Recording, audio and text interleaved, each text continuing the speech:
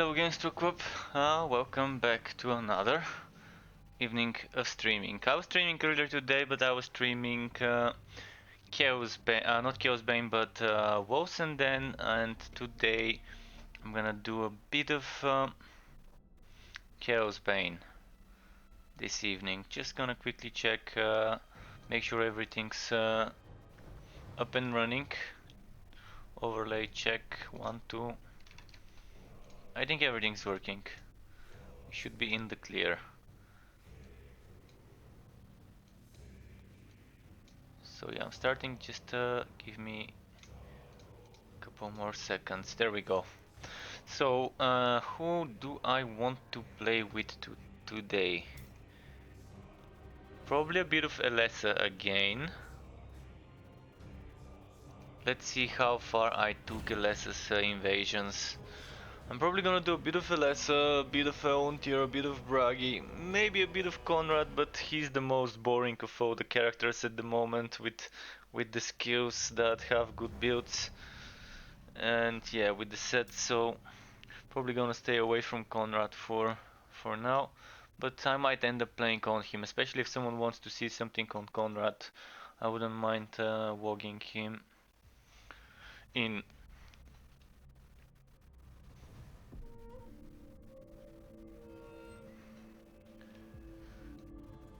Let's see.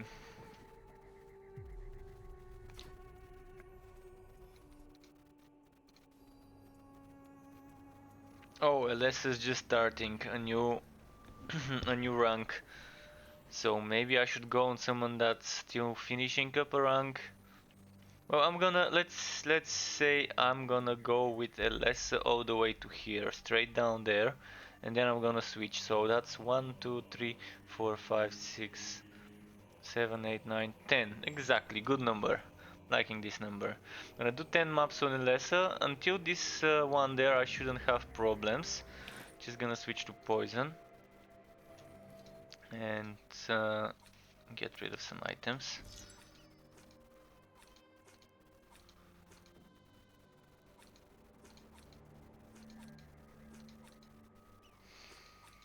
Just quickly double checking something.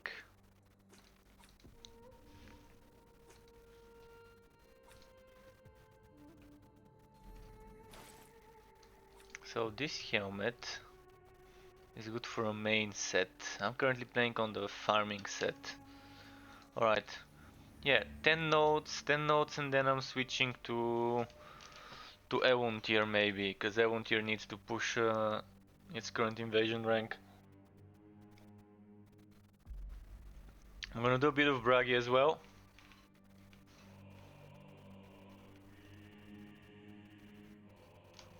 And if anyone wants to play together, as usual, I'm always open for teaming up and doing some farming together.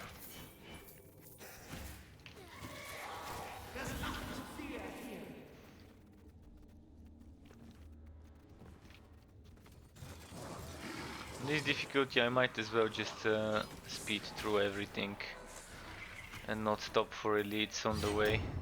How much is the wood quality? 4000 wood quality on normal. Pretty nice with this rank.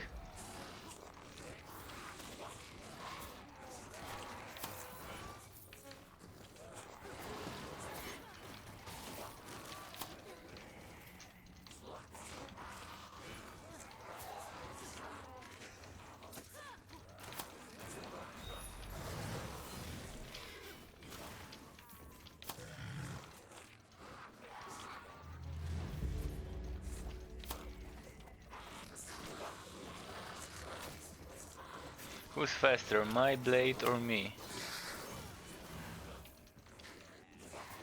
So yeah. If I'm doing 10 nodes on a lesser, I'm wondering how many I would need to finish my current rank on Eon tier.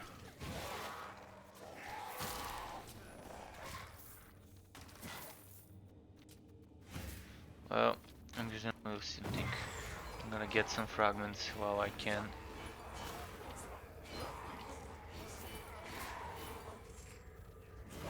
Last time I played on Lessa, we were experimenting with some summoner setups that are only using the old god skills, and it worked well. It worked well, so if anyone is interested, I can show you that setup later, or I can just show it right now. It was this setup.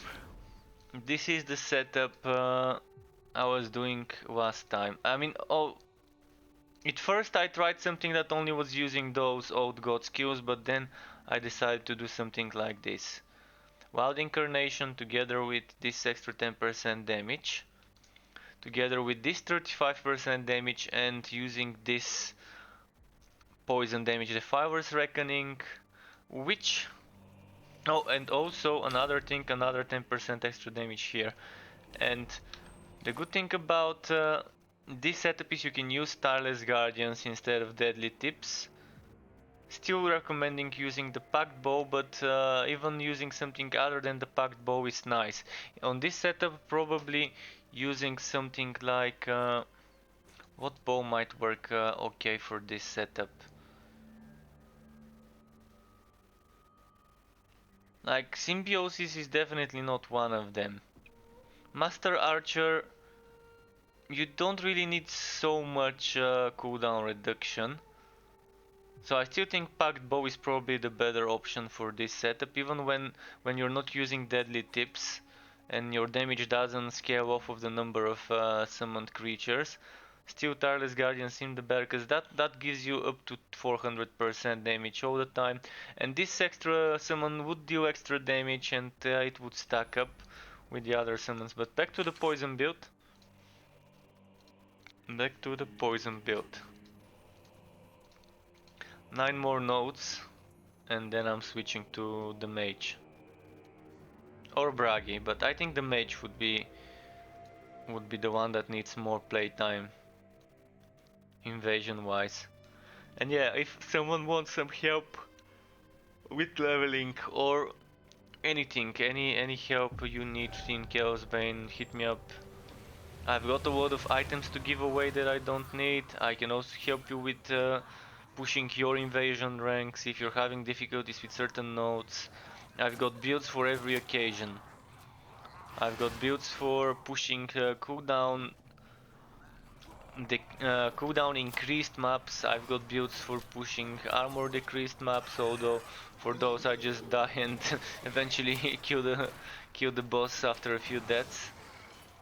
Like maybe the boss I focus and kill easy, but the enemies on the way to the boss normally get me on those maps. So we've got tanky setups, support setups, damage setups, glass cannon, got them all. So whatever's needed can be picked.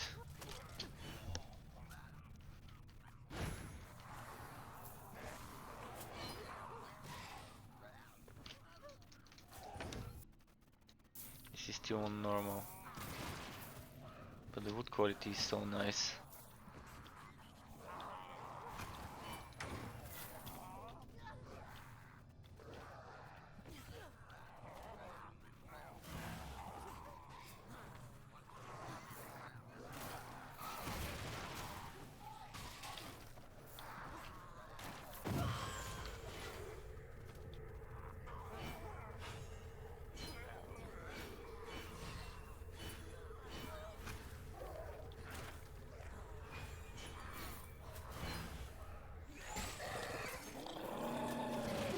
I'm just gonna try and speed through those easy nodes. The occasional slowing myself down for some fragments. Acceptable losses.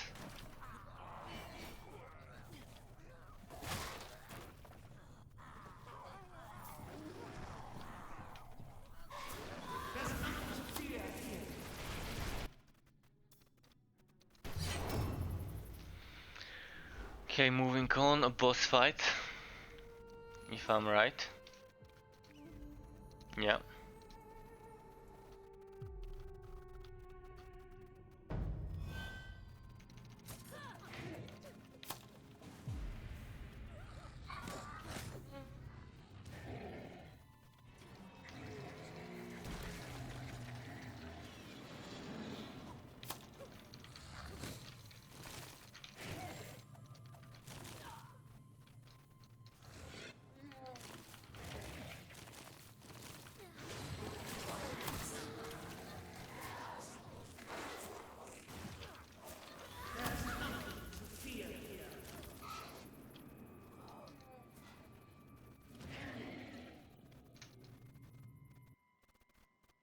Okay.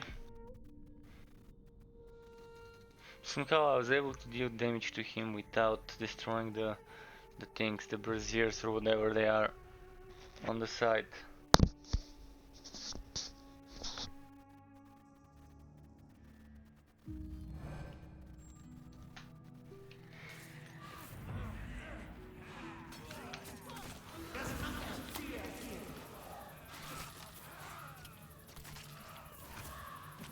Why am I stopping? I forgot, I just need to keep moving.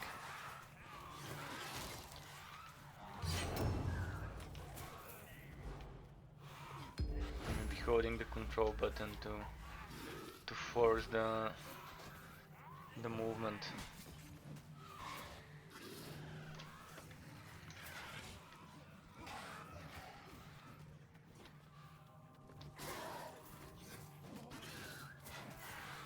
Just checking something.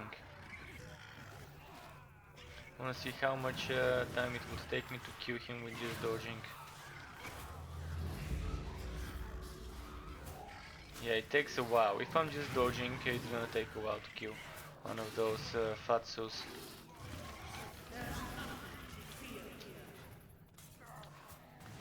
So the poison over time doesn't do that much. But when I start using the other skills, it ends up stacking.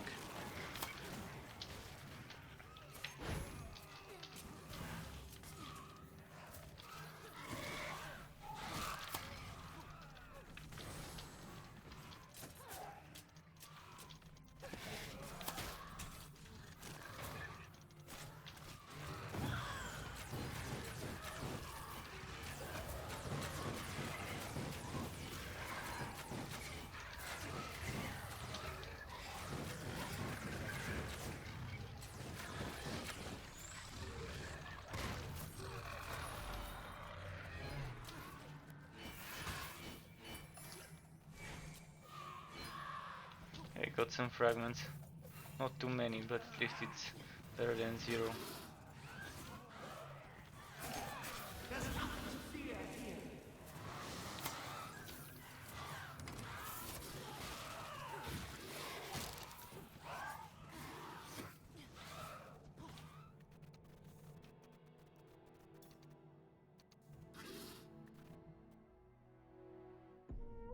Okay, I'm just gonna push a bit further.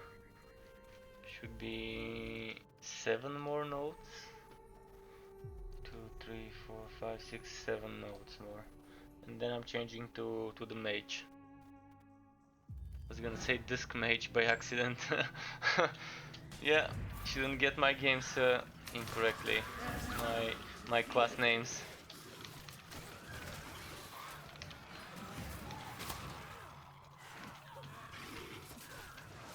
Speaking of disc mages, today there shouldn't be a Torchlight Frontiers official stream. But next week there will be one, and they will be bringing us some updates and news next week as well. So can't wait to hear more about Torchlight Frontiers and updates and changes coming within, I think, 2 or 3 weeks is when we're gonna be seeing the updates and hitting the live servers.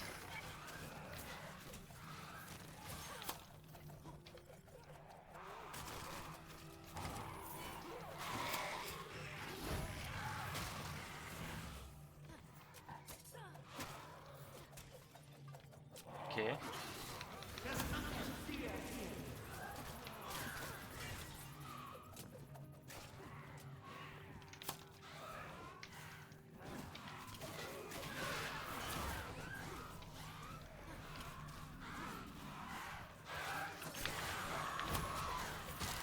For a second it sounded like an item dropping. Oh, it did drop an item. Just not here, but over there.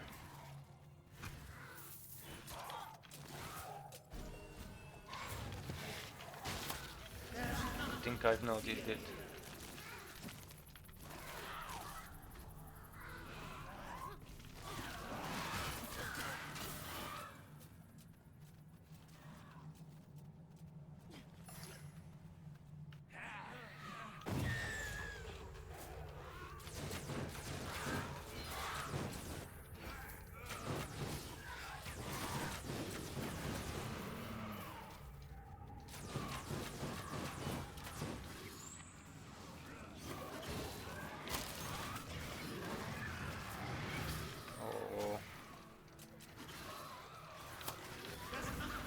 quite a few of them.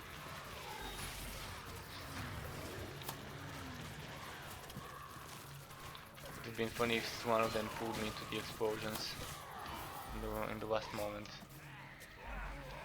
I don't think I've opened the big chest on this map, and it's already over 5000 wood quality, so it's definitely worth opening it.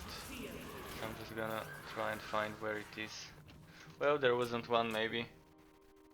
It happens.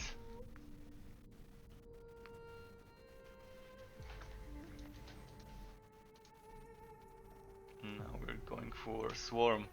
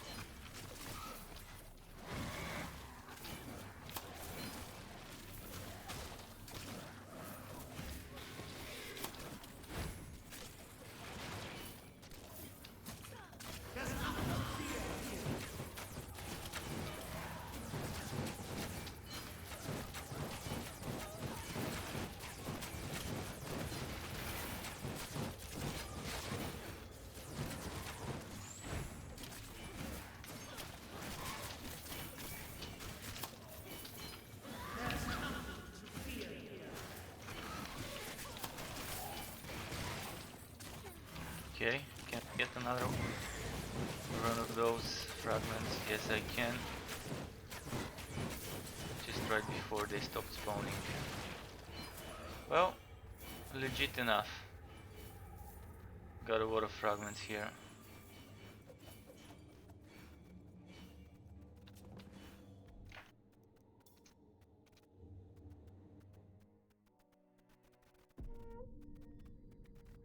I think I've got some stuff to sell. Tireless Guardians and Star White. Star White. I've got so many Star White items. I'm kind of wondering what to do with all of them.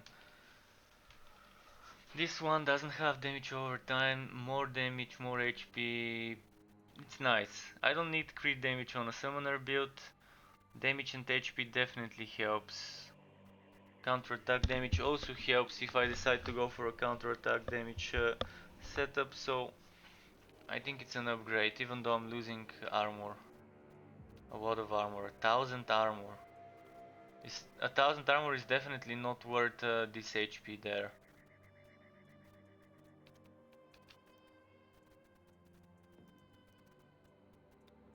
But I'm still gonna I'm gonna max out my damage. So this one's gonna go away probably, and this one's gonna stay.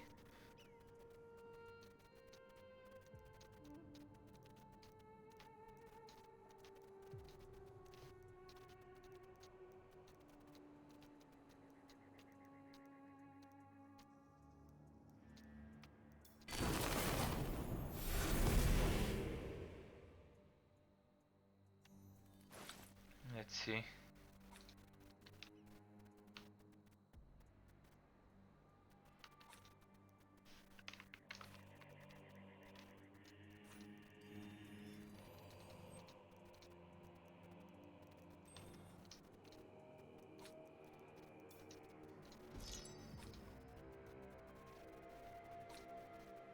I don't need this one.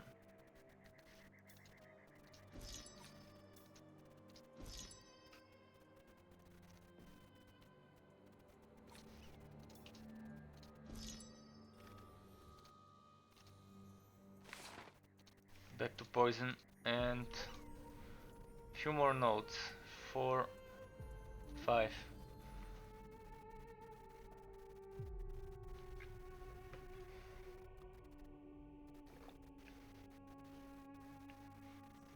Alright. Come on game, load up, load up. Oh, cinch, okay. Again, I'm just gonna try and push it quickly without stopping for most of the fights.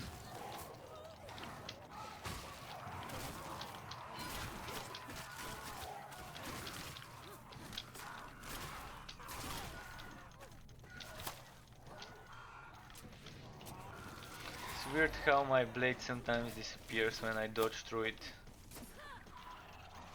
Like now. It's as if I'm physically pushing it under the ground. But sometimes it reappears.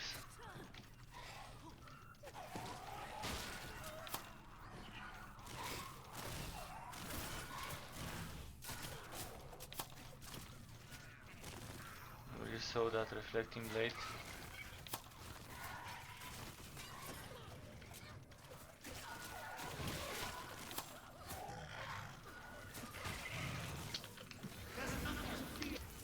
Green. Greeny green.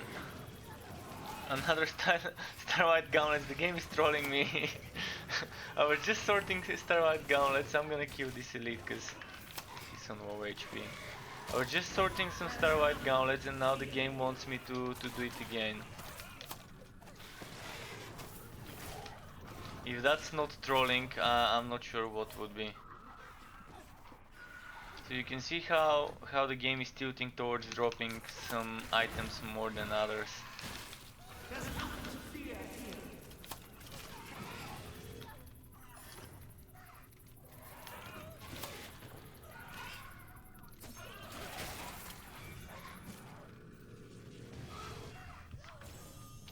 Just checking something, but yeah, nothing on the ground. Let's finish this.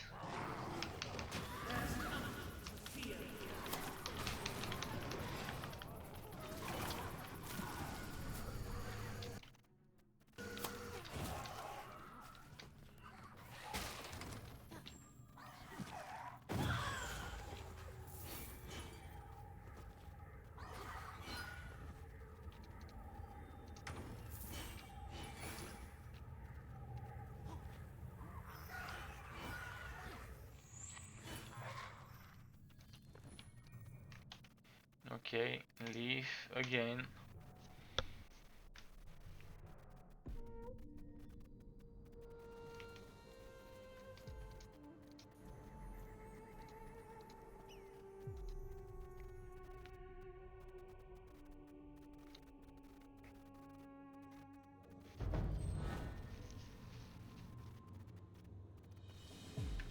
This one, starting with a chest, please be a big one.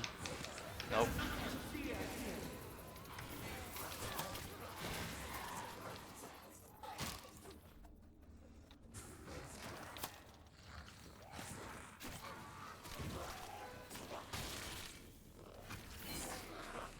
So no elites here.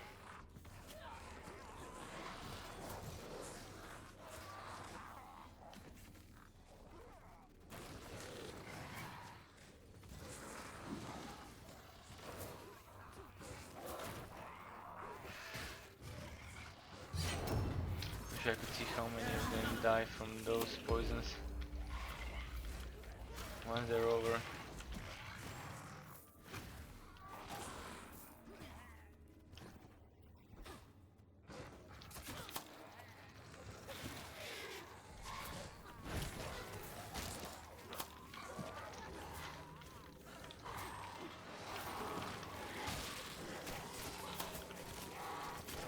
There we go.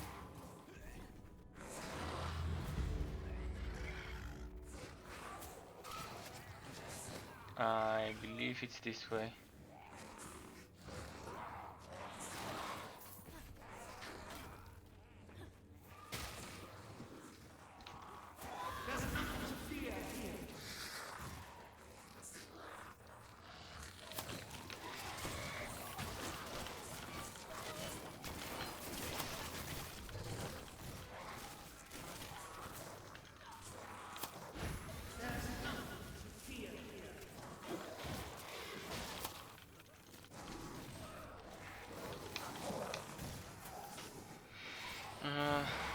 Right.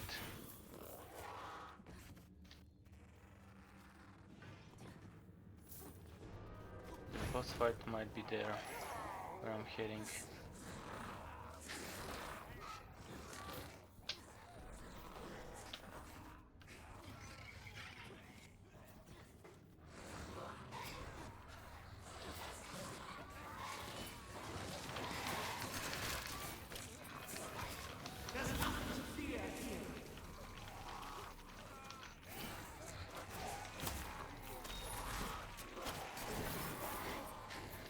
was a nice use of environment with the spinning blade.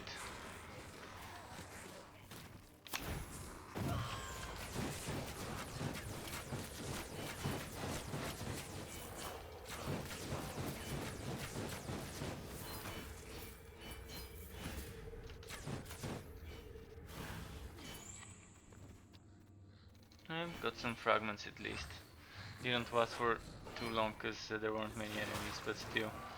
For the time it lasted, I got enough crystals.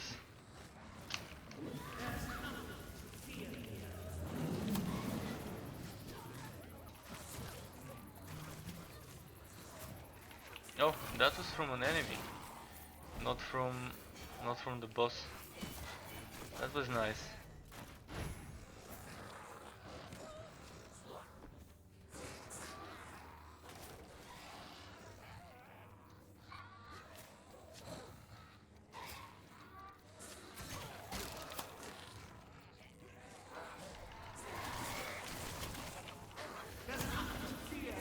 Come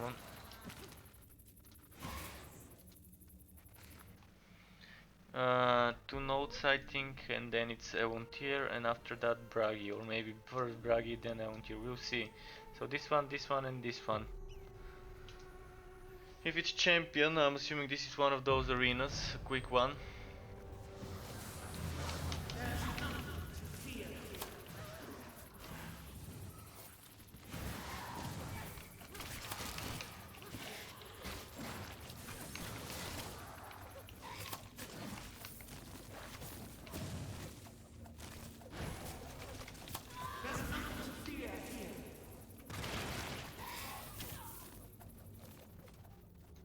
Next.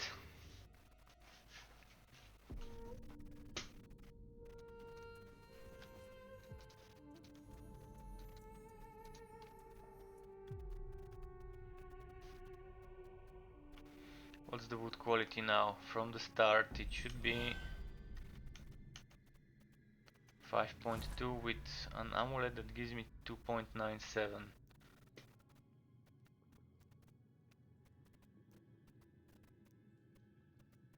This is missing crit chance and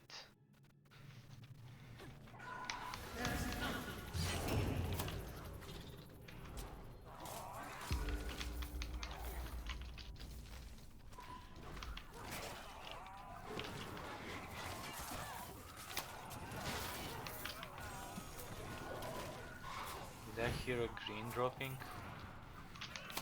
Sounded like it for a moment.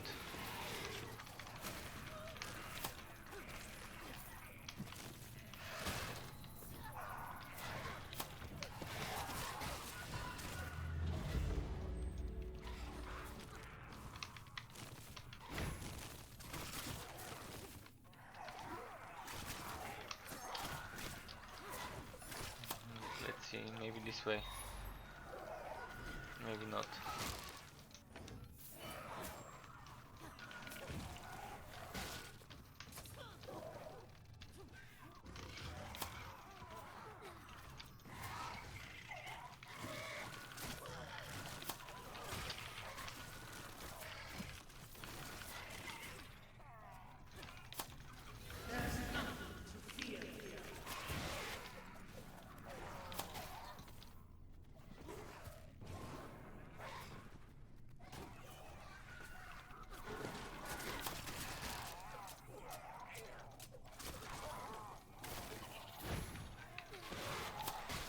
Big chest, yeah.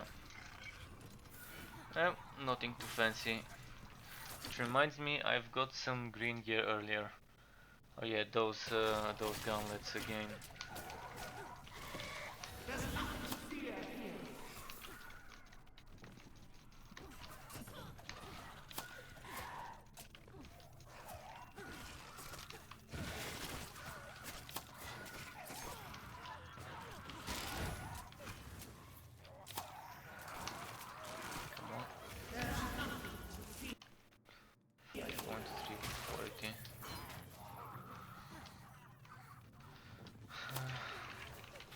Try and burst it.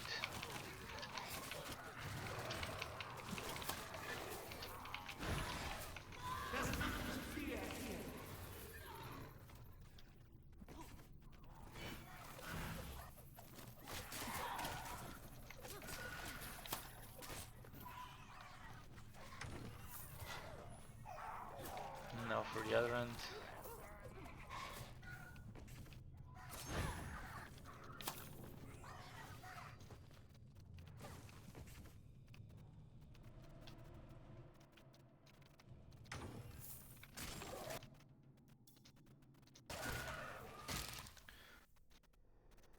Let's see what's next.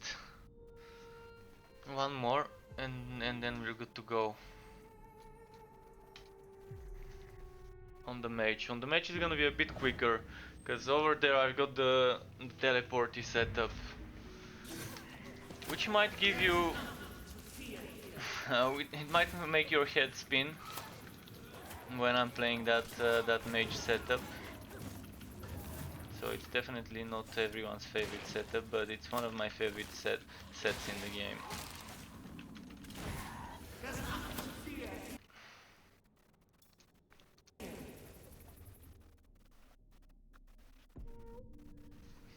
So I'm gonna come back to LSL later. Now going for the mage. The mage is still on rank 19 invasions. So is Conrad, but I prefer playing the mage right now, if I were to choose between the two. If I remember correctly, the mage is close to completing it, or halfway at least.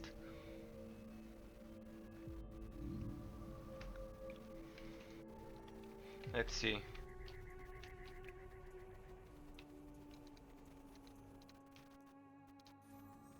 $78, yeah, pretty close. I've got some of the annoying stuff. I've got actually only the annoying stuff left. That might be a bit hard to do on the speedy build. Might be. Won't know until I try. So, Chaos 5, Chaos 5. We've got 1 Chaos 4, 2 Chaos 4, 3.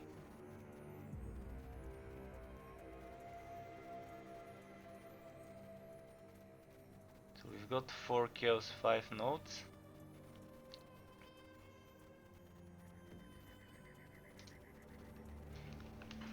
And the rest would be Chaos 4 stuff.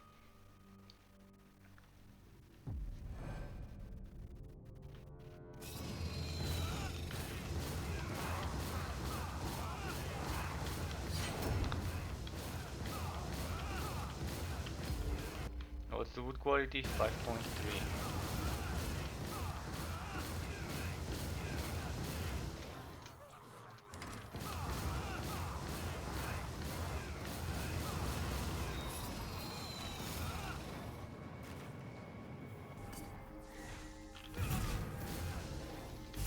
Wow, it's summoning a lot of those champions.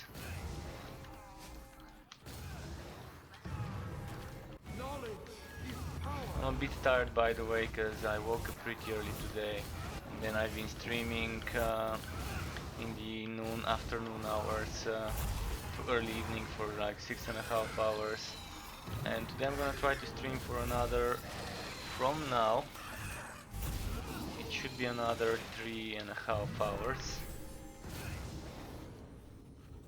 Because it's 9:20 and I normally stream until 30-40 past midnight.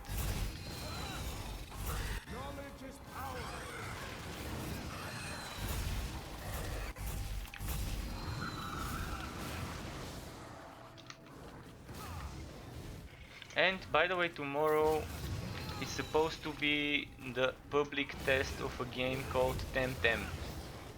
If you're interested in playing Temtem tomorrow, I could give you a key. I think everyone can register and still get a key for Steam for free. The public test is only available for a few hours, few days, starting tomorrow at certain hours, and then on another day at certain hours, and then on a third day at certain hours. But the game launches on the 21st, and it's a paid game.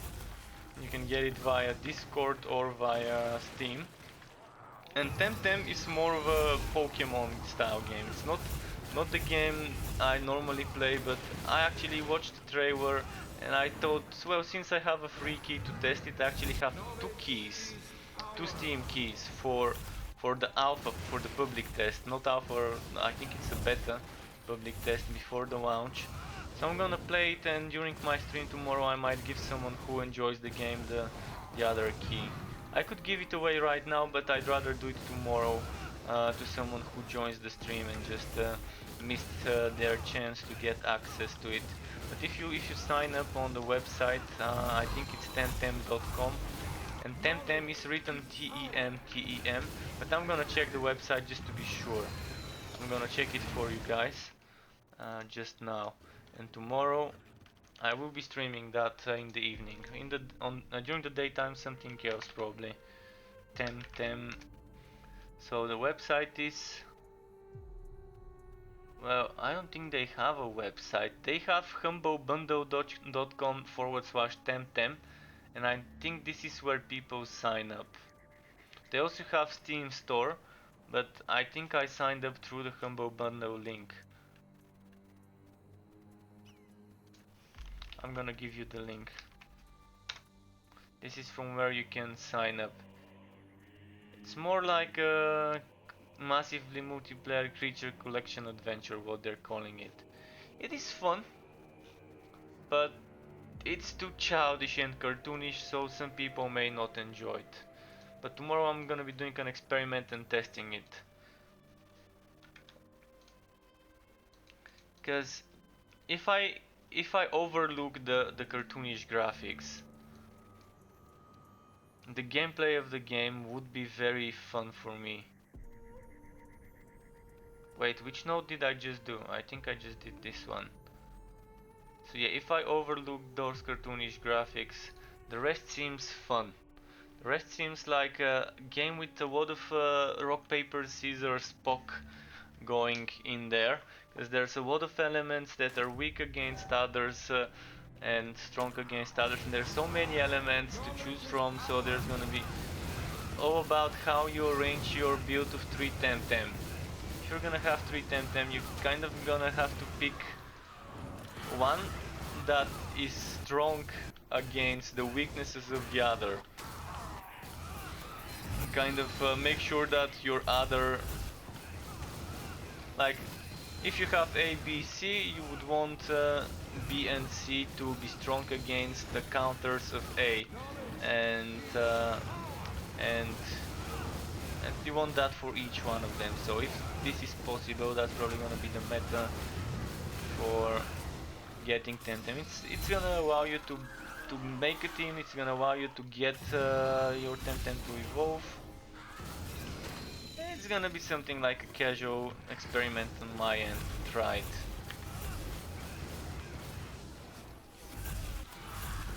It's gonna be nice because it's all about battles. It's all about combating someone else, and the whole breeding part of it seems fun to me. Being able to breed 2 of those creatures and get a new one as a result. So it's definitely not not everyone's favorite game, and it's definitely probably gonna be filled with kids. So not my kind of game to play, but I'm gonna test it anyways. Because if you can find fun people that are mature fun players to play with, it might be fun to test. I do try to avoid games like those because there's mostly a lot of kids that kind of either beg you for stuff or or just are playing, I don't know how to explain it. I don't remember myself being that bad when I was a child player, when I was like 14 playing Guild Wars 1. I don't remember myself being like what the current kids do in games like Roblox or similar.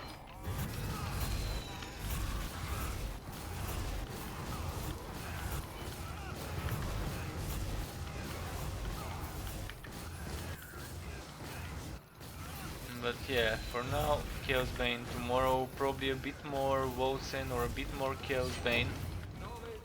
Maybe even some Borderlands, why not? I might stream some Borderlands tomorrow during the day. Armor permanently decreased, cooldowns increased. That's gonna be a tough map. Thankfully this build is not cooldown dependent too much.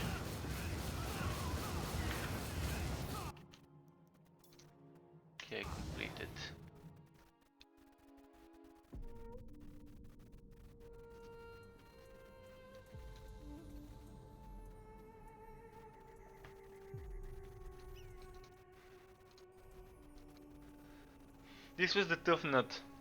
Armor reduces over time, cooldowns reduce. This was the tough one. Even though it's Chaos 4, if I was able to beat this one, probably the rest would be fine. Maybe with 1 or 2 dying on the Chaos 6 over there, but I think this one would be more difficult for this build. For this build, health permanently decreased when using potions seems to be a bigger problem and the blood pools rather than this one. Now let's do...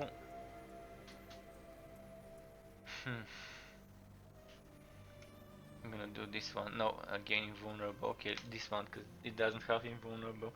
Vulnerable is kind of annoying for this setup. This is my farming setup and I'd much rather try and push it to its limits. Of course, when I need to, I always switch builds. When I need to push some nodes, that's just giving me trouble on the farming build. But that's how I think invasions are meant to be played. You're meant to be using the ring for wood, the amulet for wood quality, and the farming crit chance build, until you reach the wall where you need to use your main pushing build. Because that way you're maximizing your wood quality to as high as you can get it. And normally those farming setups are the ones that are perfect for speedrunning, like this one. AoEs and unlimited teleports almost.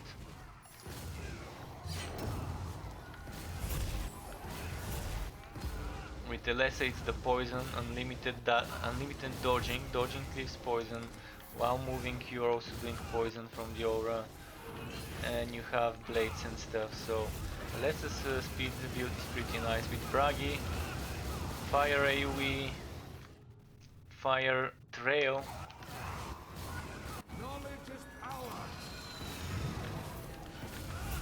Only Conrad kind of seems boring when it comes to speedrunning builds. You need to be using Sigmar's Rat and break through the ranks on him.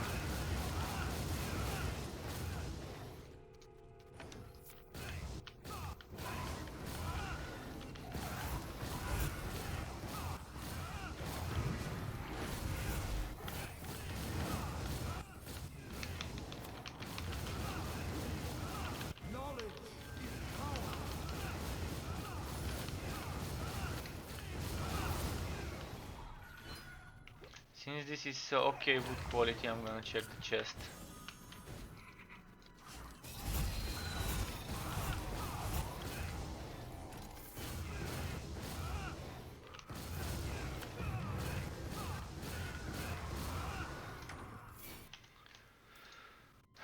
How many percent am I at? I think I'm already at 80 something percent completion. I think I'm gonna be able to complete it very shortly, like an hour or so, with this pace.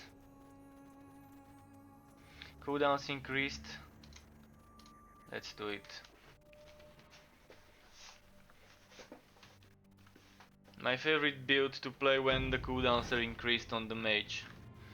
The least dependent on cooldowns. Well, actually, not the least dependent. The Phantom Blade one, the Dragon Tamer Phantom Blade, is also not that much dependent on cooldowns.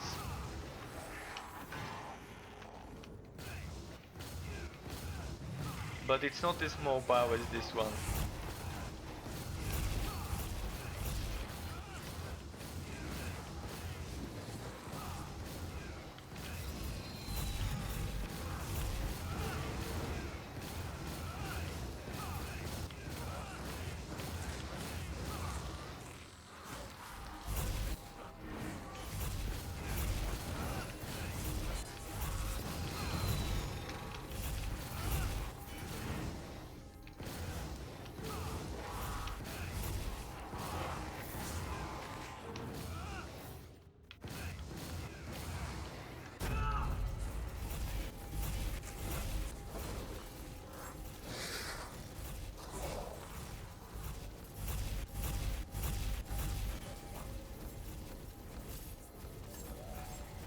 bit of fragments. Doesn't hurt to farm them every now and then.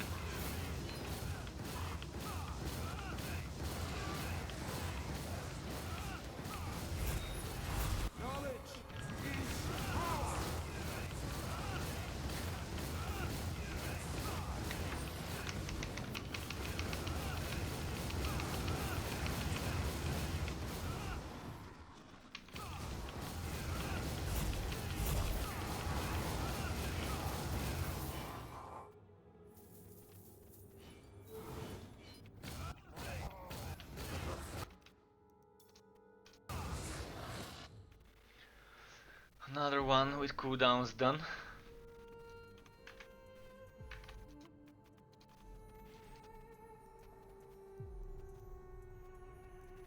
So, should I do the invulnerable ones first?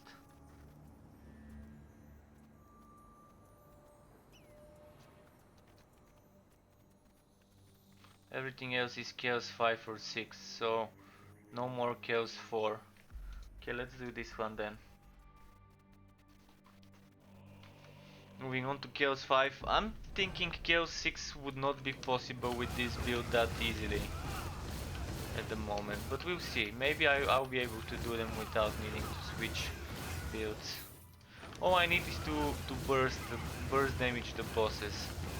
If I can reach the boss even with 1 or 2 deaths on the way, as long as I can burst damage them before I can die, then it's fine. Here the problem would be the invulnerability on this map. I'm gonna have to bail out and return after it's no longer vulnerable.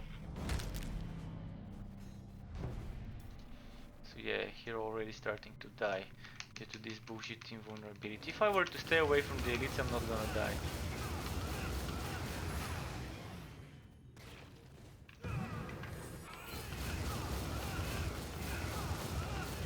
If I were to speedrun only killing small fry.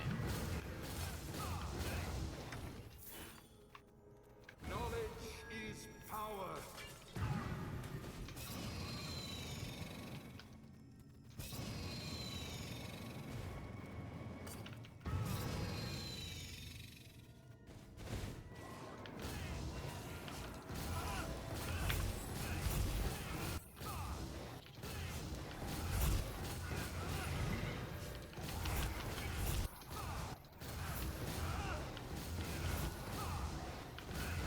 Try to just weave in some basic attacks to regain energy.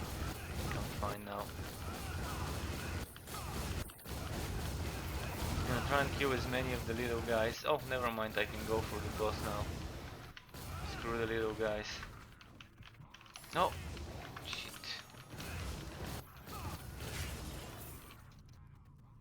I need to hit someone with basic attacks.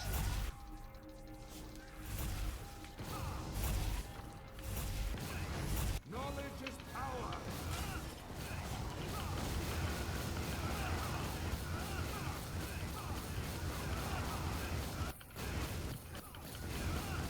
Okay, I reached the boss now. If I die, it's gonna be fine. I can just start with full HP, full energy, and try and burst it. Just gonna wait for the cooldown before I respawn.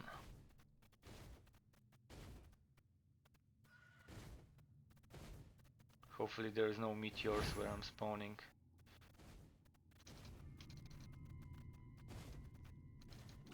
Knowledge is power.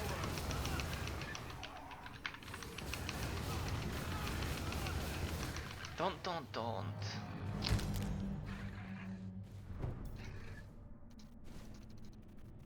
No, I don't have my god skill.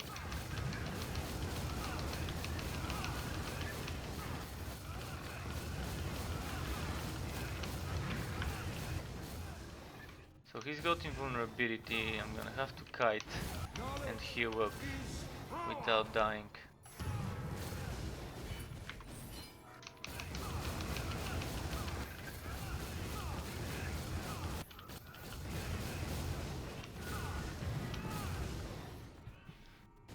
Now the big problem would be trying to not get hit by meteors for a few seconds while I kite. I'm trying to not get hit by anything else, because one shot and it's over.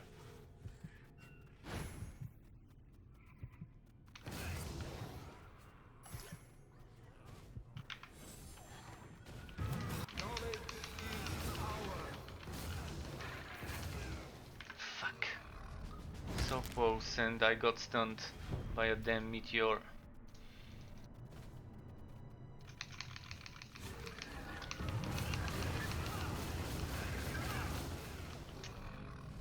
Come on, what the fuck killed me this time? Might have been the mage.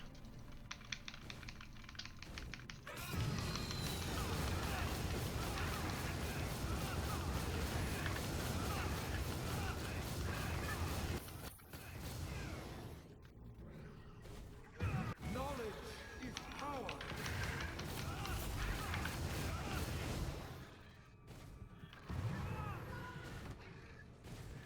Ah, fucking fields.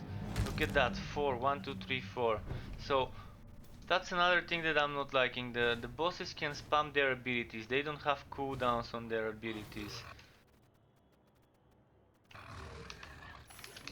They can immediately do one thing after the other or spam one, 2, 3, 4, 5 of those fields.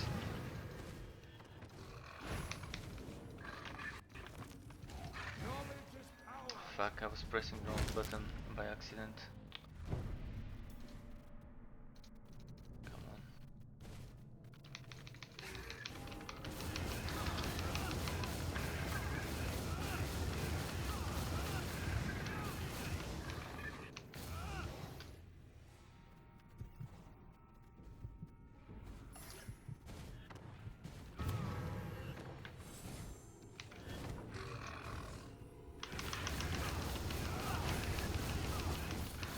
Knowledge is power.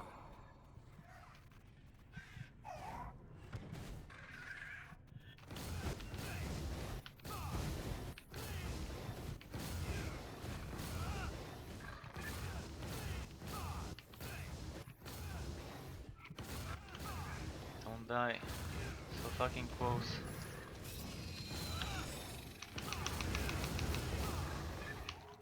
No, no, no, fucking stun. Yes. Phew, that took a while. That took a while. So yeah, already encountering difficulties, but I wanna see if I can push it just with this setup without changing all the way to the end. I'm not seeing myself doing Chaos 6 with that, but especially the cinch ones. The cinch ones are the more annoying ones. The others should be kind of easier. Now let's do this. I'm assuming for the Chaos 6 Prague, I'm probably gonna the Chaos 6 cinch. I'm probably gonna use my either my Ultuan or maybe my Glass Cannon, my Dragon Tamer. Or I can use Dragon Tamer with a bit more damage reduction setup or more health setup from the rings.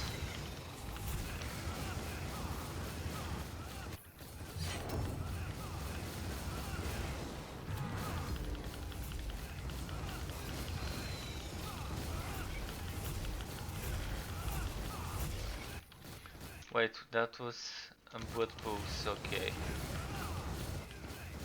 I knew something felt off.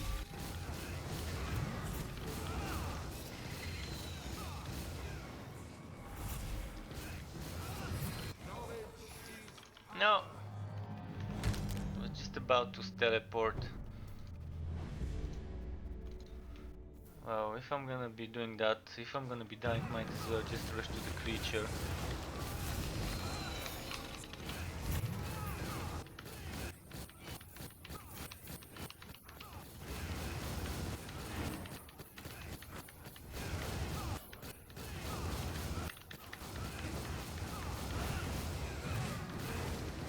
Knowledge is power.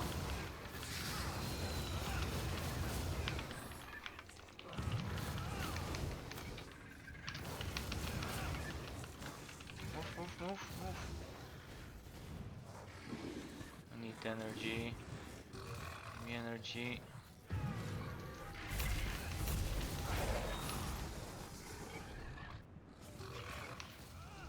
No, fucking butt poo.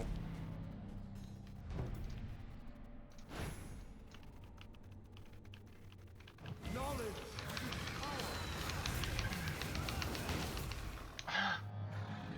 Seriously. I thought I was out of the range of this fucking explosion.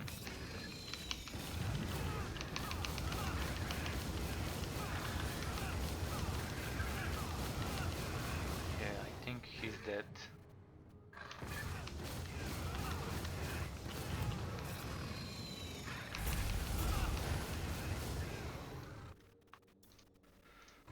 This one's done too.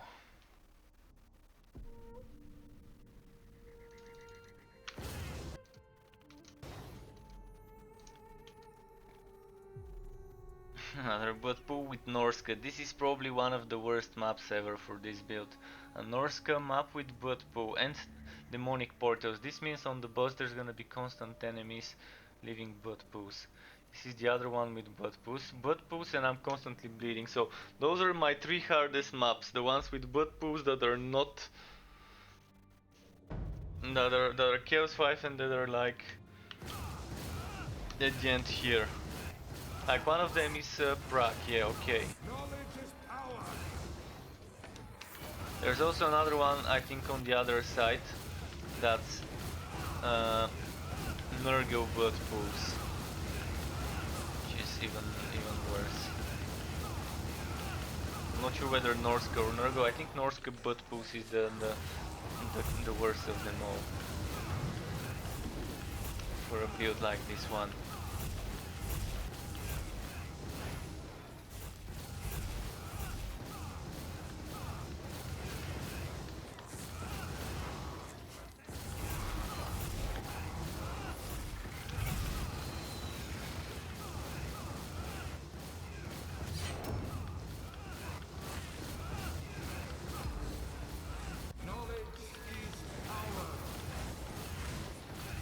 My health is not permanently decreased here, so that's nice. I don't have to, like my last map, try and save my potion and not use it.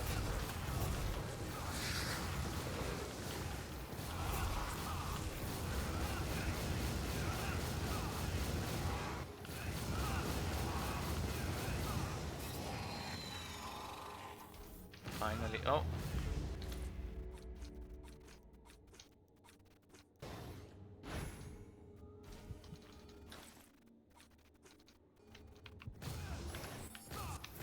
More those trousers. I'm gonna check them, maybe they're better than what I've got.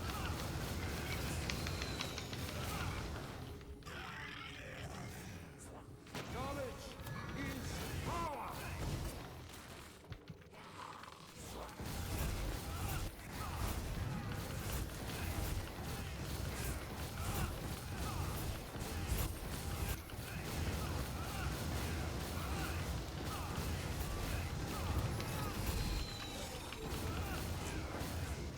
Okay, the boss should be here. Right around the corner. Knowledge Is it blood pools when they... Okay, it's random. It's not when they die, so that's fine.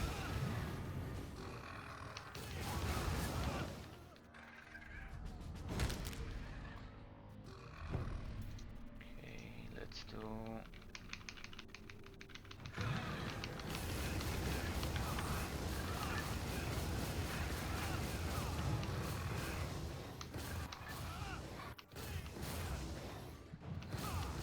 No!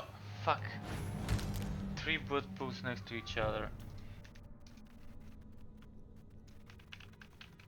knowledge is power.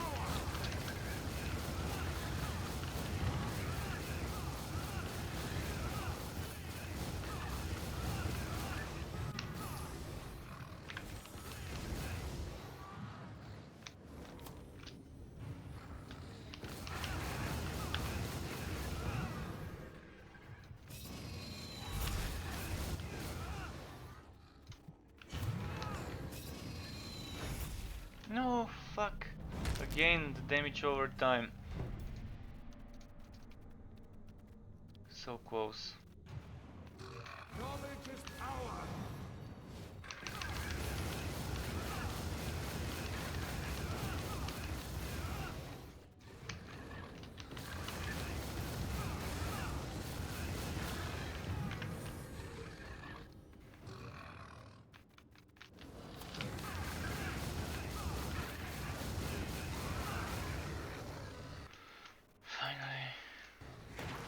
So few nodes left. Like on this side, I think it's just one, and then at the bottom all the nodes after the boss. Oh, nightmare.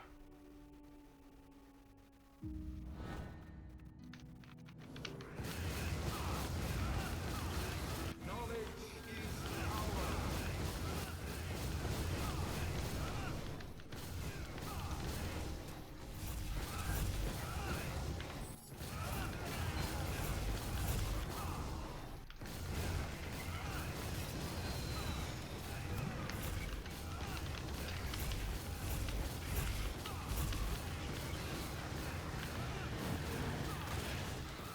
No, what? What?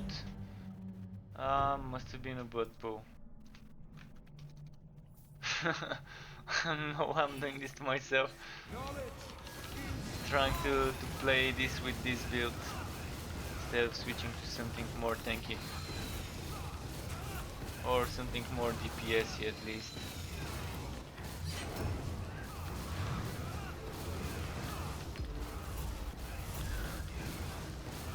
It's not giving me that much better wood by playing with this one now. Because I'm not killing elites. knowledge is power. Ah, fucking blood pools.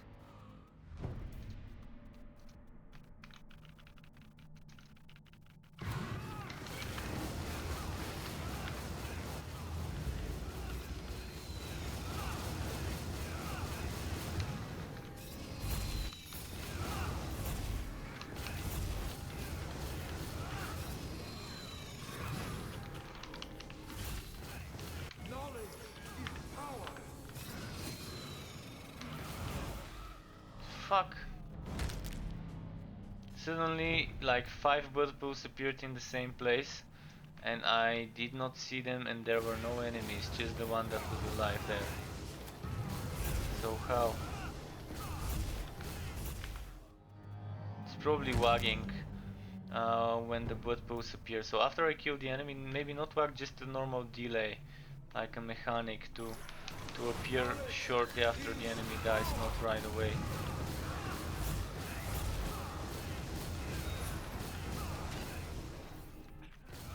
Okay, at least I can go and kill the... This is my pet. Just a moment, my pet's meowing in a weird way. I think he had a nightmare. Probably, because I think he just woke up.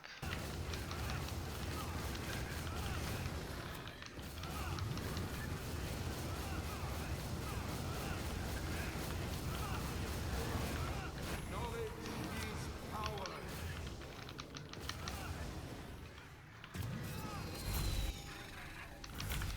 Fucking stunned.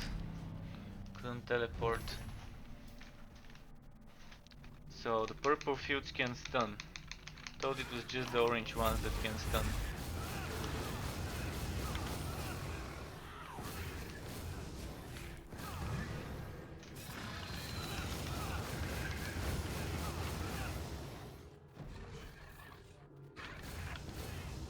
Knowledge is power. No, no.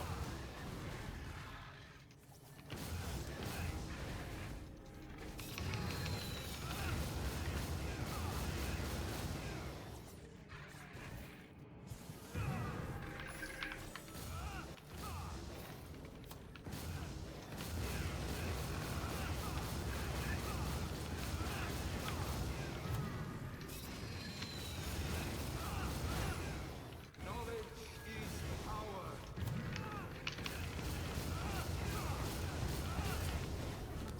No, no, no.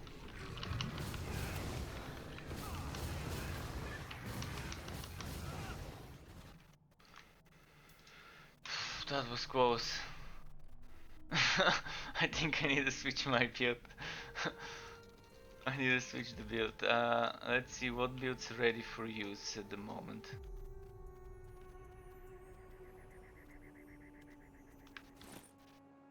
Old one's ready for use. I might as well switch to it.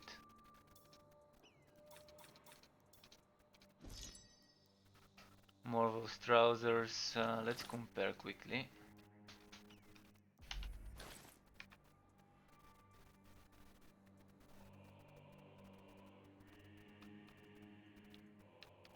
I think everything's an upgrade except the resistance. Oh no, I'm looking at the other one. But yeah. More HP. More health regain, more armor. Losing counter attack. That's fine. That's fine.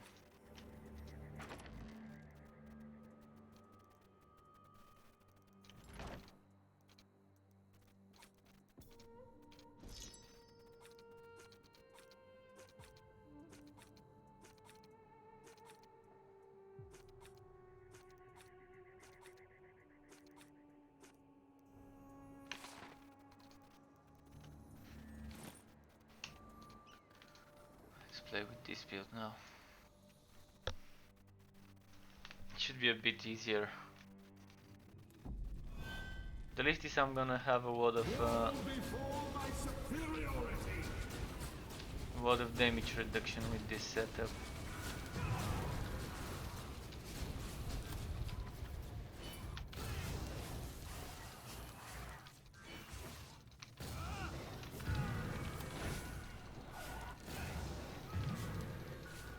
Oh no, I don't want to kill this enemy.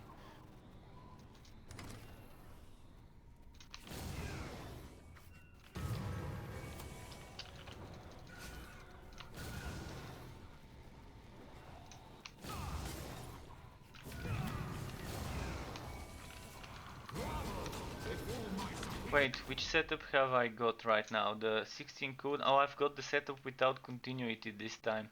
I'm using alternative setup number 1. That's fine. So that's the more cooldown setup. The less cost reduction, so I'm gonna avoid healing with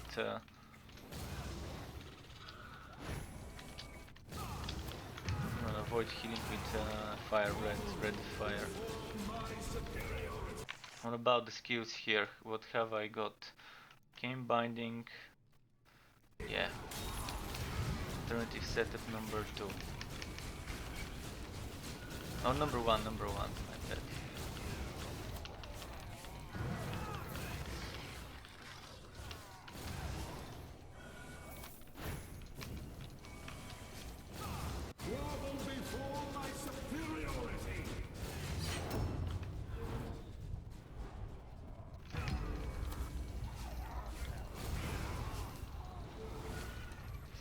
I can just push for the boss now.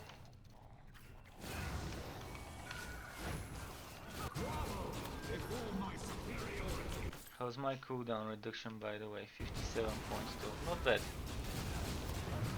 And I'm using Radiance, so that's good enough. Fuck. Wanted to teleport, but I couldn't on time.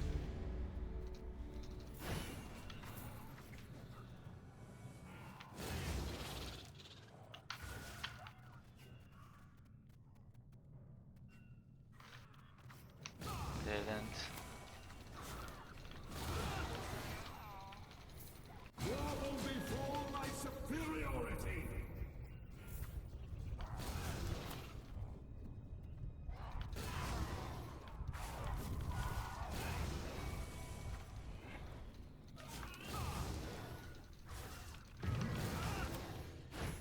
Fuck, another dead end.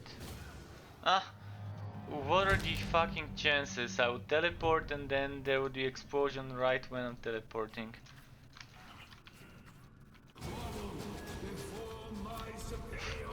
Let's see.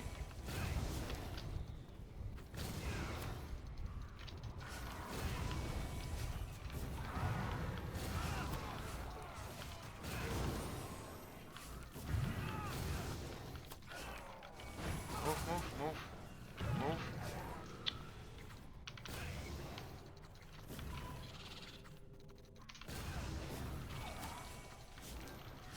I can't move. There we go.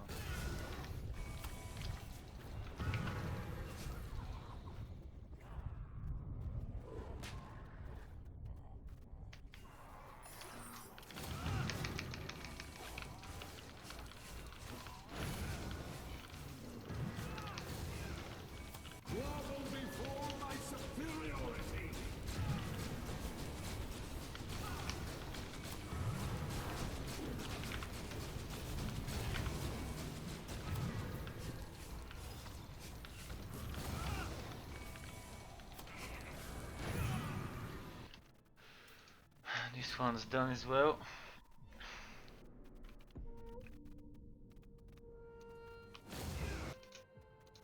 This is easy to face tank bosses with. Ammo reduces over time. This is not good for this setup. The other one might have been better for this.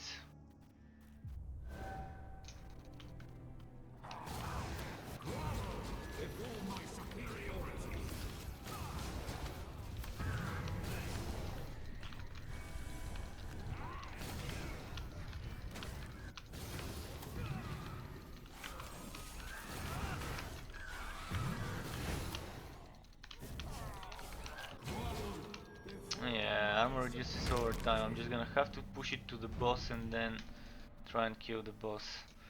Probably for armor reduces over time, the best one is the Dragon Tamer, because you're gonna be dying, but at least you can burst the boss quickly with a few shots before your armor is reduced.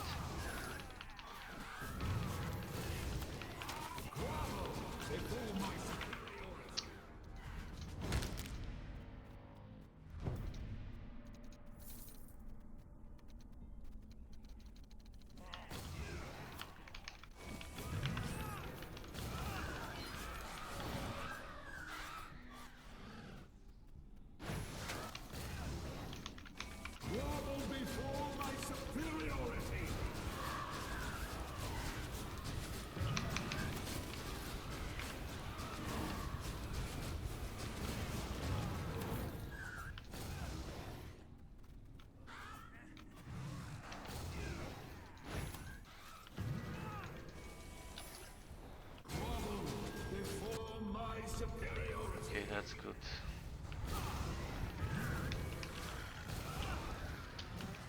No! Just when I was about to get my damage reduction.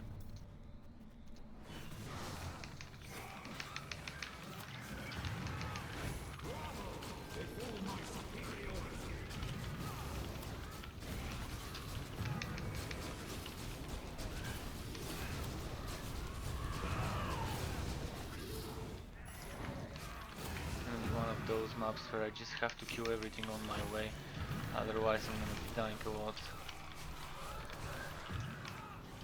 But even then, might be better to just try and push. Because it's over time, right? It's not... Oh, it's when I take damage, fuck. Never mind. I thought it's armor reduced over time.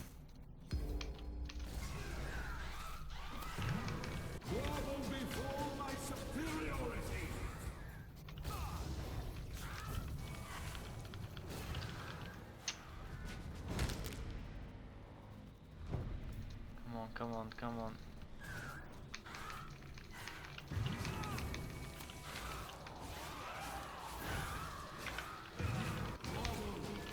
Oh, now one of the fatties as well.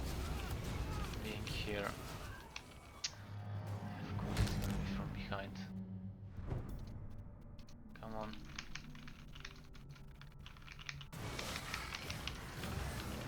Ah, now a healer showed up. Fucking timing.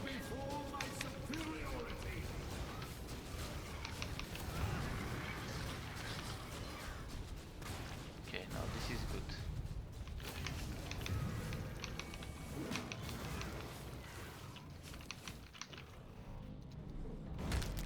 How is my armor? I need to see it. So I'm starting with 31,000.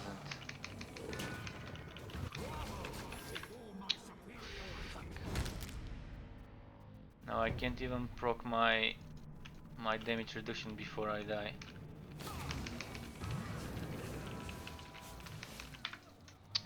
Come on, really?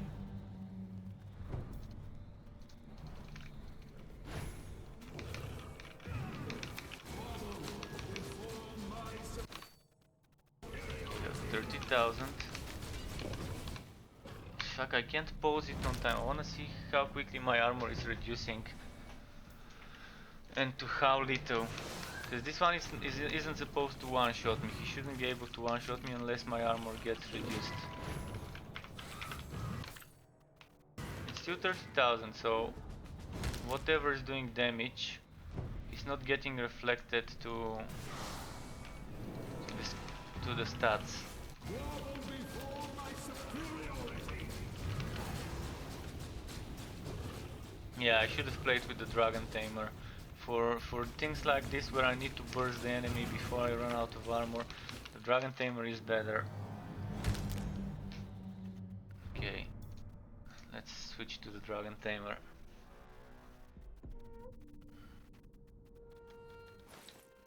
It's just a better set for this type of map.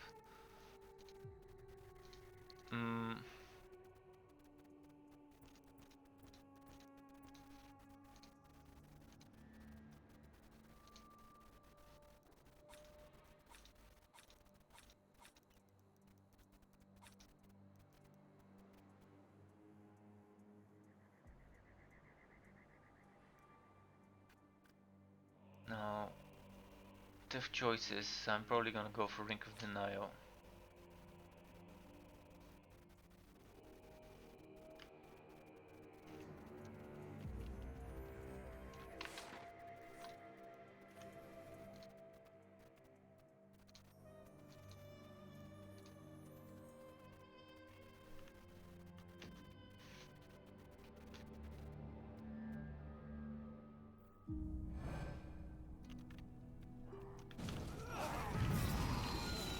Knowledge is power.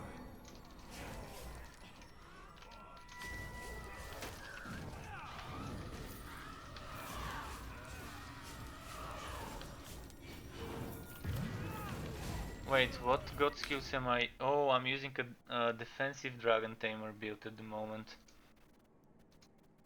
Or maybe not. Not that much of a defensive setup. What about here?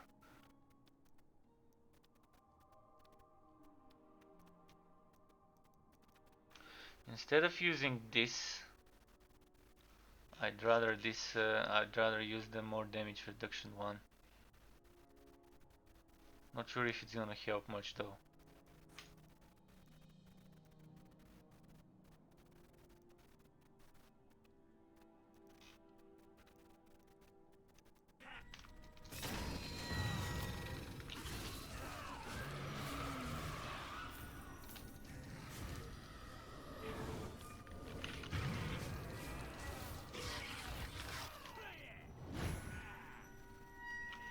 Knowledge is power. So I guess here the strategy is hit them before they hit you, so they don't reduce your armor.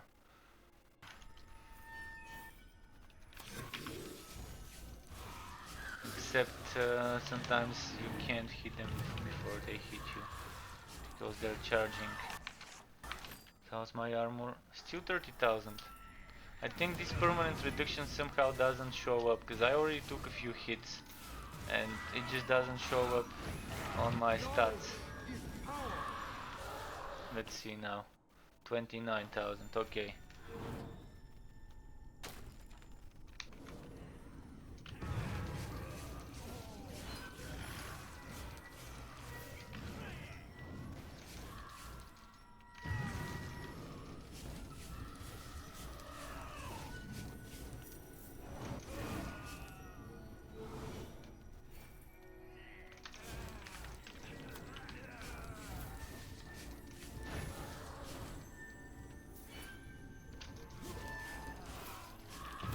Knowledge is power.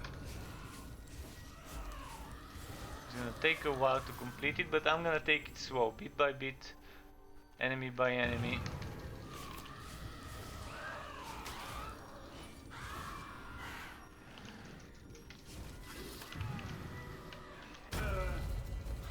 No, I should not have done this. The damage on this is abysmally low. Fuck, fuck. Took too many hits now.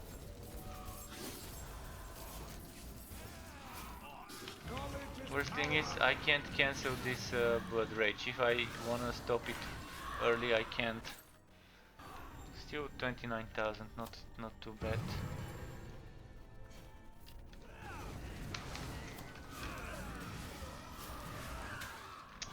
110k damage from one and 110k from the other. And that. At least I looted some gold. So I have a few more resurrections left before I need to use my fragments. I guess I'm going the wrong way maybe. Yeah.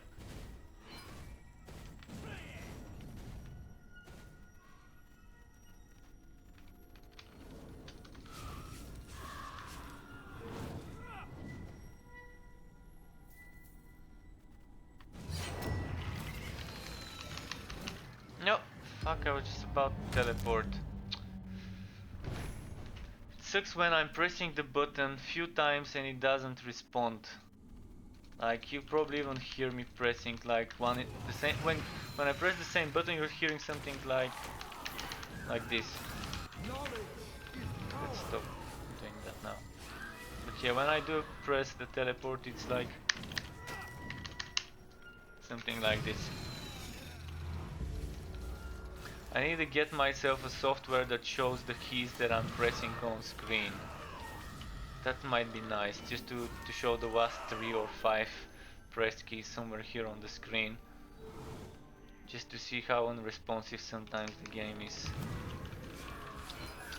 to the things I'm pressing.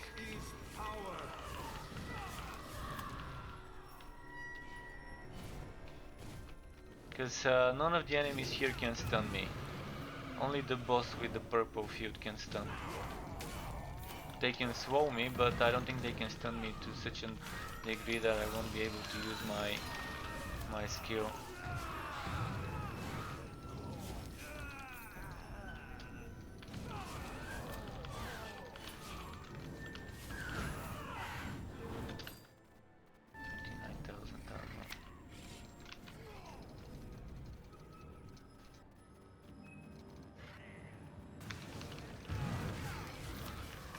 No,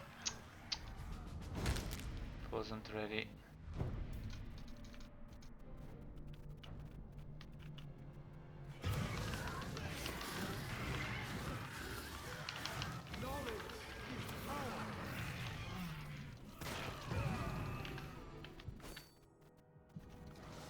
$30,000.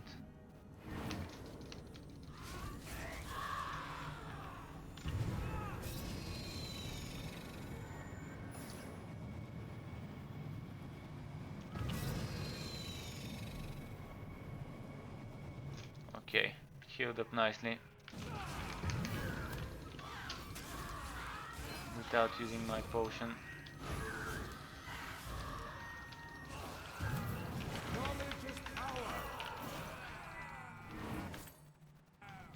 Still 30,000.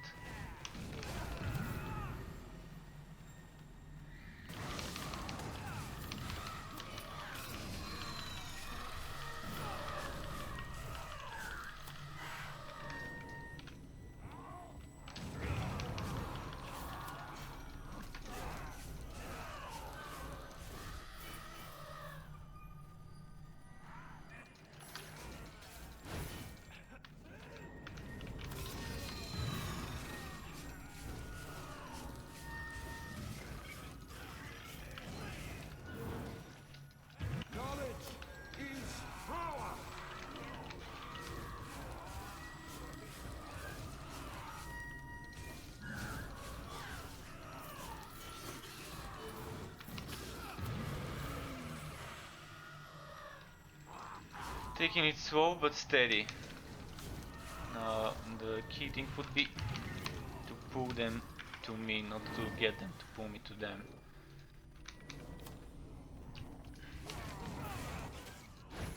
Fuck. Okay, if I can kill the big guy before it gets healed, it's gonna be nice. And I couldn't. Fucking healer.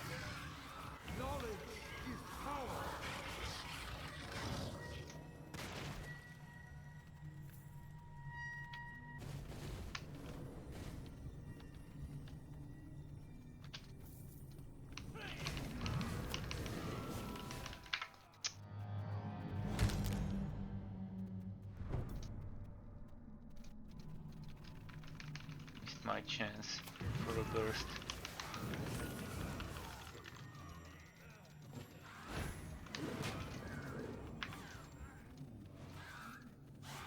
Knowledge is power.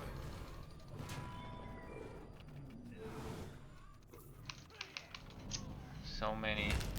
Might need to wait a bit for those fields to disappear.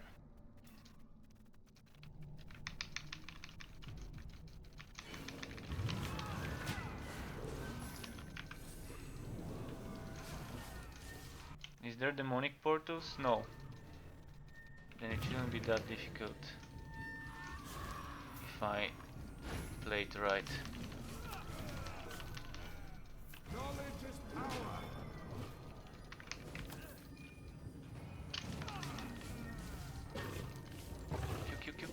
Q. Nice.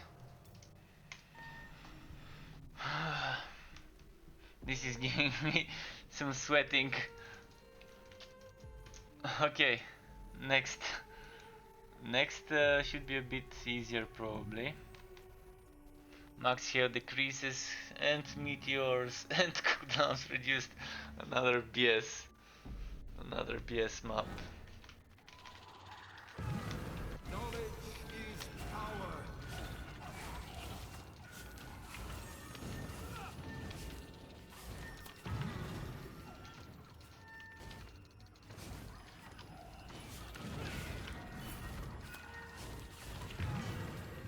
Should have used Ult 1 for this. It would have been the better option using Ult 1 for this map.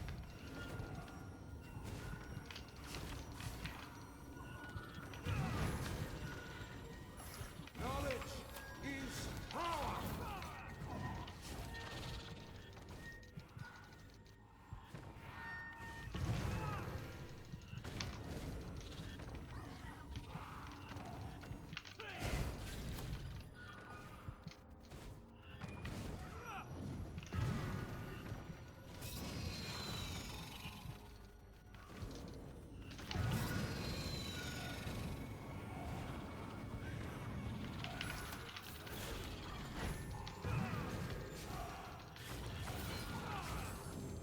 Knowledge is power.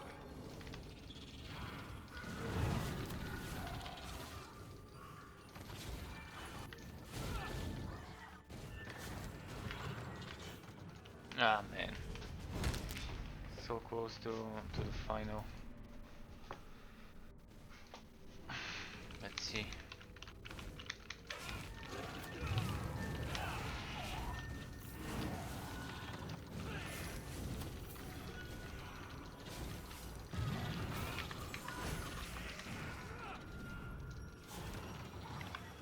Knowledge is power. Come. Monk, survive.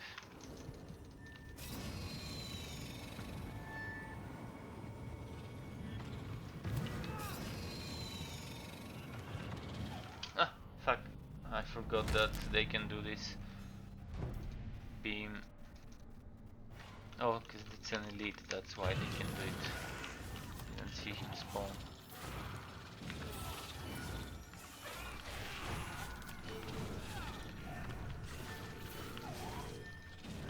Knowledge is power. It's taking a while. The hardest nodes. That's why I normally avoid streaming those, because they're just me swearing all the time. If I if I stream myself trying to do those, it's just annoying. Okay, let's do this one. Just annoying, so it's not probably the most pleasant thing watching me do the hard stuff. Normally the hard stuff I try to do after my streams are over. But since I've already started, might as well commit to the end and finish them.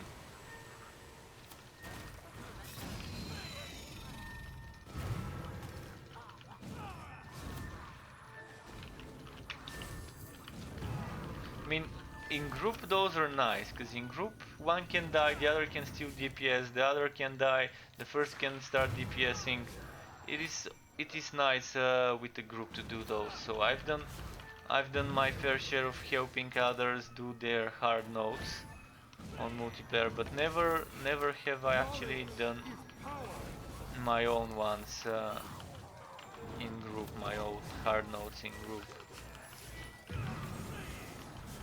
Oh, those I've done solo. When I was pushing on this character the previous ranks on the other characters. And it's pain, you can see what happens normally. One build doesn't work, I change it. Another build might not work for a different content, I change it. Kind of have to adapt different builds for different stuff. Probably one of the reasons why I don't even want to start pushing on Conrad. Because once I reach the wall of having to play something that has difficulties with cooldowns, it just becomes painful because I'm gonna have to modify the pistolier build to be tanky, to be able to do hard stuff and survive and not get 1-2 shot, to be able to deal with cooldown reduction maps. And it is possible though, it is possible because with pistolier build cooldown reduction maps shouldn't be that much of a problem. With the right setup. With enough energy regeneration, cost reduction and damage reduction and HP.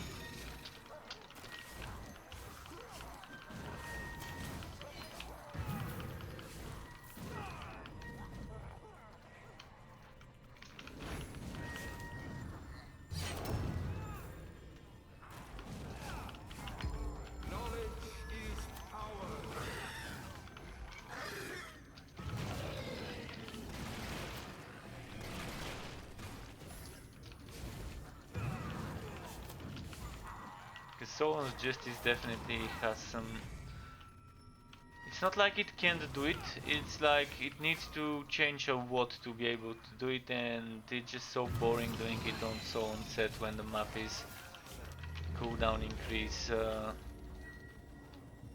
map. Okay, this way. Should have used my fast setup for this map, it would have been better. This one is so slow.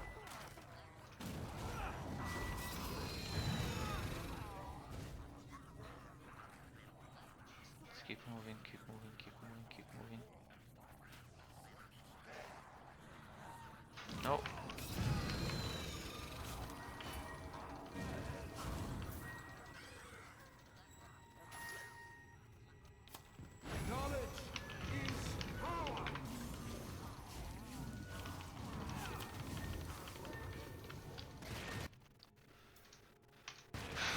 Next.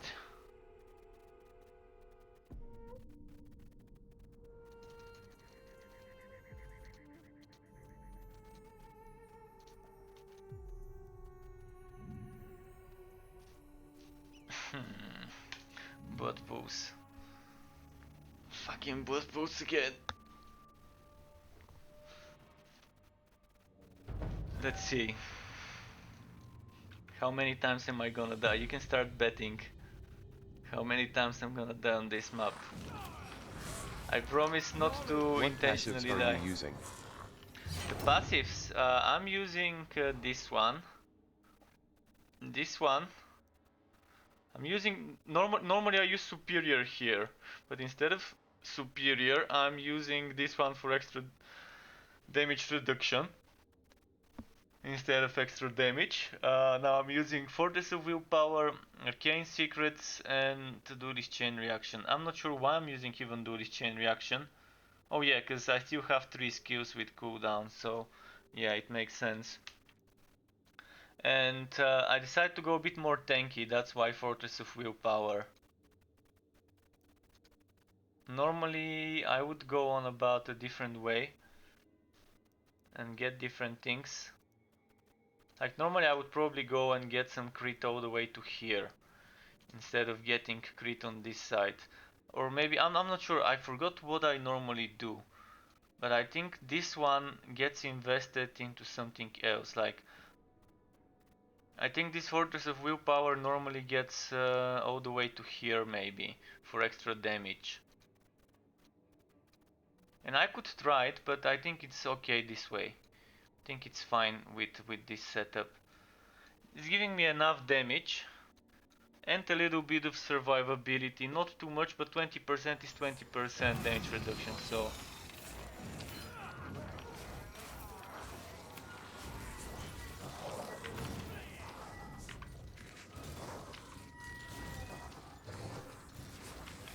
For this specific map though, Ut 1 would be the better set. Probably, or maybe even Morvo to heal more often. Morvo would be probably the best for bleeding and blood pools, because the Morvo can negate the bleeding and the blood pools if I keep standing in the regeneration field. This one is 5-second cooldown, 20-second regeneration. With my Morvo set, I think I get it to like 30,000 HP regeneration, maybe more. And it's heroic, so it does a lot of damage, like up to 20 million damage when some stuff for damage stacks up.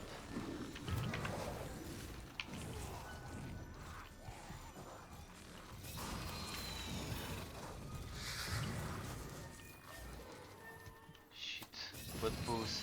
Get away from me, butt pools, get away. Dead pools.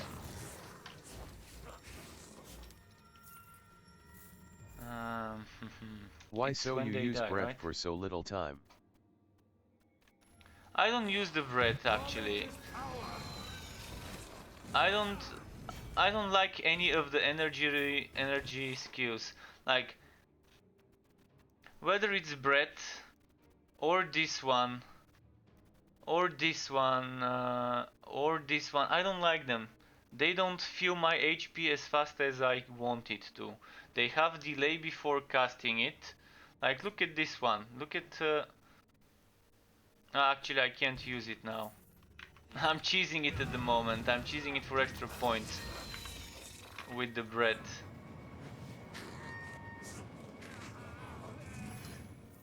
But yeah, with bread you can still heal up if you stack it with blinding light.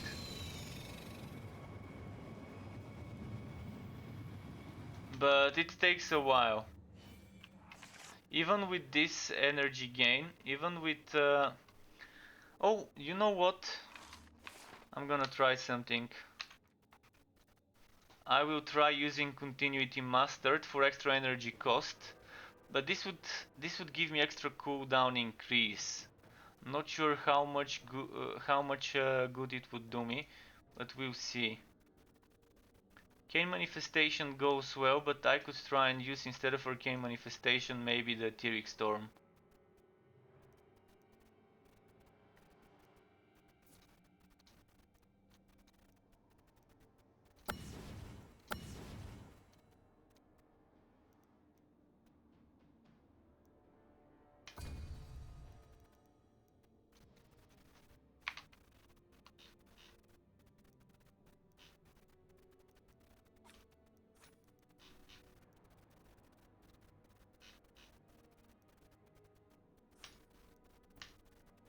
Ah, fuck.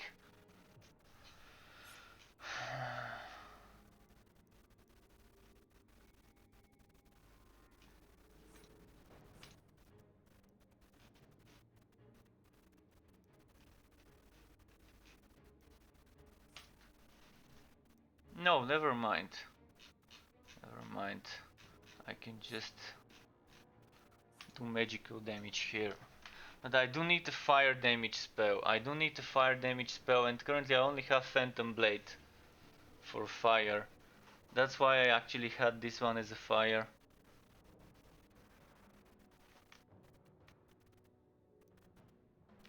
But it's gotta be done this way. It's gotta be done this way.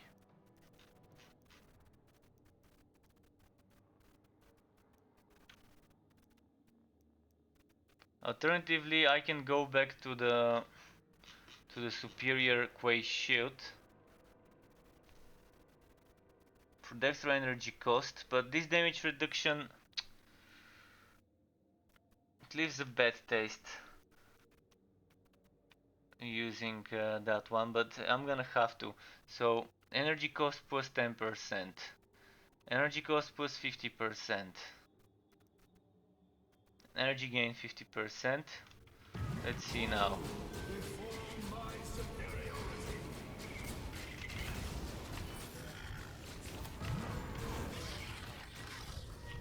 So this works fine to a certain extent.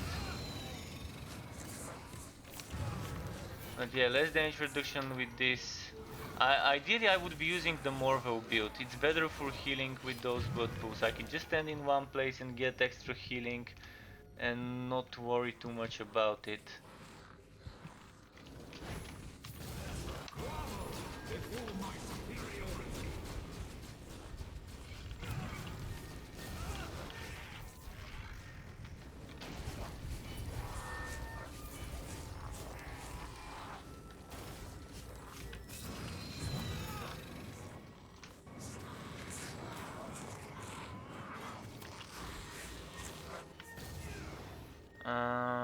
Let's see now.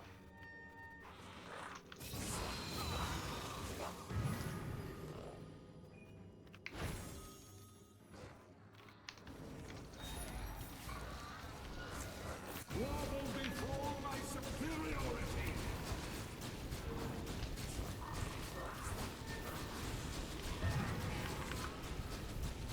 No, no, no, no, no. Don't die, don't die. Heal, heal, heal, heal. Of course I'm bleeding now.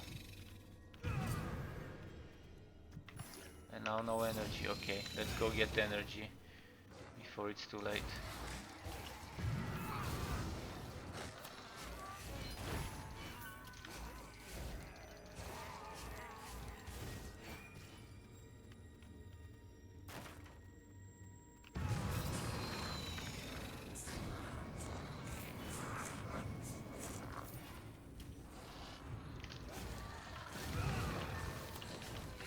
Teleport, teleport. He didn't let me teleport. I even pressed it few times. Now my cooldown is wasted. Oh fuck.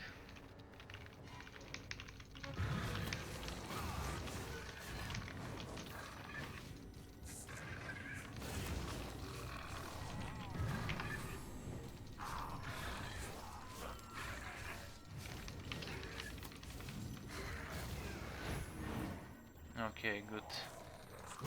This one's done. Hard nodes. Last few nodes left, like what, 10 nodes? Maybe less than 10? The hardest part of the invasion push. It's always nasty when we reach this part here, and I'm still to do the most bullshit ones, which were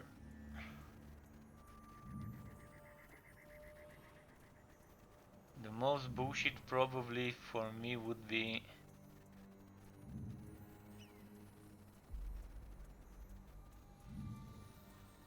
this one would be nasty. But this one's easy to do at the boss fight. Once I'm at the boss fight for this one, I just die once and then it's easy after that.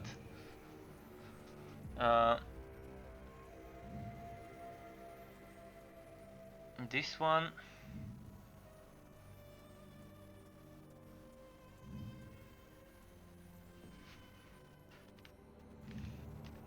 so I'm gonna switch to my speedrun build. Although I might ditch the wood quality setup and I might just go for the damage over time setup.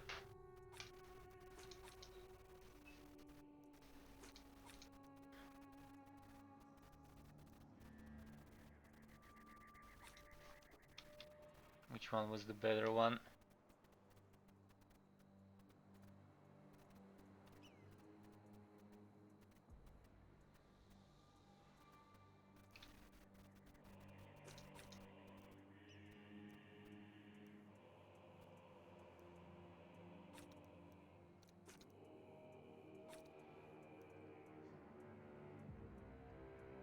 I still want a good green phoenix herald badly.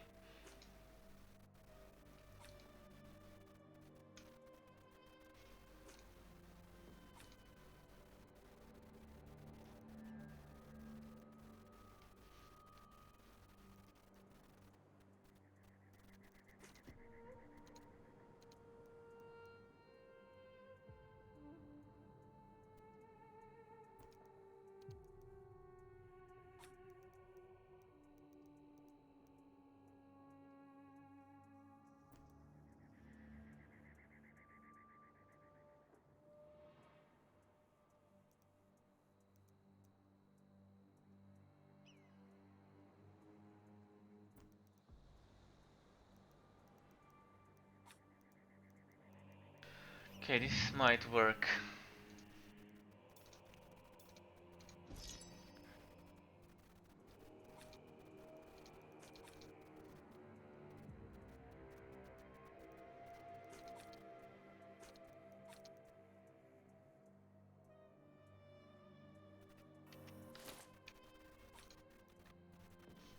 What's the difference here? Cost reduction. Oh.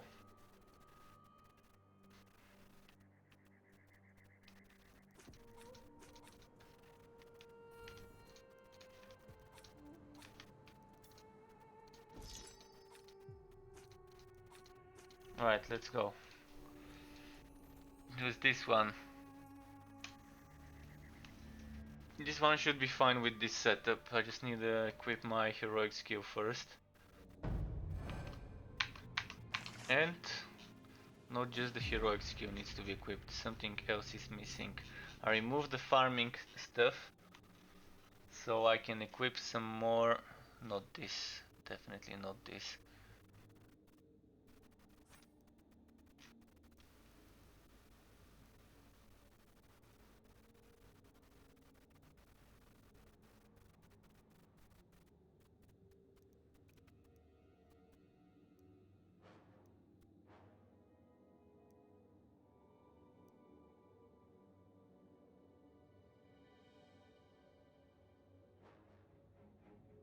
Let's see something. If I do this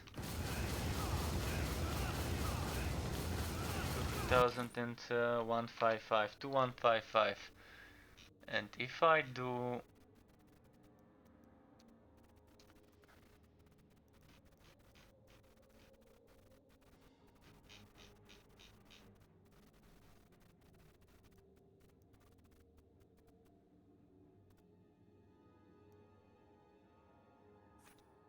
from 2155 to 1077, yeah, no brainer here. No brainer here. It's 2155. So let's do this.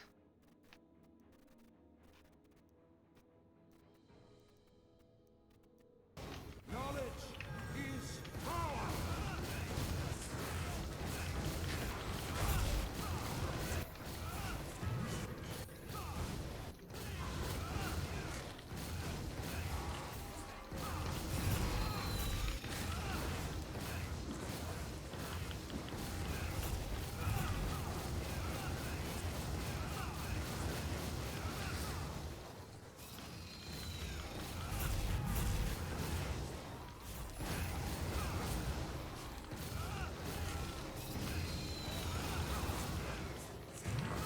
Knowledge is power.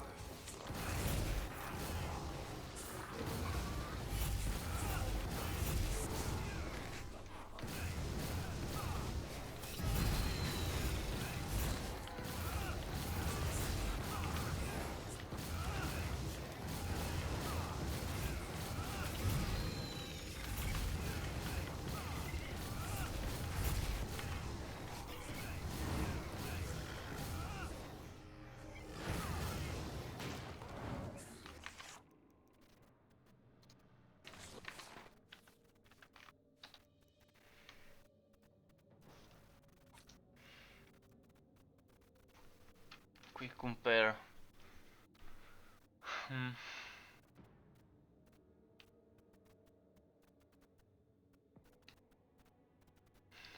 So I'm gonna lose extra cost reduction, which means I'm gonna be healing for more, and I'm gonna be doing fire and magic, which would proc things like this and this. Knowledge is power.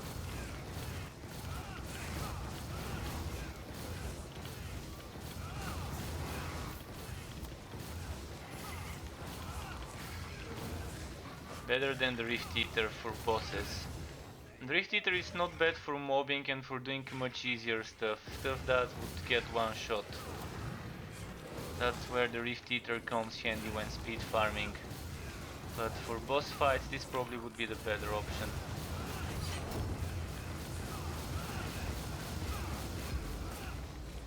Knowledge is energy now.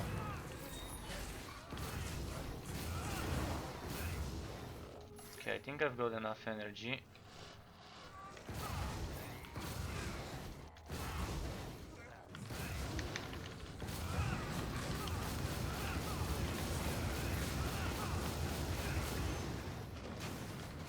Fuck, the energy wasn't enough. Now I had to save myself with this.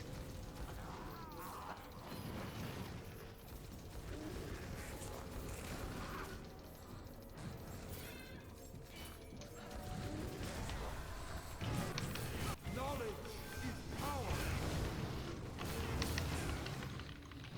Ah fuck, energy, energy, energy.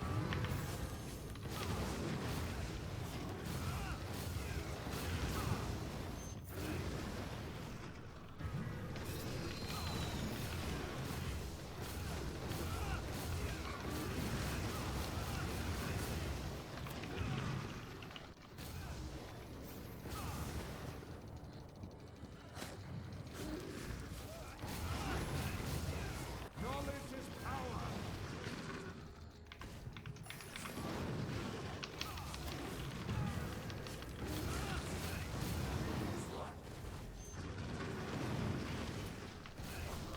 Okay.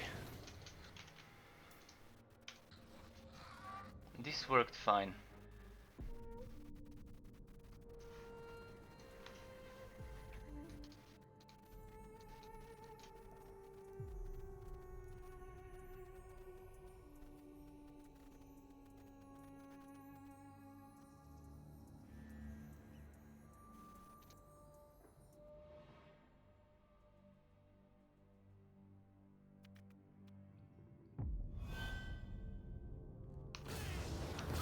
Knowledge is power.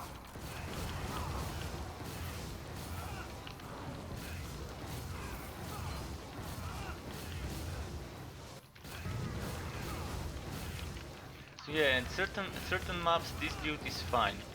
On other maps it's not. On certain maps Dragon Tamer or Dude 1 or the Morva would be fine, but on others they won't be. So I guess it's for mage, it's about selecting the build that's better for the content, for the map type.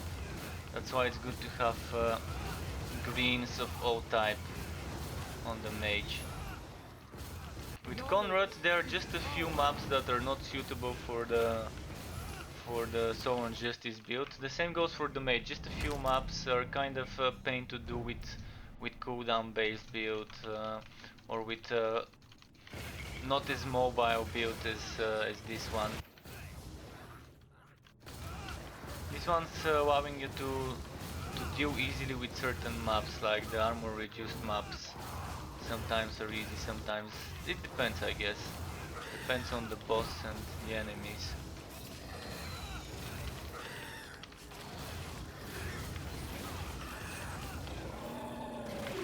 Knowledge is power.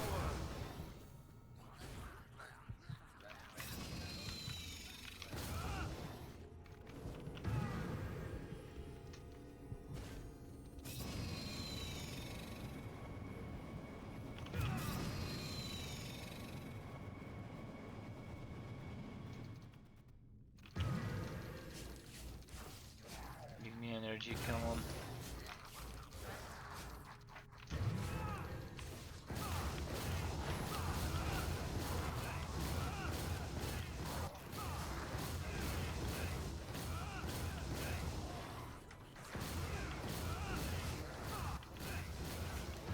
No, no. Knowledge is power.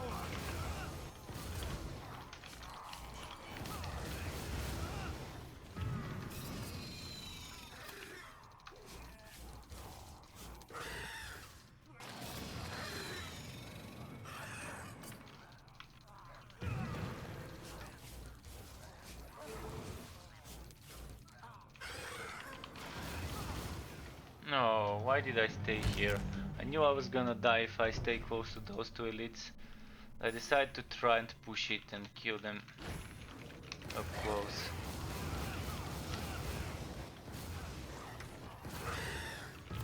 Knowledge is power.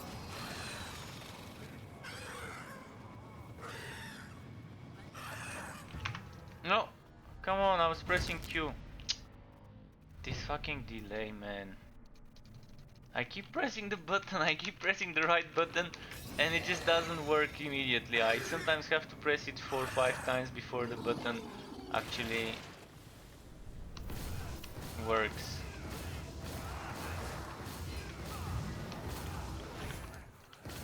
Knowledge is power.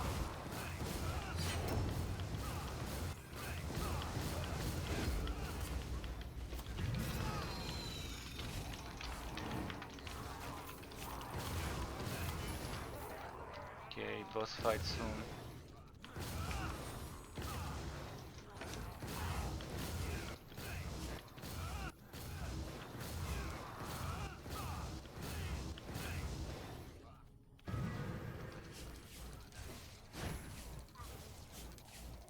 Gonna max out my energy first.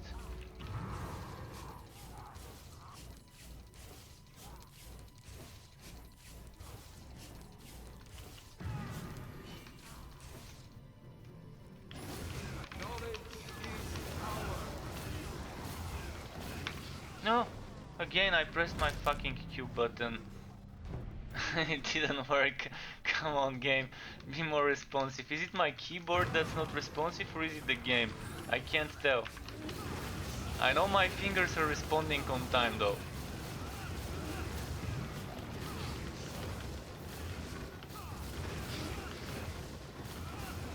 Okay, this one's done.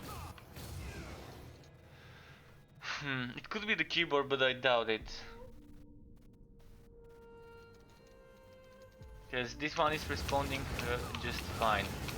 I don't even need to tap it all the way to the bottom. The button is responding. And you can see this responding there. So earlier, why didn't it?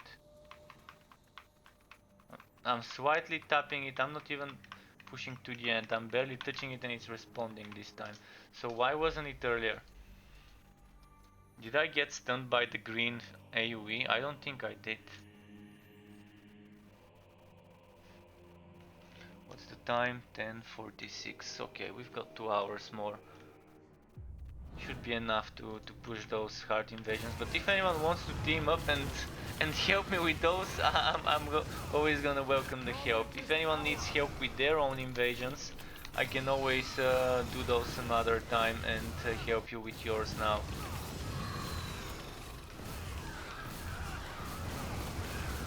I've just been playing too much Bragi lately, that's why this time I decided to not do Bragi.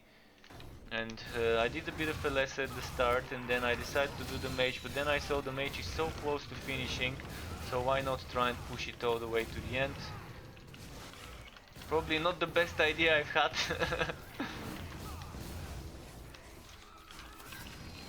Oh, no, no, no. Come on, I was pressing my number 4 times even, trying to step away from this OP fest of pulling.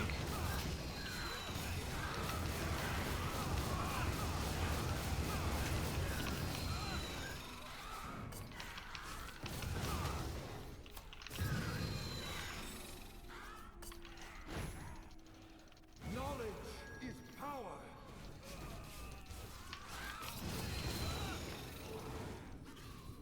Shit, what am I gonna do? There's so many. And the healers are the problem. If I can get rid of the healer, the rest dies quickly, but I already wasted my mana. So, I don't think that's an option for me anymore. No, no, no. Fucking health potions and energies.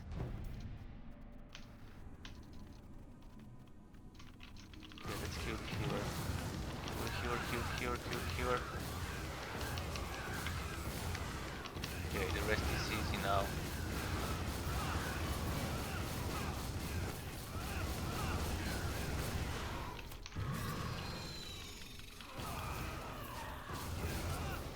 Yeah, the healer dies and the rest fall like dominoes.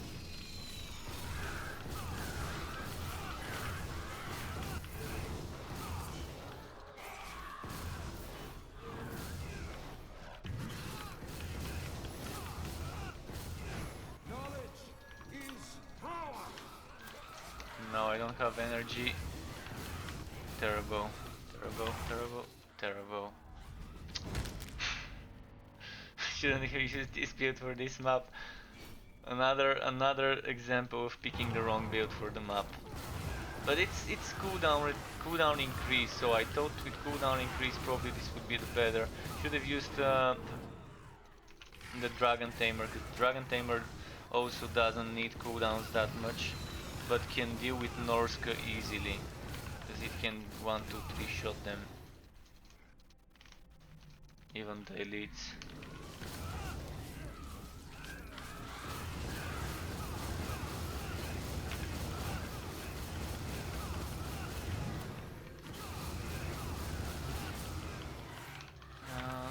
No, fuck. Wondering if I should go ahead and swap my build right now, before I even reach the boss.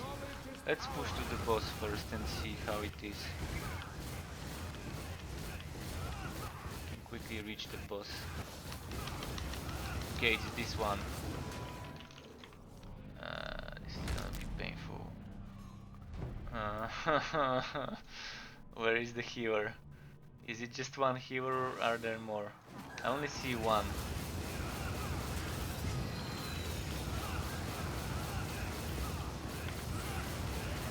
If I can pull the healer up there, it's gonna be easy prey.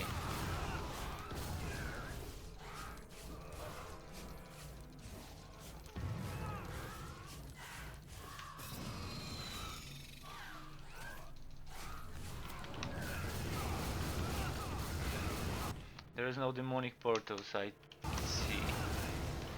So, if there's no demonic portals, eventually those should end spawning. But the healer still doesn't come, he's just gonna stay next to the boss. I'm gonna try and kill the healer. No, he's almost dead, he's almost dead, he's almost dead. He died.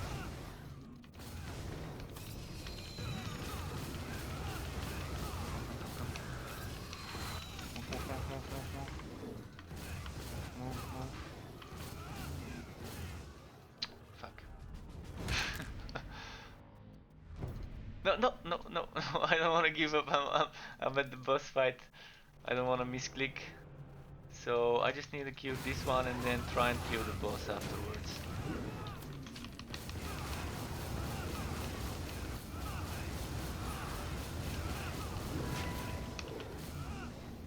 So now the problem would be the energy, but I can deal with this.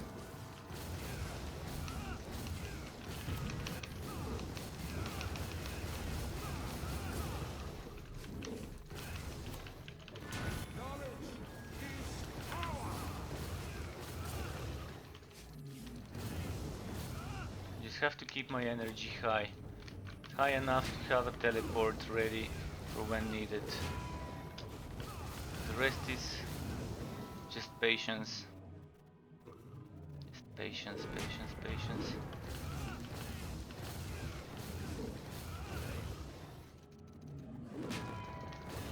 And done. Phew.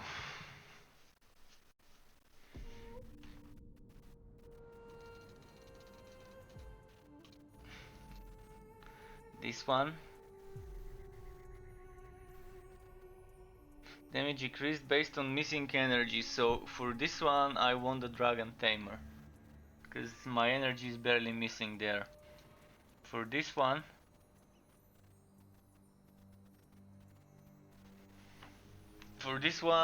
probably Morvo for the boss fight. For this one, I can probably do it with this build.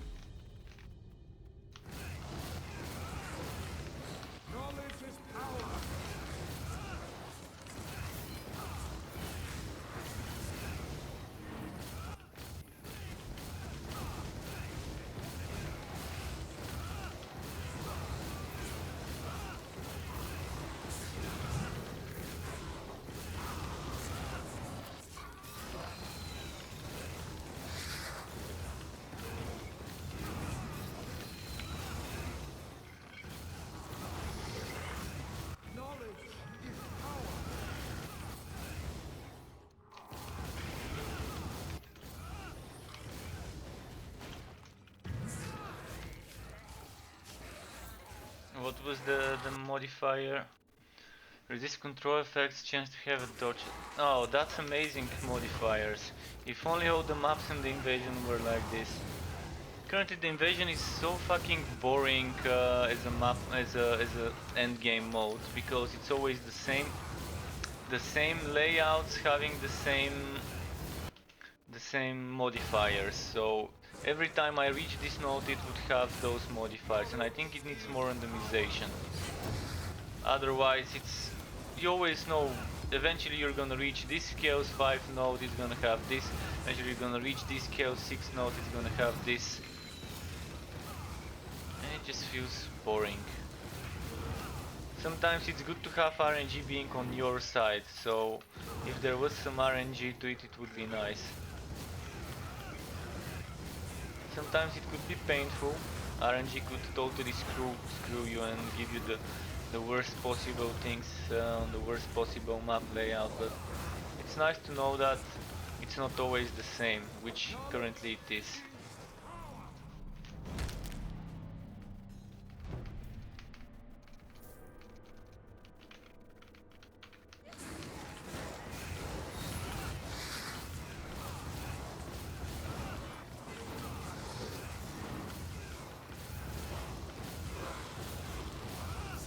Okay.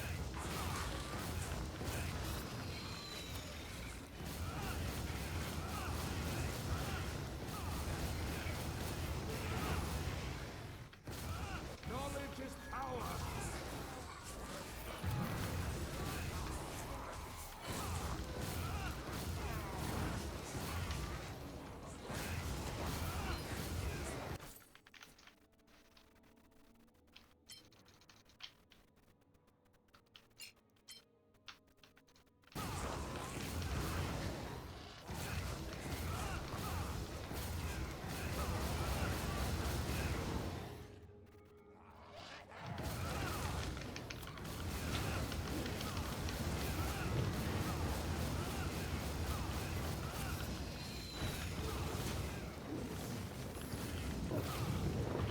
Knowledge is power.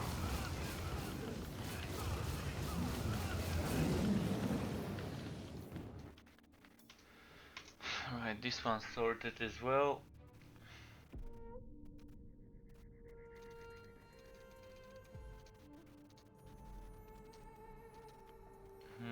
Was it that one? So now, cooldowns exploding enemies. Alright, let's do this. I think this build is still fine for that one. If I don't get stunned by the green fields on the boss, then I can do it. I'm not sure if I do get stunned, but I think I do. From those fields. Knowledge is power.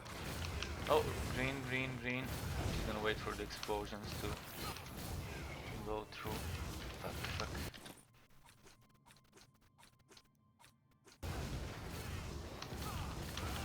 What was it? Dragon Tamer.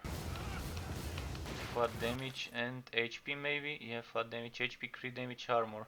Perfect. The only thing missing... Well, I'm not sure what could be better here. Maybe some resistance to damage over time and health regen instead of energy and counter attack. But even with this one it's nice. I'm not sure what I've got on my Dragon Tamer right now. Let's see.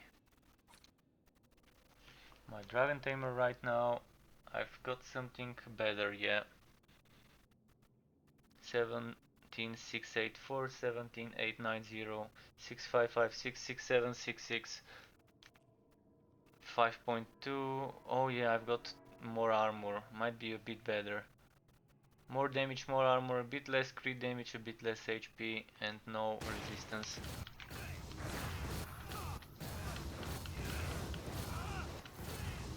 Might be an upgrade.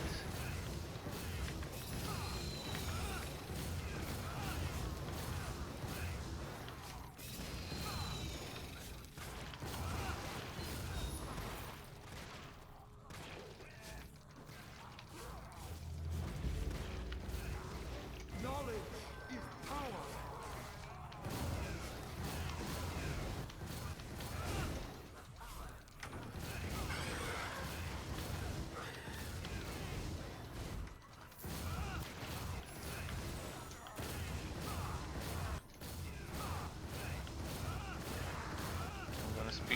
go to the creature. Of course my energy will run out.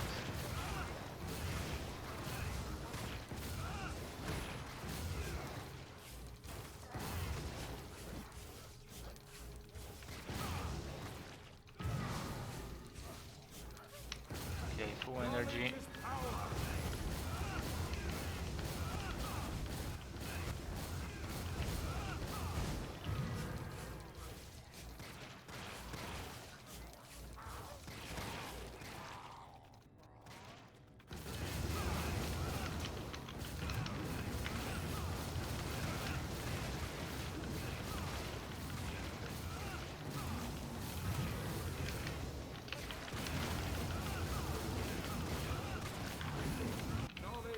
No, no, no, no. No, no.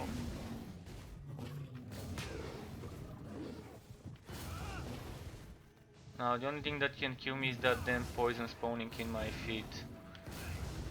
If I can survive until I use my potion, then I should be good.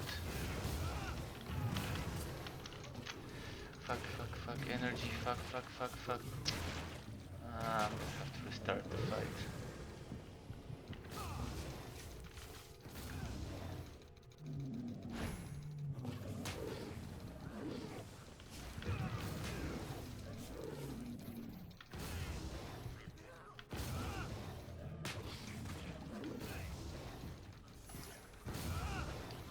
Those constantly spawning little dudes.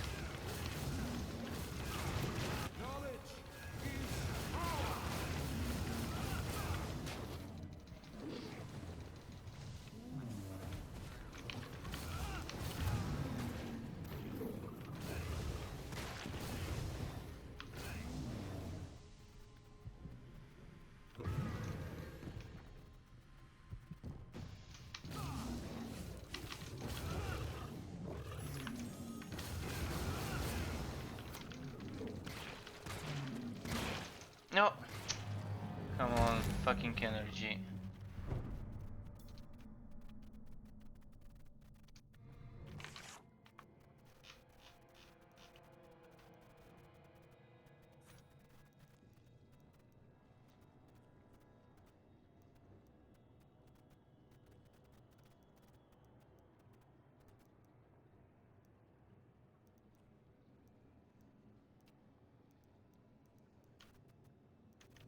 Let's try again. Knowledge is power.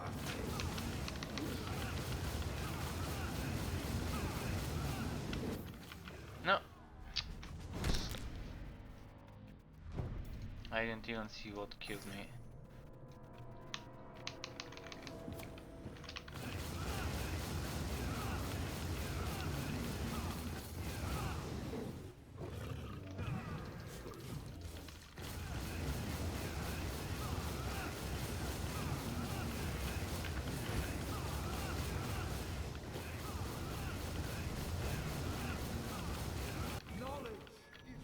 Come on. Am I getting stunned all the time by the green AoEs, or is it something that I'm just not seeing?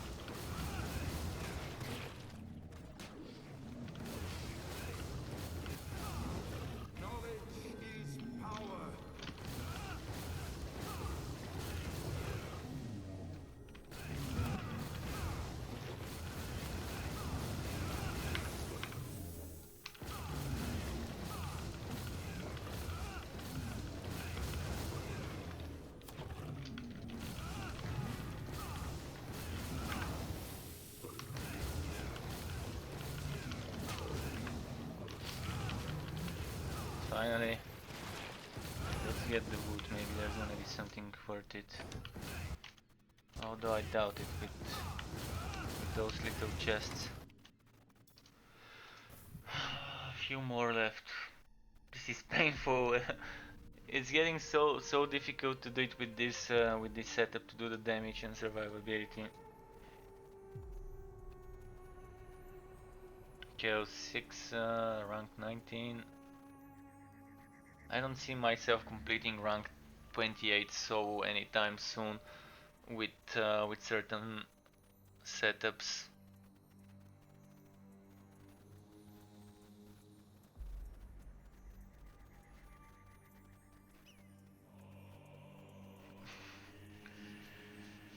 Let's see which one first.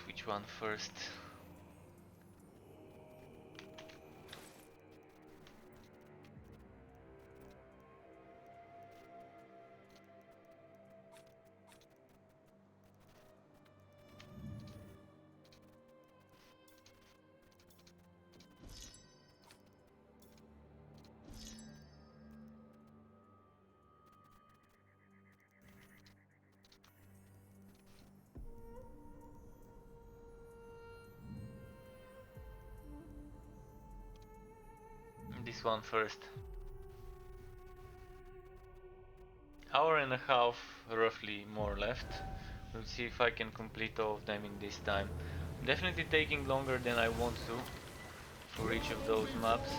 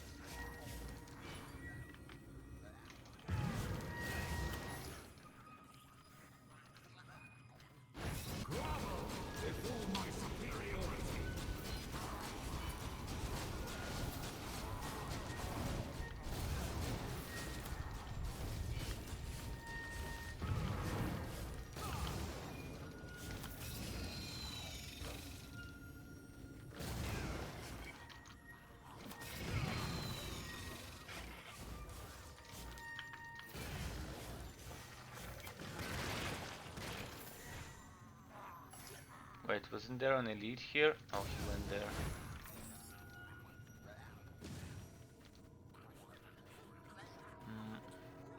Let's see where the way is. This way.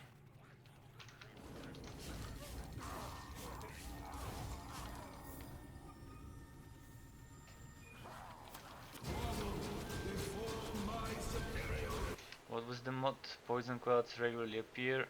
Damage decreases in proportion to missing man. Oh yeah, that's why I wanted to do it with this build. The poison clouds can still kill me if I'm not careful.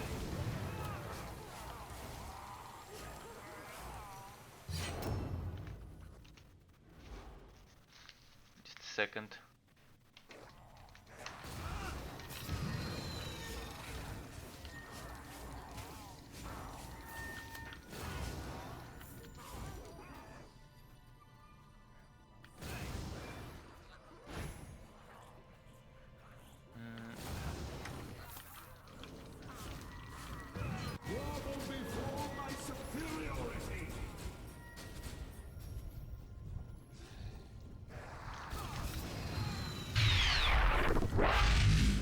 Hello Ron3131.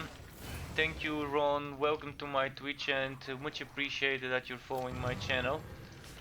In regards to what's up, I'm just trying to push my invasions a bit. I was planning on doing mostly farming, but then I decided to try and push my invasion rank 19 till the end. And there's just a few nodes left. I think there's like this map and another 4 left, or another 5. If you want to join me, feel free to. I could always use some help. If you need help for your invasions or for relic hunts or whatever, I can always ditch those invasions and help you. Thank you for the follow and welcome to the Struck Club. I can always help you with whatever content. I also have a lot of gear I don't need, a lot of green items. So anyone that needs some, let me know and I can just give you whatever I've got in my warehouse. Like 95% of the items in my warehouse are up for grabs. No, I forgot about the damn tentacle. If only I could switch off this blood rage, bloodlust mode. So annoying sometimes, not being able to switch it off. I would love to be able to use it to heal myself and then switch it off once I'm full HP. Alright, let's go get the boss.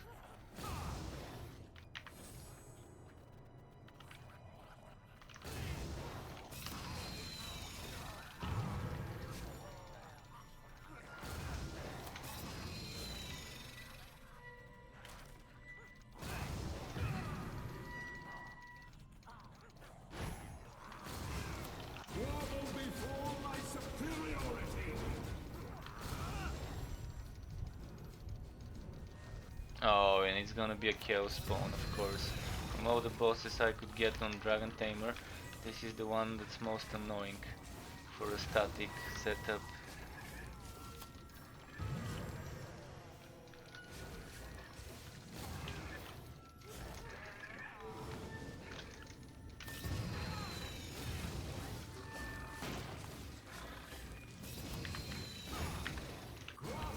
Before my superiority.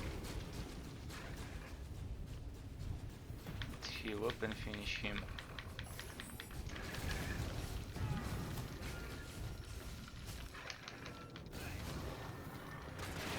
Okay, this one's done. And there's a chest on this side, let's check it. The game looks great. Oh, if you want to see more of the game, let me know, and I'm glad you think so. Currently, this game and Wosen are games of the genre that are pretty good for players that are in between casual and hardcore, like not as casual as Diablo To know 3, why the mixed reviews not as on hardcore Steam. as Path of Exile.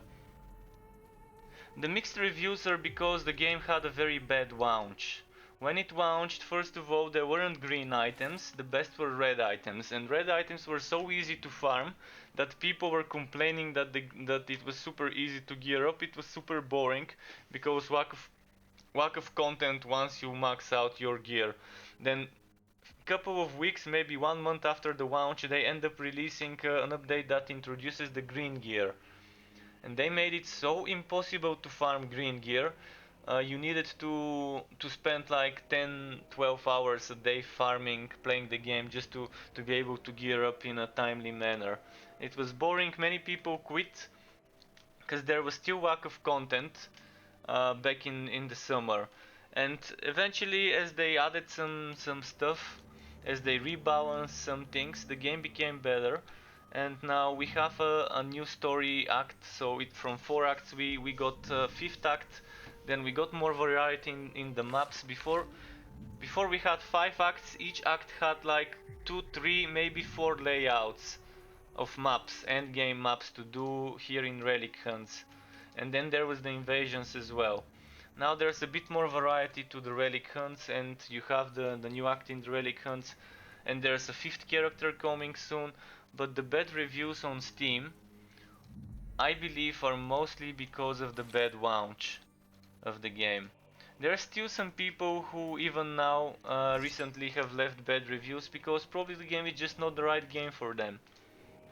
I'm not saying this is a great game, but I'm not saying it's terrible anymore. It used to be terrible, but now it's okay. I still would recommend Then you must Wolves play and a Lords lot of to have so Mayhem many for the green same items. price tag. Well, they fixed it. They fixed the green item drop rates recently. Like I think 2 months ago or so, they fixed the green items. And actually, I did play a lot back then in the summer, so I can make my build videos. And I spent a lot of hours farming green items, but I lost all of those when I deleted my game with Shift Delete in the summer in September. I think in September with Shift Delete, because Borderlands 3 came out and I needed storage room. I needed to empty some storage room, so I started shift deleting some games, and I didn't know the game saves were in the game folder. I think they were I thought they were in my documents, which they weren't, and I ended up losing all my progress, so I had to start over in December. What is Warhammer Inquisitions like, do you know? You should write a Hello, review if you weren't already. Toxic and Deadly 101. Toxic 101, I'm not sure what you mean. Do you mean Inquisitor Martyr? Or do you mean something in this game? Like Warhammer Inquisitor Martyr, if you're asking about it, it is the sci-fi, it's the Warhammer 40,000 universe ARPG. It's still another okay game, but there are a lot of things in it that I don't like, mostly the mage. How they ruined such a fun class Yeah, by adding bad mechanics on it. So the mage has one mechanic there that I just don't like at all, where if you keep fighting, eventually there's some sort of singularities or whatever that appear and that can kill you, that can spawn some elites, and that can do damage to you. is it turn-based? It's not turn-based, it's kind of similar like this one. The combat feels a little more clunky, even after they upgraded the combat, especially with upgrading the melee combat. It's not a bad game, but if you want to play it to be competitive, don't, Do you because stream on other apps? I stream on Mixer and on YouTube and on Twitch. Like Yes, Ron, Diablo? so... Oh, you mean on other games? I stream on Torchlight Frontiers. I stream WoWs and Words of Mayhem, which is something I would strongly recommend for the current price tag. If you're looking for a game that's similar to Warhammer Chaosbane, slightly cheaper at the moment, and probably better when it launches, and it launches on the 13th of February. So you can still get early access on Steam for WoWs and Words of Mayhem for the beta. And you're still gonna have fun, but when it launches it's gonna be probably worth it more than this game. Unless you're a fan of Not worth Warhammer the asking Fantasy. price then? This game is worth it. Warhammer Chaosbane is worth it if it's on discount, in my opinion. If it's like 30% discount or more, I think Chaosbane is worth it. Currently the asking price for Warhammer Chaosbane seems a bit expensive. I mean, knowing that in order to get the most out of it, you want the Magnus edition, or you want the basic game and the season pass, because the season pass would include all the DLCs. And knowing how expensive the Magnus edition, or buying separately the game then the Magnus, not the Magnus but the season pass, it just seems a bit too much to me. You can get Wolsen for 30 euros at the moment. When the game launches it will cost 40 euros, which would be $45 on Steam. What was the better game again? Wanna look it up? Wolsen Words of Mayhem. I streamed it earlier today and a few days ago as well on YouTube. I've got recordings. Tomorrow I'm probably gonna stream some Borderlands 3, but I can maybe squeeze in some Wolsen. I'm gonna type the name, just give me a second.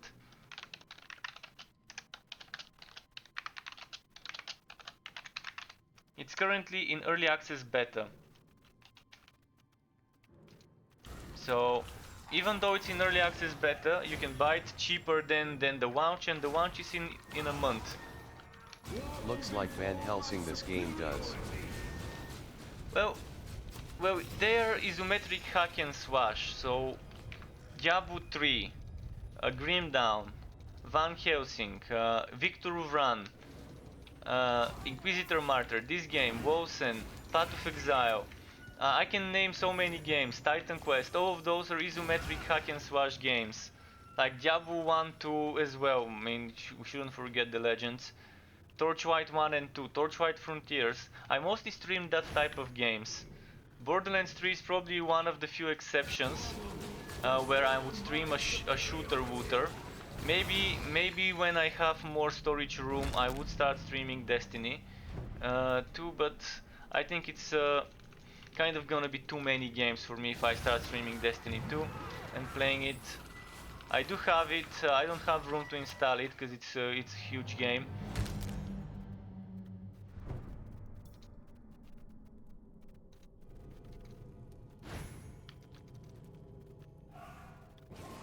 So yeah, at the moment I'm trying to stream this game and Borderlands 3 and Torchlight Frontiers and Wolfsen.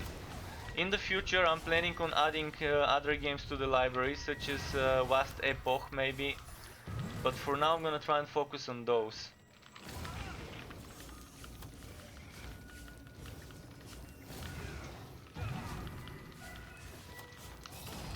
Oh, no.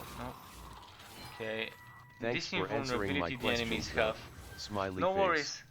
No worries. If you have more questions, feel free to ask them. Anything you wanna know about this game or about the other games I play and stream, I'm always happy to answer the questions. If anyone is playing the game and wants to play together, also happy to help.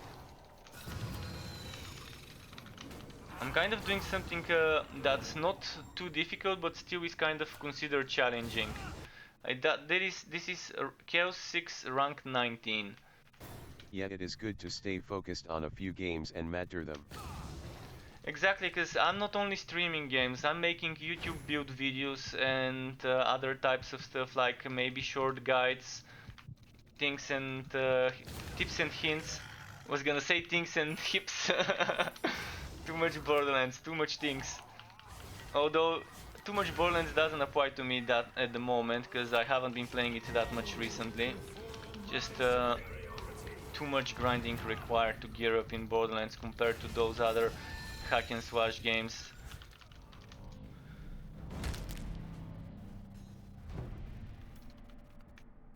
But yeah, I'm gonna focus mostly on suggestions. Tomorrow in the daytime I'm probably gonna do Borderlands, and then at the evening there is gonna be a game called Temtem, T-E-M-T-E-M, which is kind of similar to what Pokemon is as a game, but very advanced. You're kind of collecting creatures, you can breed them, and they love have the vibe different that game elements. You can gives. use them to combat others. You can have a team of 3 Temtem fighting other people with their teams of 3 Temtem. And I'm gonna stream it for a few hours because it's public test. It's all open public test for Temtem. Tomorrow and there's 2 more other days, and it's gonna only Temtem last is for a few Pokemon. I hours got each a of those early days. access code. Yeah, I got 2 early access codes. I can give away one of the early access codes if someone tomorrow watches my stream and So what wants would you recommend for a a key. casual Warhammer player? For a casual Warhammer player, this is a very difficult question. Like, for a casual Warhammer player, you can play this game and just not push too hard. Don't push too far in the difficulties, in the ranks. Try and do the easier content. This would be fine. I wouldn't recommend Vermintide, and I'm not a big fan of Inquisitor Martyr. So this seems like a good start for a casual player. If you don't expect too much, like if you play in multiplayer with other people, it's nice, because the more people you have in the party, the stronger you become, because you're buffing each other with different skills. I'm kind of pushing to my limit here, trying to do something that's probably not easy to do with this build.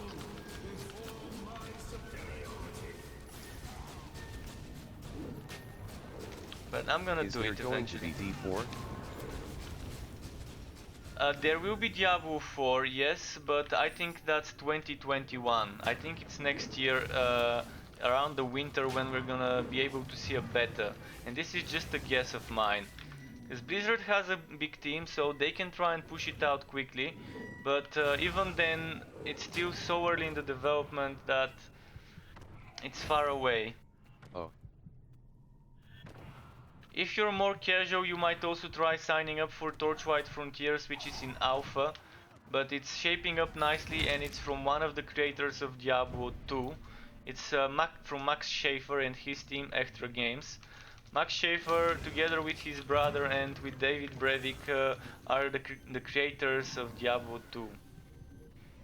So, Runic Games was Max and Eric Schaefer, and they made Torchlight 1 and 2. Now, Max Schaefer I is the enjoyed one who Torchlight is... too. Have you Well, played then you're Space probably Hulk? gonna enjoy Torchlight Frontiers. I've never played Space Hulk. I've seen videos, trailers, etc., but I never got down to playing it and to buying it.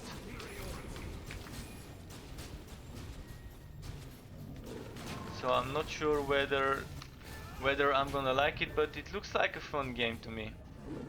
Shit, this boss is gonna be my bane. It's not the boss itself, it's the damn fields that keep spawning all the time.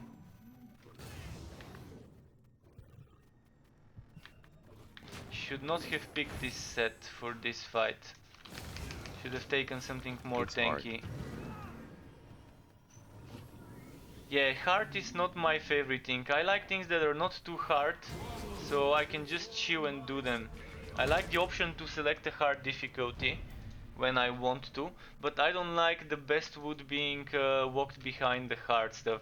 I like the hard stuff to just be there for the sake of showing that you can do something hard rather than being necessary to I gear got it up. years ago. I wonder what the devs did in that time gap. I should probably exit and change my build, because this doesn't seem to be doable with this setup. Well, it does seem doable, but not for me, because I'm just too impatient and I try to attack when I need to dodge. I mean, I can keep kiting and use my potion, and then it's gonna be fine. Like, if I just dodge this little guy, I would not have died. But I was kind of only using my mouse for this few seconds there. Trying to burst him quicker than I can. Before my superiority.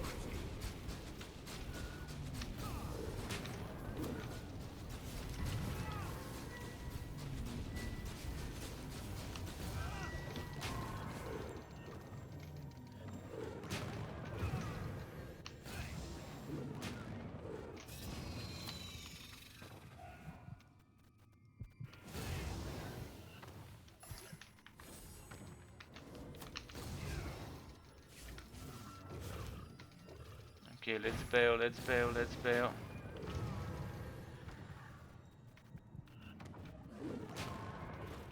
Wait for the potion, wait for the potion. This is gonna be so fucking boring if I do it like this. Now he's gonna use his attack and I'm not gonna be able to dodge it because I just used my stuff. Oh, fuck. Just when I was about to do some damage and then bam, damage on me.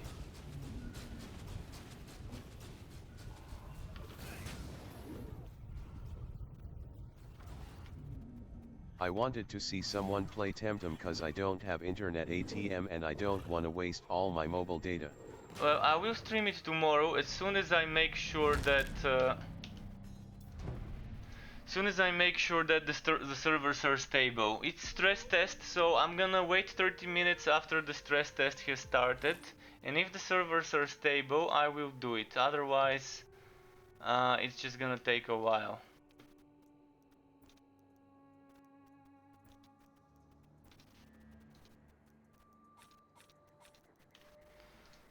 I'm gonna need this one. Probably this one. What other rings may I equip? You can equip Radiance. Yeah, I saw the servers were down today. Yeah, the stress test will be tomorrow. Tomorrow my time around 8 in the evening. So currently it's 11:30 in the evening, so 3 hours and a half before now, tomorrow. And I'm gonna give it 30 minutes to make sure the servers are stable, because stress test's probably gonna make the server crash. I mean, a successful stress test gets the server to crash at least once, maybe, to know that we've stressed it enough. Which map was I doing, by the way? This one with invulnerable enemies. Fucking annoying map. If only I had someone to help me with some extra damage, so that when I die the boss wouldn't heal up. This is the best thing about this game in multiplayer. I think if the bosses didn't heal up, it would have been great when you died solo. Because in multiplayer you can easily cheese it. You can have one of the players just kite and survive and heal himself, and then the other player can DPS and die and DPS and die, and eventually you're gonna kill the boss. You can't do this here on solo.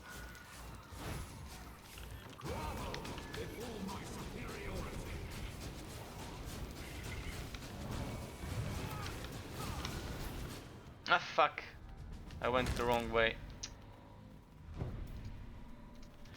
Okay, I'm just gonna skip the big guys. I don't have time to deal with them. Well, open the game to public. D. Take it it's not crossplay. Temtem should be crossplay. This game, if you're asking about this game, it isn't. But I think Temtem, which I will be doing tomorrow, should be crossplay. For this game, there's few reasons why it wouldn't be crossplay, and one of them is, for example, consoles get their updates slower than PC. So if someone is playing on Xbox or PS4, the updates are normally like a month behind than PC. Sometimes people have even waited 2 months for an update. I think now it doesn't take them more than a month, or month and a bit more to update consoles after PC has received a certain update. But it's still always slower, so PC always gets the updates first on this game. But yeah, if anyone needs a Temtem key for the stress test, I can send you the key and I can give you the hours. It's activated through Steam, but I think even if you activated Temtem through Discord or other places, you would still be able to play it with Steam players, because the server is one. You're just launching it through a different launcher, but it's still gonna be connecting you to the same servers. It's not like Black Desert that has the Cacao Game servers and then the Steam servers, if that's even still a thing there.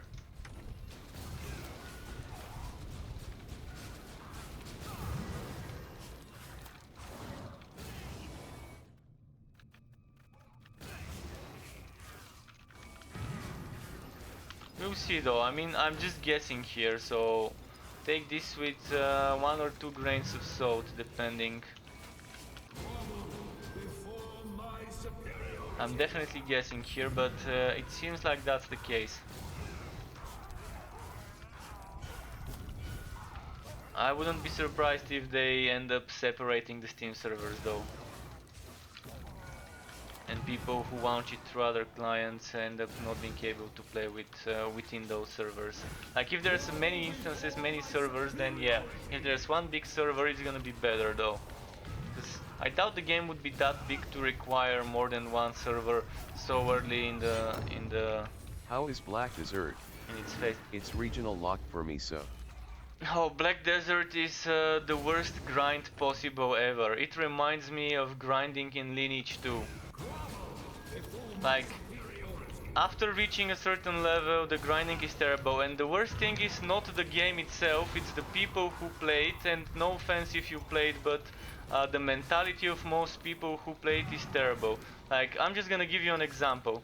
If you're farming in a certain spot with enemies, other people think that if they come and play or kill you and then you return and try to fight them again, they call this karma bombing, because there's some sort of mentality that if someone tries and player kills you and takes your farming spot, you're supposed to give it away and not return and fight them for it, even if you never agreed to giving them their that farming spot. So there's that bullshit mentality there. So if you end up returning and the guy keeps killing you and killing you, they get karma, and they call this karma bombing. But if they're not prepared to be player killing, then they shouldn't do it. Like, you have to expect people to return and to do their best to try and use the spot they were farming in. So basically the game relies so heavily on farming certain spots there that it's just bullshit. Like, you wanna grind in a certain spot and someone would come and player kill you, that's fine. I don't care if they player kill me. But if I return Fight to the death, and I they say start crying LOL. that I'm karma bombing, then that's big bullshit. Yeah, I mean, if you're prepared to be player killing someone, you better be prepared to keep player killing them until they give up, or you give up. Like I don't know, it's all about farming spots in this game, and after a certain level, let's say after level 60, leveling up further is just too painful, and you do need those farming spots. Okay, I'm gonna try something. I'm gonna try and face tank, see if I can do it. Before my superiority.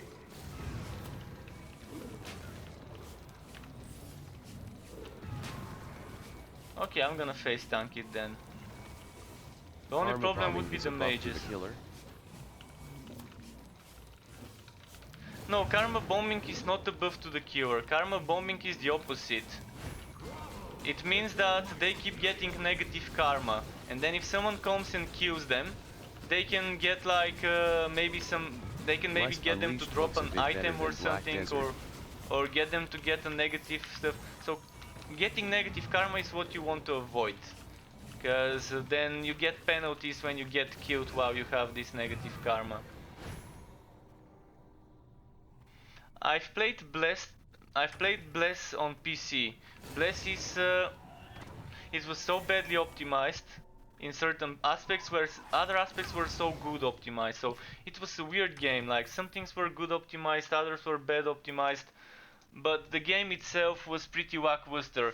It was yet another MMO that asked you to grind daily the same content over and over and over and over again every day. If you want to be progressing, you have to do certain things every day. Yes. If you miss a day, you're missing on stuff. You might even erase a few days of progress if you don't log in a certain day. This is what I don't like of modern MMOs.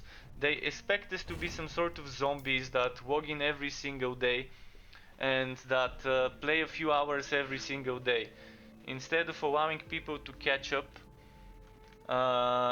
Like let's say I want to play one game one day, but maybe play another game for the next 2 days, then return to the first game. MMOs don't allow you to do this because you're missing out on rewards, missing out LOL. on login stuff, missing out on reputation. It didn't used to be like that before, but now it is. That's why private servers have been so successful over the past decade, maybe 15 years or so. When someone makes a private server for a certain game, they would make it high rate, so you reach the end game quickly, you max out quickly, you have better items, and then people just focus on the PvP. But private servers sometimes also make a PvE private server where they would focus on the PvE and not so much on the PvP for people who enjoy PvE more. And that's why private servers end up getting shut down, because many people quit the regular games and go into the private servers, and the companies lose business.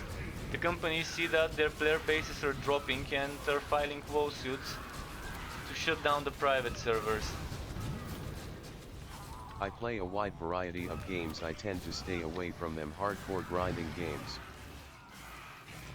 Yeah, I guess that's kind of how it should be. MMOs at the moment, we don't even want a good one, we want a decent one now. Now we don't even expect for MMOs to be great. A decent one is fine. That's why I kind of stay away from Perhaps MMOs the nowadays. devs push to get micro cash. Exactly. The MMO developers are greedy because they don't believe in their games making it out if they don't make those greedy systems. And this is what ends up killing many of the games. Either greedy microtransactions in the game, or lack of content, lack of regular updates, lack of engaging and rewarding content. They would either make the game not as rewarding, or they would make it kind of the exact opposite. Reward you too much but once you get the rewards you want, there's not much to do afterwards. So there should be some sort of a balance in regards to how much rewarding a game is, how much time you need to invest. Casual players are the people I think MMO companies need to be aiming for. If you can grab the casual players, then you're gonna be grabbing the others too. You can see in Black Desert, wife skilling is a big thing. People who do crafting. And people who do crafting get addicted to Black Desert because it offers them a platform to do whatever they enjoy. They don't have to participate in PvP, they can just do trading or crafting. So an MMO should have this system, but it shouldn't be necessary. Well, the last time I played Guild Wars 2 was long ago, and it was kind of meta wars. If you weren't using a meta build for PvP, you were gonna have a bad time. You were either gonna be very tanky and not be able to kill anyone, or you were gonna be like a meta build and be very good in 1v1, 1v2. But meta builds were so boring back then. World v World was imbalanced because actual farm gear mattered, and it was mostly Zerg fests in World v World. And I don't think there's a way to prevent Zerg fests happening in World v World. And another thing about Guild Wars 2, the dungeons were nice. Some of them were very nice, they were challenging, they had nice mechanics, but after a while it gets boring, I guess. The one thing that made me quit Guild Wars 2, which now is no longer a problem, was how slow it was to create a legendary item. Back then we only had legendary weapons, and I wanted to make a Bifrost. And farming all the materials needed for a Bifrost was something that took so fucking long that I eventually just gave up on the game because I couldn't get my legendary weapon. And I'm an item whore. I like having good loot. I like farming good wood, I like having good wood. I like getting rewarded for my time when I'm spending it. So yeah, I'm known to be an item whore. No wonder why I've named my channel the Wood Fiend.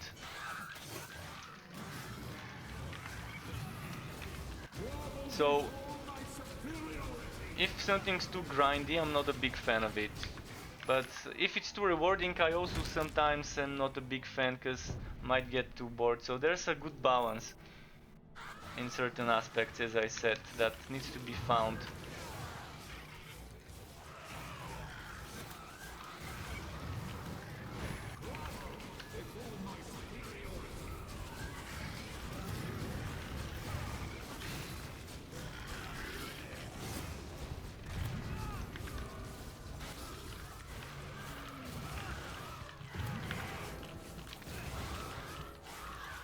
Fuck. I needed my damage reduction to be ready. Alright, time for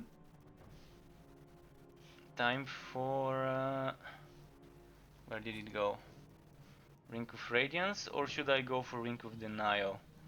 I'm gonna go for this setup. Diablo is good loot wise, right? Diablo is like this game, if you're talking about Diablo 3, very limiting in builds.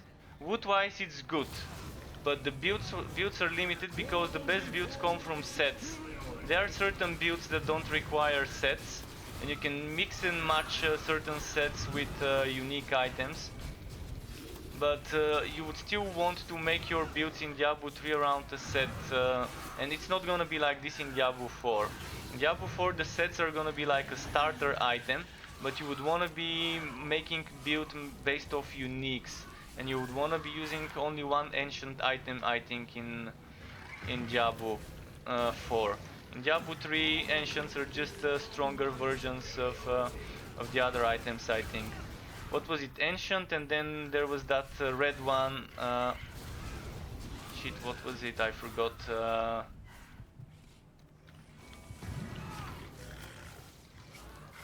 There was one other great, I forgot it. Like, let me just quickly check it. I have to fucking Google this. Diablo red item. Oh, Primo. Yeah, fuck, Primo.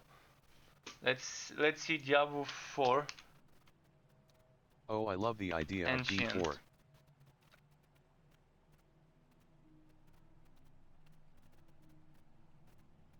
There was a very nice article about Diablo 4 and all the stuff that will be there. And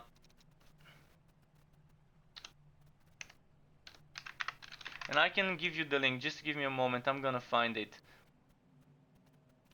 Wowhead.com, I think, was this one. Like, this is the link. But I'm not gonna hype myself too much for Diablo 4 until it's released, cause things might change. Currently what we know is good.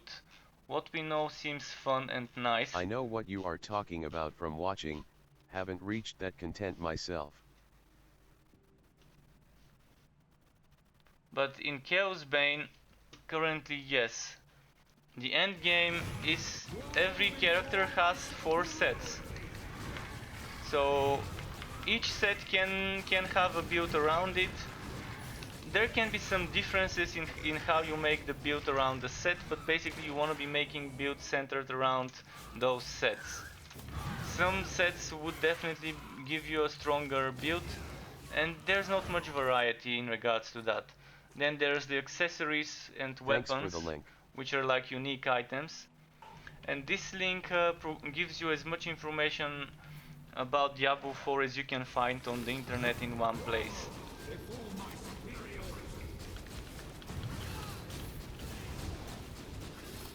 But I used to like so much PvP, I used to detest doing PvE. I used to hate doing PvE, I used to hate farming bosses and raids and dungeons when I was a teenager. I used to just do PvP in MMOs. Now I hate PvP. Unless the gear, the items you're wearing have nothing to do with the PvP. Like, if the gear has no effect on the PvP and it's just for visual, kind of like in Guild Wars 2, where you didn't need to farm for the structured PvP, you didn't need to farm the best I didn't items. had a PC in a long time, so I clueless. And I You go guess when skill-based. I grew up, I just stopped caring that much about PvP. I stopped caring about scratching my ego, about trying to be better than the others, and I just like farming items rather than competing with others, because I don't see point in competing with others. Whereas, even though there is not much point in farming items either, from one point of view, for me, it just gives me fun. That's like the one word I would use for me. Farming wood and trying to experiment with builds is fun.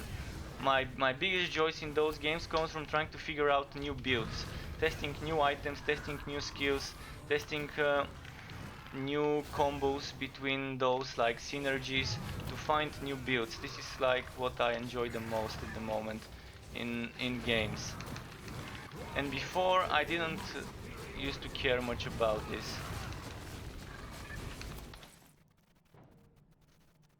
Shit. Do I want to keep this Ring of Radiance?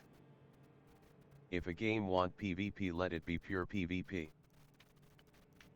Well, I think PvP can always be separated from the PvE. It doesn't have to be tied together. It can always be its own thing. And the thing about hack and slash shooters is they're not the best games to make into PvP games, because balancing such a game is so hard. I think it's one of the biggest challenges there, to balance a shooter hack and slash game for PvP content. Yeah, it's bad to connect the two. Yeah.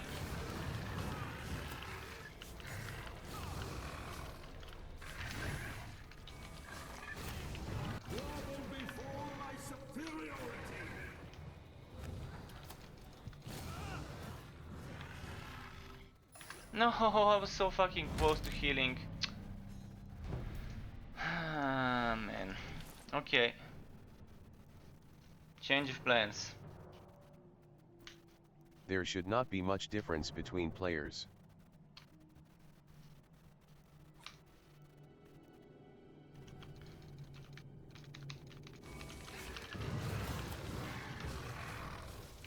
I'm more PvE than PvP. I'm at the moment more PvE than PvP myself too.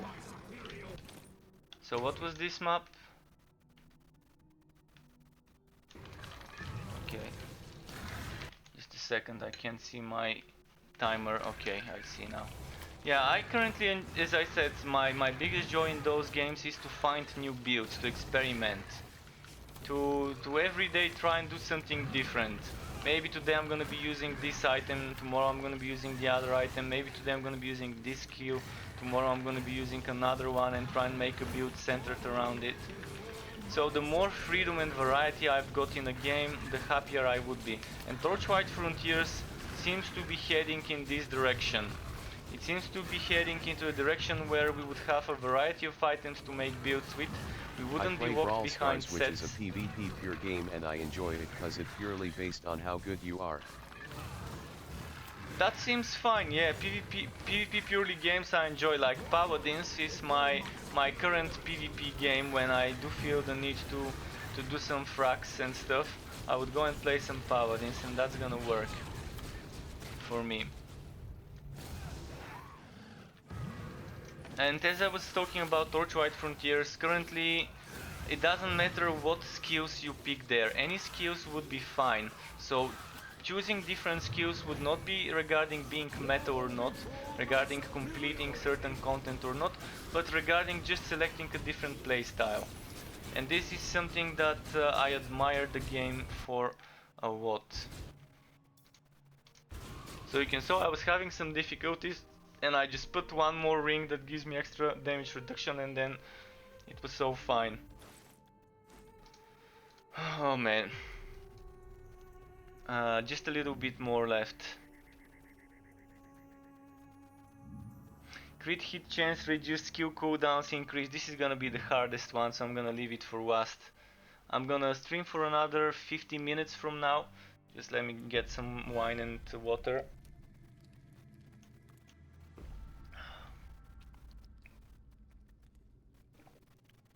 Gotta hydrate when drinking. It's a rule.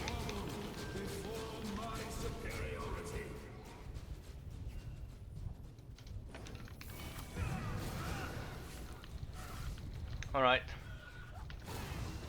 So, yeah, I'm gonna leave that Wait, harder is there one info for on the last. new Torchlight? Yes, there is a lot of info on the new Torchlight. I've got even build videos, but there's gonna be a wipe soon. I'm assuming in 2 weeks maybe there's gonna be a wipe with update 10. The new Torchlight game is online only. It's called Torchlight Frontiers and I've been playing it for 9 months, since April. I've been playing and streaming it, making content on YouTube for this game for the past 9 months, so if you want to know something about it, you can ask me. I may not know everything, but I do know my fair share about the game, of certain things. Something you might want to look at is the travel board. Let me quickly do that thing for you. Oh, it is out? It's currently alpha only. Only people with alpha access can play it. So you can sign up at torchwhitefrontiers.com. I thought it's an upcoming title. It is an upcoming title. It's releasing this year, probably around the end of the year. The way I see things, it's around the end of the year.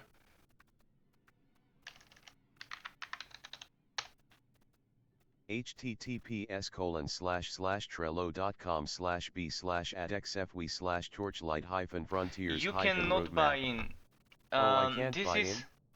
This is why I respect the developers. They are not doing an early access where you can buy in, because early access where you can buy in leads to people getting disappointed and trashing on the game and leaving bad reviews before the game has even launched, and it's a recipe for disaster in most cases. So they're doing random invitations only. It's not first come first serve, it's completely random. You might sign up today and get invited in a week, or you might have signed up 6 months ago and get invited in a week. The biggest wave I've heard was around update 7, around the summer. They sent out 10,000 invites when update 7 came out. So now we are getting very close to update 10 in alpha phase 3. And there's gonna be a full wipe, so I'm assuming there's gonna be a lot of people Oh, invited. I'm not one of those that trash. And then, as I said, uh, there's gonna be a lot of stuff coming. There's gonna be the first third frontier. Like we had one frontier and then we had another frontier a year ago, and then from like the last year until now there hasn't been a new frontier, and there's gonna be one coming in a week or two when the update hits us.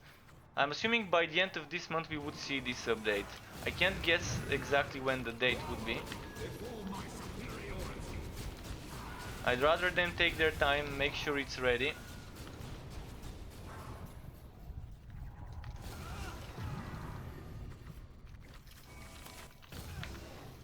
But they've been listening to the community. You can say that a huge part of Torchlight Frontiers was not developed, but shaped by the community. Might be the best wording I can use, because they keep asking us for feedback not only after releasing certain stuff, but before releasing certain stuff. Sometimes they would give us a work in progress preview of what's to come. And then some people that are more active on the community would give their feedback and things would change.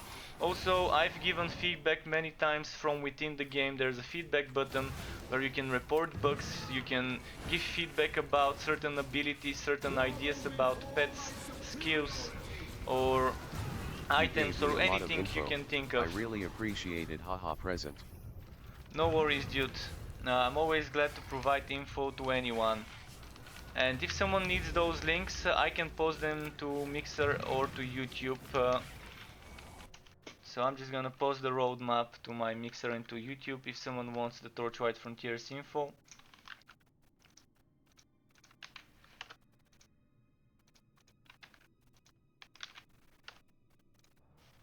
So yeah, have fun.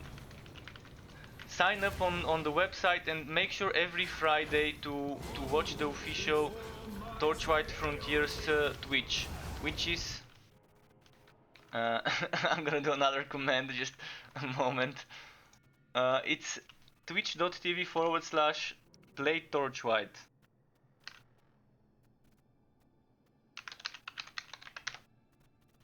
https://www.twitch.tv/playtorchlight, official TLF Twitch. I should switch this one, just give me a moment. I'm gonna switch out. www.twitch.tv/playtorchlight, I'm gonna official switch TLF Twitch. the text to speech, because sometimes it's annoying. I mean, I normally keep it because it keeps me focused on the chat. Oh fuck, I started my browser by accident. So appearance, no. Filtering, no. Notifications, there we go. Okay, I've switched the text to speech. Sometimes text to speech is nice because I might miss a message because I'm too occupied with dodging attacks or doing something, and then I wouldn't see someone wrote to me. But overall it's kind of annoying. So I used to keep it just so only I can hear it, but then it got broken. My voice meter, which I'm using to reroute audio, stopped working properly. Even though I have the paid version, voice meter potato, it just doesn't want to work properly for me somehow. It doesn't want to reroute the audio the way I want it to. Well, I'm gonna have to kill some of the enemies before doing the boss. So let's pull them here.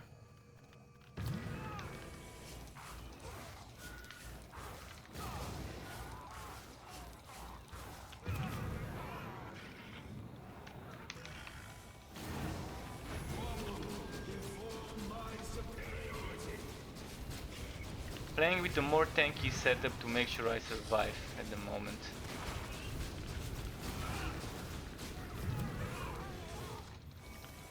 So if I kill this dude, the boss should be a bit easier to do.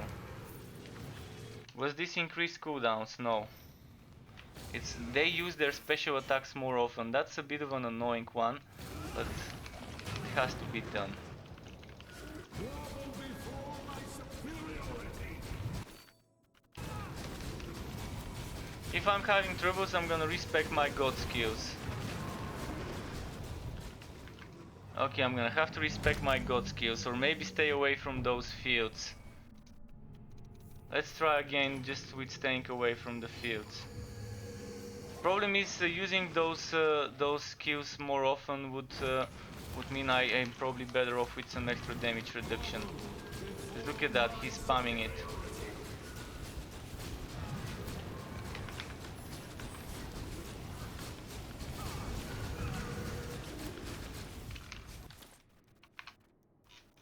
I'm gonna do something. I'm gonna get rid of the do this chain reaction just for a second. And get this one here.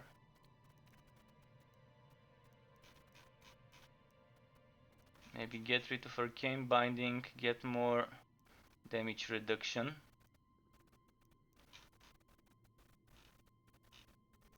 Although there wasn't any more. The only way would be to respect my god skills, lose some damage, and implement continuity and this one together. Oh, I can still implement continuity. I can remove arcane binding and I can implement the basic version. This one.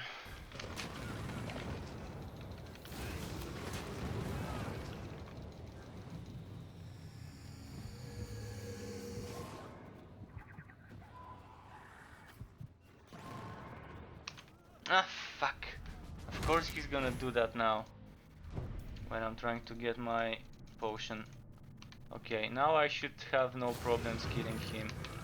As soon as I get all my damage reduction stacked. Fuck, so much.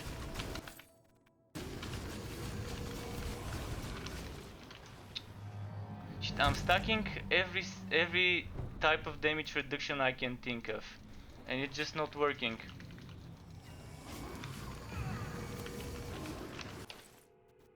So I've got damage reduction from here, from here, from here, from the set, from this place, from this skill, from this skill, from this skill, from this skill. The only place I'm missing the damage reduction from is this one. But if I take this one, then that means I'm not gonna be taking either that or that. Or not taking the damage at all. And if I'm not taking the damage, then it's gonna take forever to kill it. So let's try again.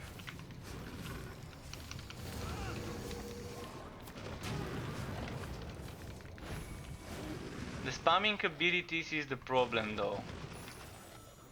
The biggest problem, because if he wasn't spamming those abilities as often.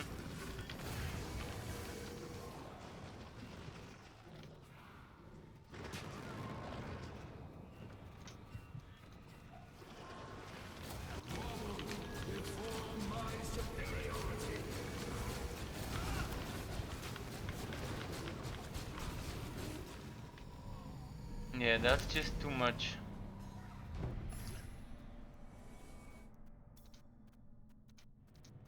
How does one deal with this guy? See, if I had someone to help me in multiplayer now, it would have been nice, because the only way for the boss to heal up would be for everyone to die at the same time.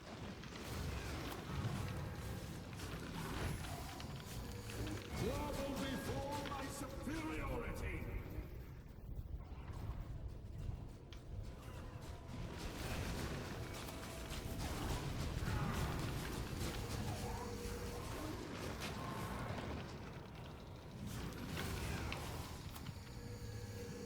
Look at that, he's just spamming this big AoE skill.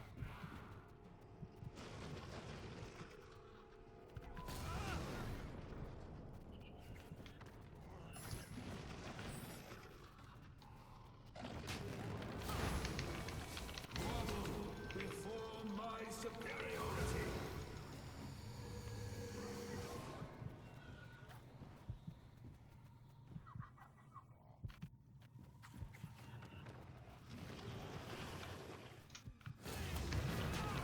Yeah, I'm just gonna die again. Just I don't see this happening.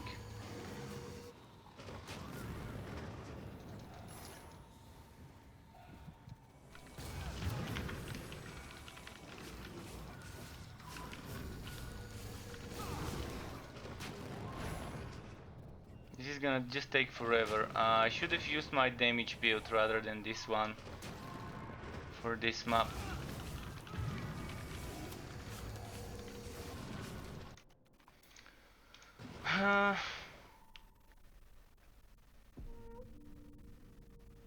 So sometimes one build would work, sometimes it won't. I need this, maybe this, and then let's put it here.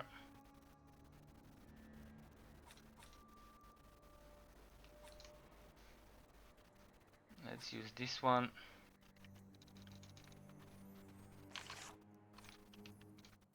I kind of forgot which one I was doing now. I think I was doing that one.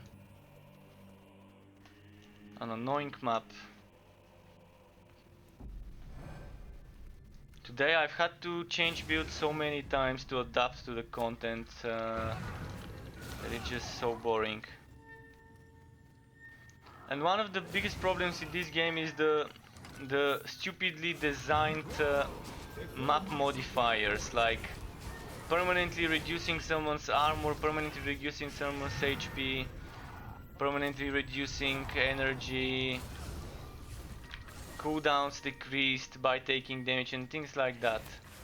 Crit chance decreased. I mean, crit chance decreased is not actually bad, and cooldowns decreased is kind of okay for a modifier, but there should be like a limit to it, and currently it's just terrible for certain builds to deal with that. Grovel before my superiority.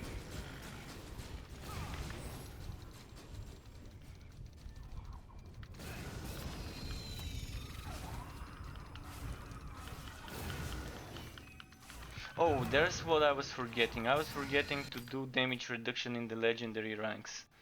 Whereas here I've got legendary reinforcement, which probably I shouldn't.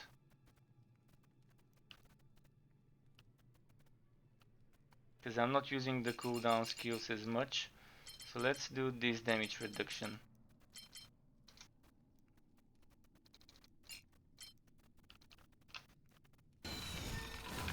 Or maybe I should go for damage on the damage build.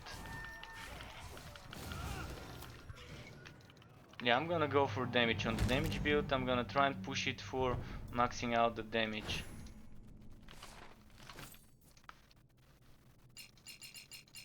Because I'm gonna try and burst the boss. The best way for me to kill it would be to try and burst it.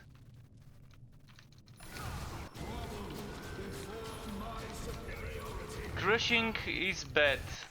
Crushing is bad because it only works on a boss. For bosses it's nice, but for mobbing it's not. Because it only works on the mob itself, whereas this one works on me. So even if one enemy doesn't like this one, I'm just gonna explain it. Look at this one. The damaged enemies have chance to deal less damage, but this one, damaging an enemy has a chance to reduce damage taken. So this one gets applied as a buff on me, whereas this one gets applied as a debuff on the enemy. So instead of going for crushing, I'd rather, if I go for damage reduction, I'd rather go for this one, because it's better, because this one only might be applied to one enemy. So with this one, you can have 20 enemies, and this would work on all 20 enemies around you. With this one, you can have 20 enemies, and this might work only on 5 enemies around you. With bosses, it's nice. With bosses, crushing is nice because it's just you and the boss, and that's fine. But at the moment, I just want damage. I want to burst it. Without damage, it won't happen. I just tried it with ult 1, and there was just too much spamming of the AoEs of the boss that at the end it won't work. Now I just want to get rid of the elites, die a few times, and then I can do the boss fight after that. If I get rid of the elites, hit and run probably would work.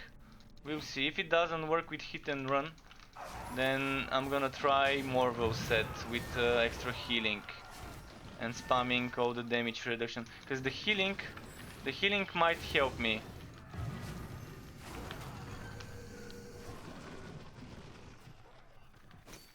I can try this one. Legendary healing on Morvo. Would be fine because Morvo has a lot of healing and I can just use Breath of Fire to keep healing.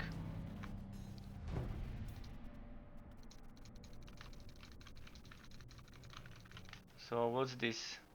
Grovel before my superiority.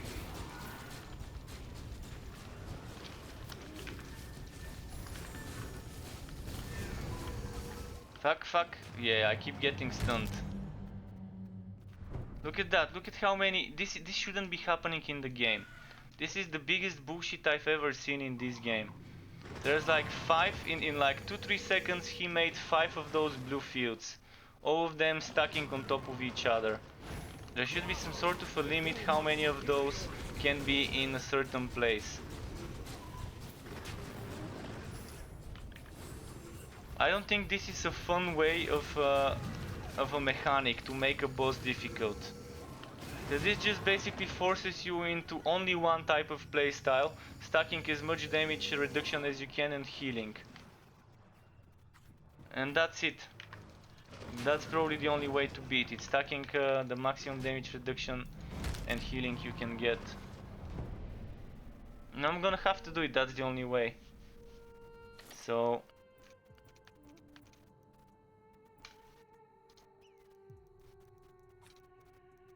now I have to bless my items.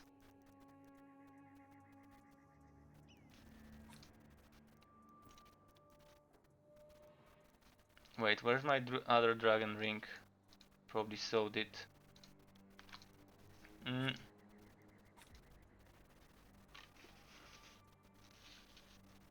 Let's see, with this one I should have a lot of healing. 26,000 only? That doesn't make sense.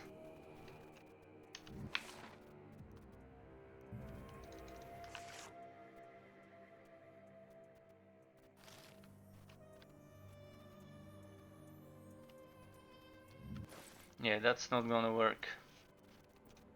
Back to Ultuan.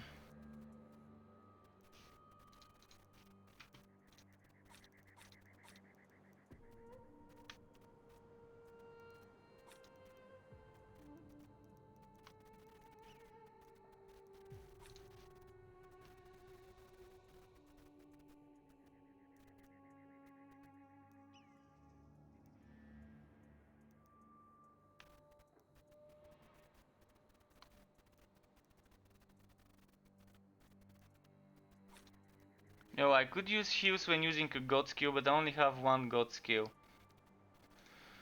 Such bullshit. I wanted to complete those notes before my stream's over.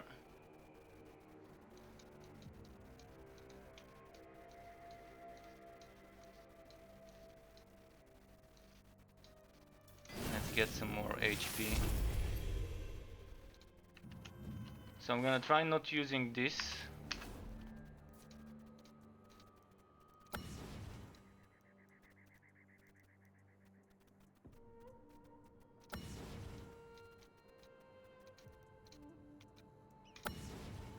The fucking bullshit skills. So I need more cooldown reduction. Okay, it's gonna have to be here. And then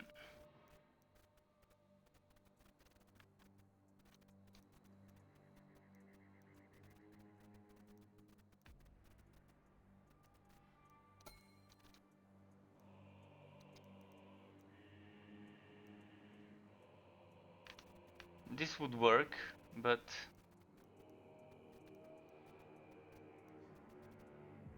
I think 15% is fine. I don't want to waste too many points.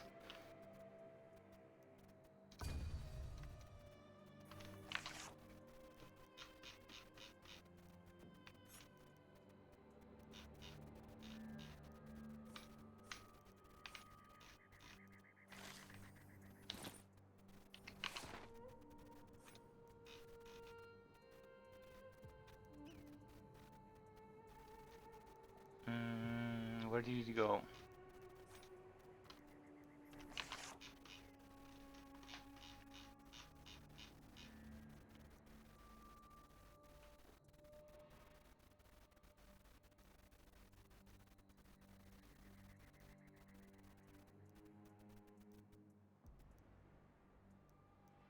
Well, I'm gonna try with do this chain reaction first.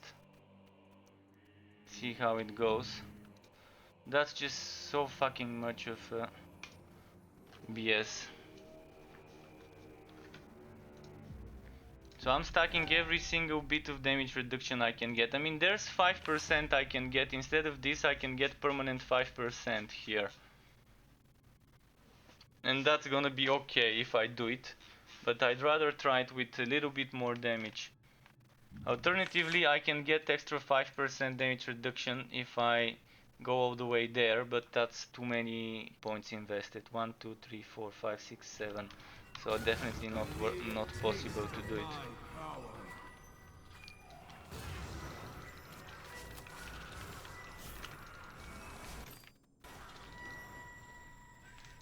No, wrong way.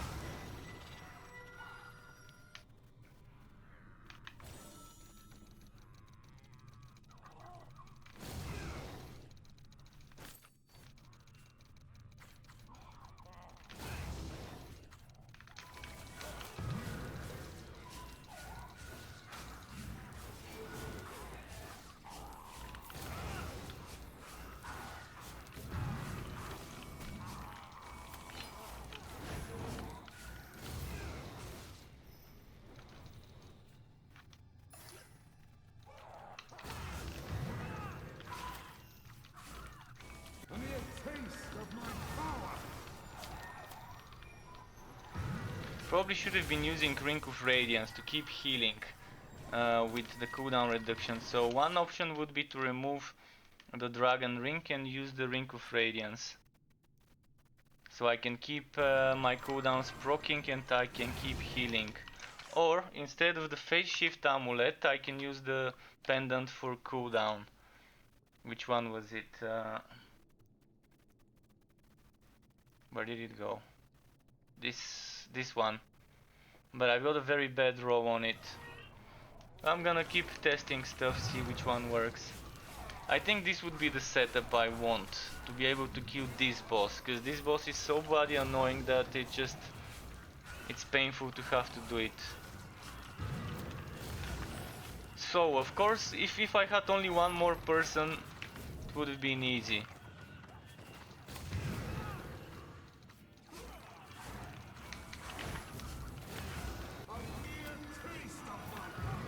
Because I can just keep rezzing while they're doing the boss, while they're kiting, or I can keep kiting while they're rezzing.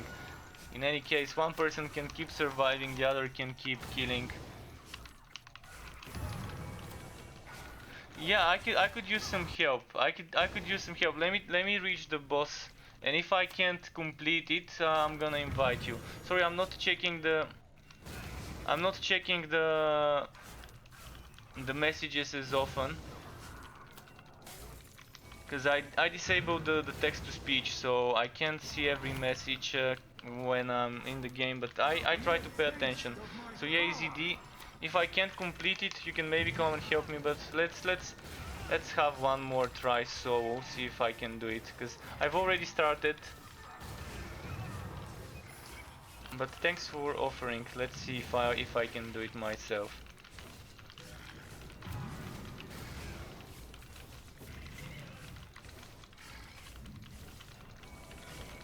I should be healing for like 80,000 HP with each cooldown skill that I use, which should be more than plenty. A mere taste of my power.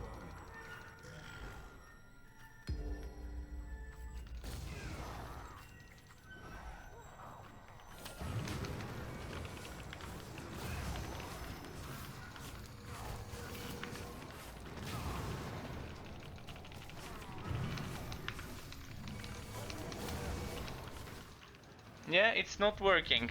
Even with using this, the problem is because this doesn't proc every time. This bullshit skill doesn't proc every time, and it doesn't have how low the chance is, but my bet is the chance is 15, maybe 20% chance to heal you when using a skill with cooldown. So one more try, let's see how it works.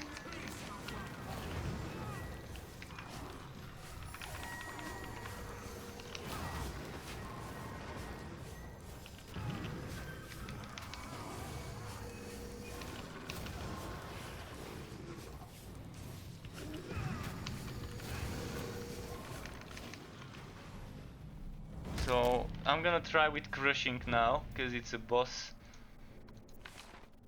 And if it works, it works. If it doesn't, it doesn't.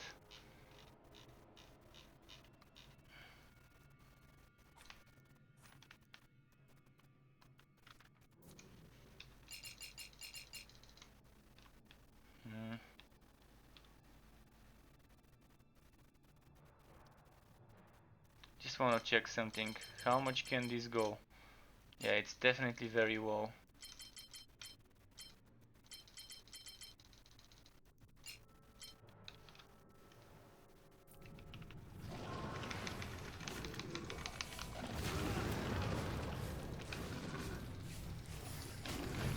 A mere taste of my power.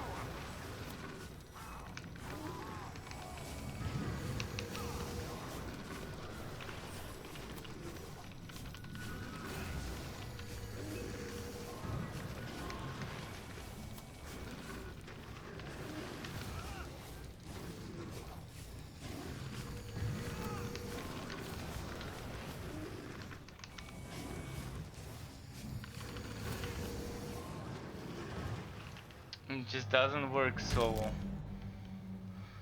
This is so annoying. Okay, let's try with a team. I'm gonna try and invite you, just give me a moment. This bullshit of a boss.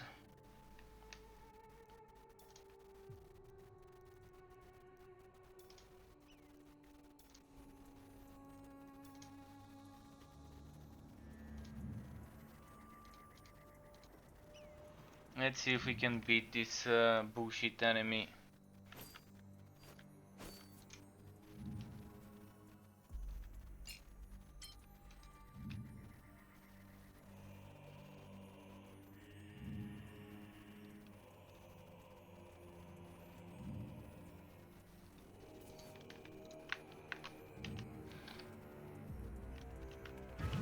A mere taste of my power.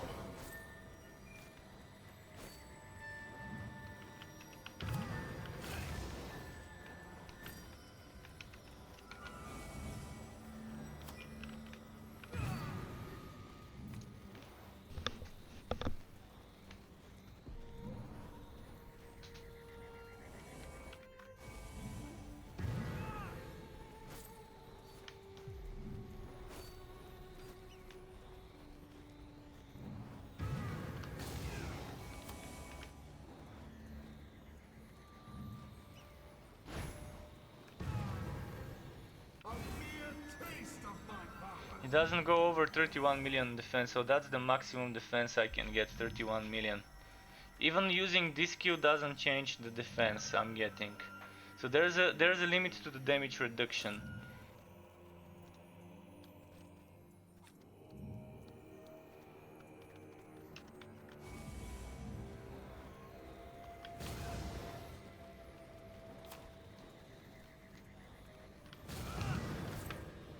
Oh, 34, now it went higher, but that's because you joined. So certain things doesn't seem to stack, not sure why. Feel the wrath of my herald. Like using this skill didn't change it.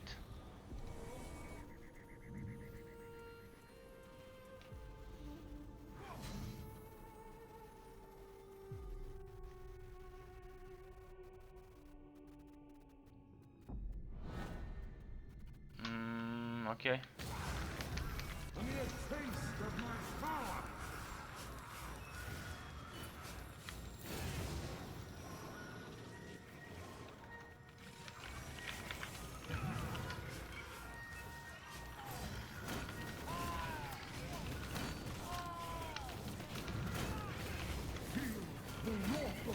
34 million is my limit at the moment, even with the banner, even with the god skill and everything that I can get for damage reduction, it doesn't go more than that. And even with 34 million, this guy dies. It's kind of weird how this happens. A mere taste of my power. So I've got like 200% damage reduction, roughly, from my potion, from my skills, from my passives, from my items, from the other item. We can just skip those enemies and move forward to the boss fight. They're gonna die eventually.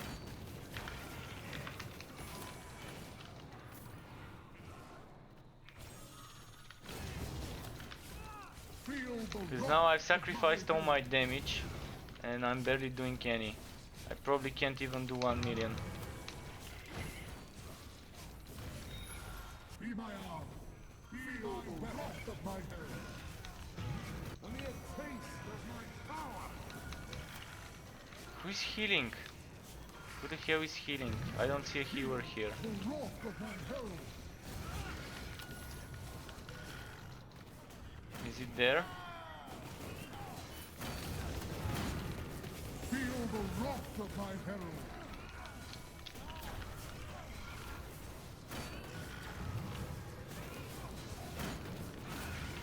Yeah, I'm just gonna push forward to the enemy, Of my herald. to the boss. Those take forever to kill the elites. Feel the wrath of my herald.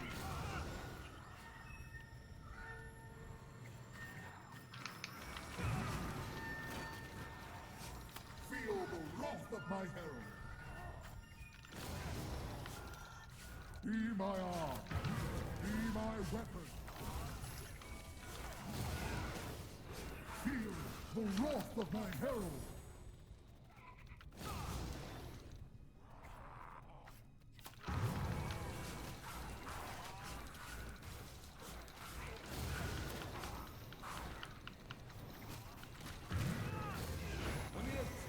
Feel the wrath of my herald.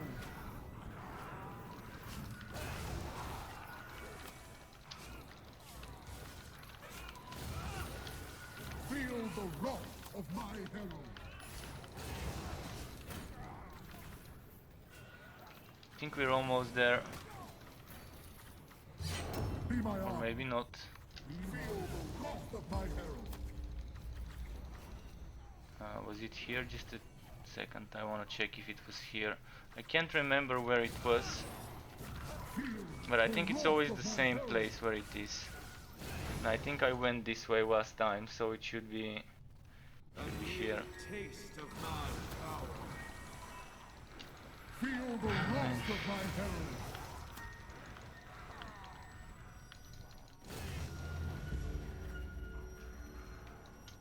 Such a boring boss fight, spamming his damn skills.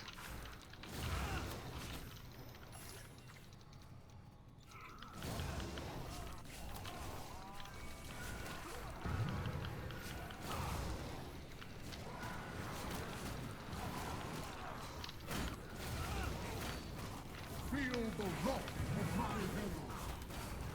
Be my arm. Be my weapon. Taste of my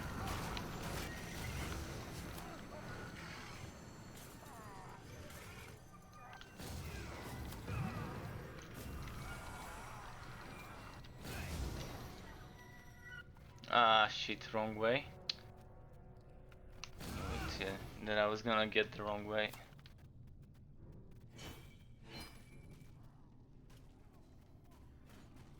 Feel the wrath of my herald. Be my arm. Be my weapon.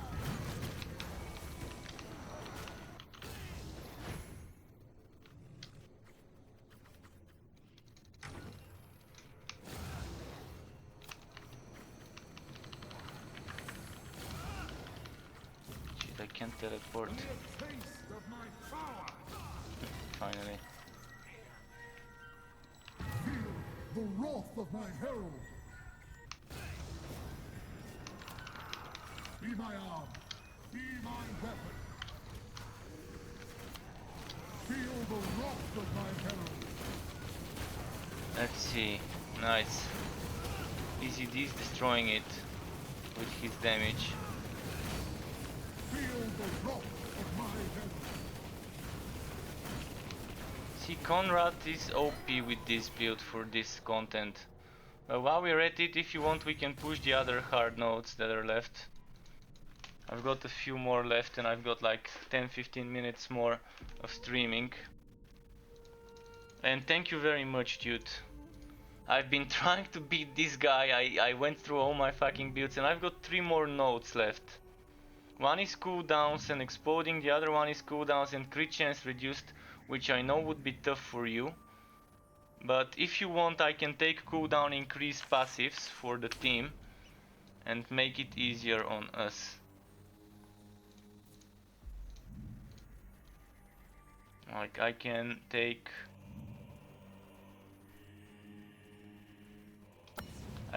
this one and then this one and then maybe go all the way here. No, I can't go all the way here.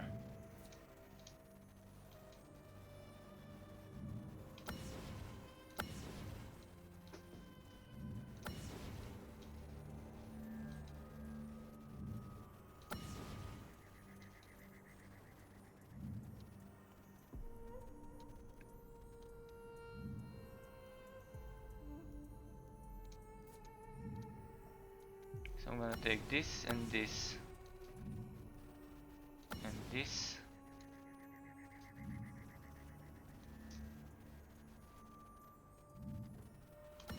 And this. Or if you're trying Skaven set, then that's fine. If you're trying Skaven set, I'm gonna make something better then. I'm gonna make the team buffer. They're both cooldown reduction. We have 2 out of 3 are cooldown reduction. So I have 3 nodes with cooldown reduction and then the third one doesn't have the cooldown reduction modifier.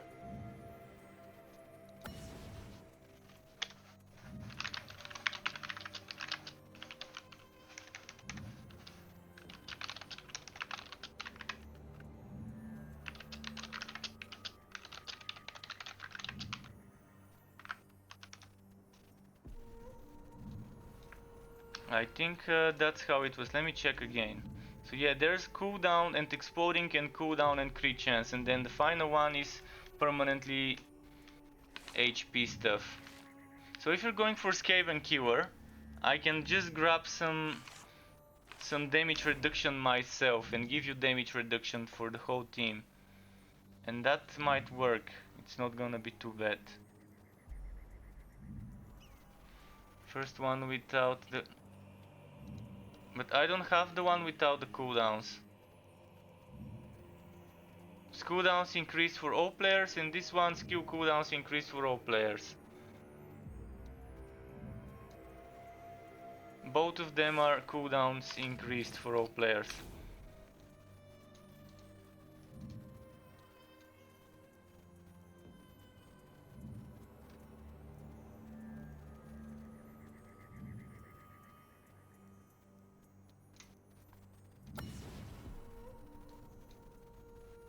So I can take this one. If you're gonna do cooldown increase stuff. And this one and... What else can I get? Let's get some...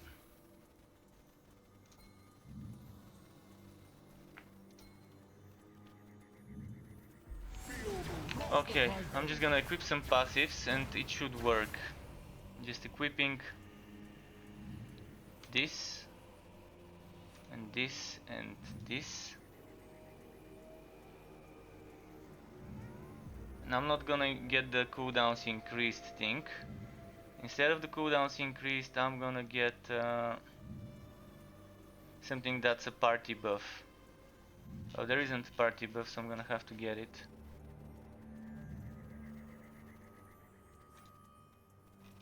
And then this one, and we're good to go.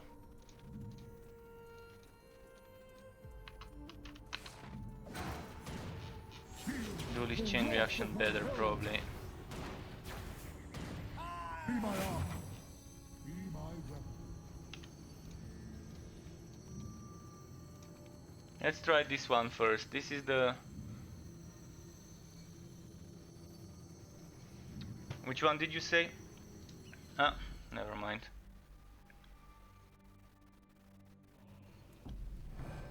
If we can do this one, then we can do the others easily.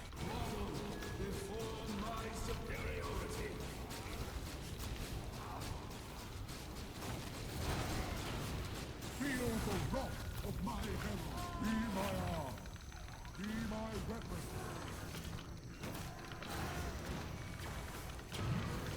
Because I'm buffing you a what? I'm giving you a lot of buffs. I'm giving you 225 damage when everything stacks. And I'm giving you some crit chance if you stand in my fields. And I'm giving you up to 60% damage reduction. Should we move? Killing elites also gives you cooldown. I went for the passive that gives you 10% cooldown reduction after we kill an elite. Although you don't need it on this one.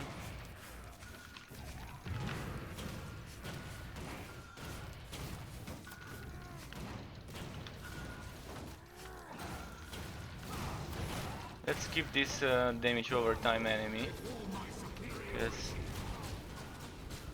Yeah, there we go. If we keep moving, we're gonna do it. The elites can follow us, I guess.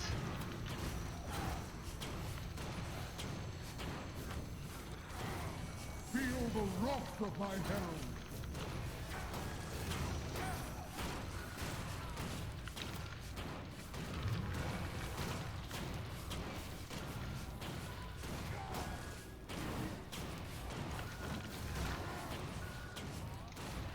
Alternatively, if you were with the damage with the cooldown build, I could be on the mage with the dragon tamer, and I can do shit tons of damage on the dragon tamer while you do the tanking. That's also an option. I can do 40-50 million with the right equipment, and it's with my energy generating skill, so I can just spam it.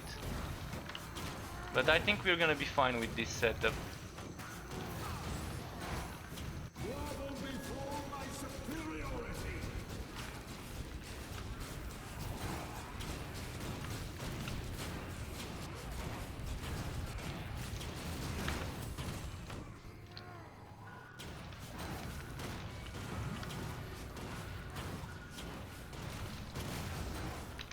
Feel the wrath of my herald.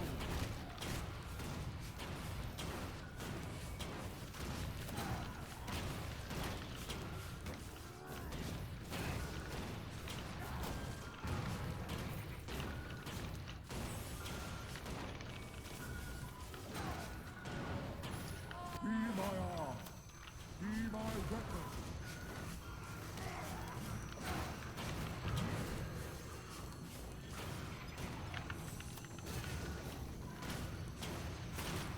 Feel the wrath of my herald.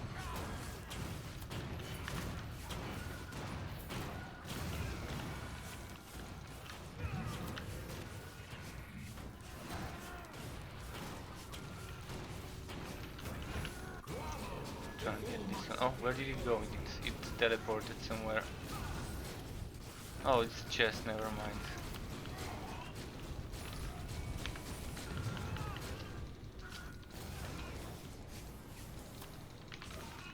Oh, you died, you didn't see, sorry. Feel the wrath of my herald. Be my arm. Be my weapon.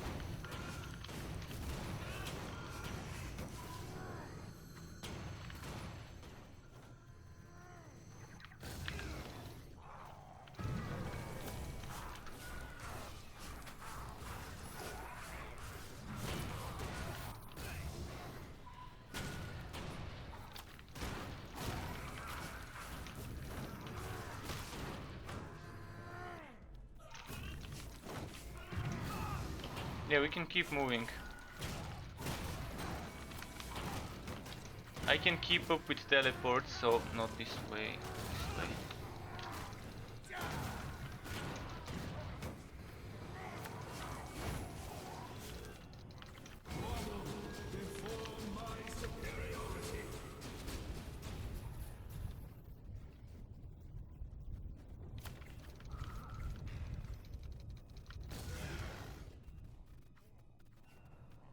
Be my arm. Feel the wrath of my herald.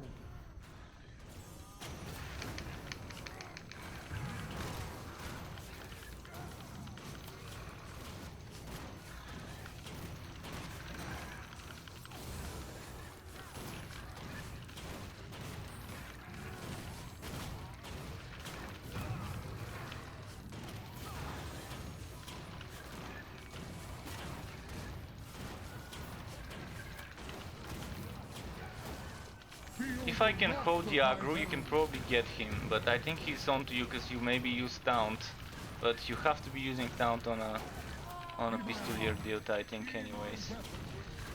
I'm gonna try and stay next to you at least so I can give you some crit chance and damage though.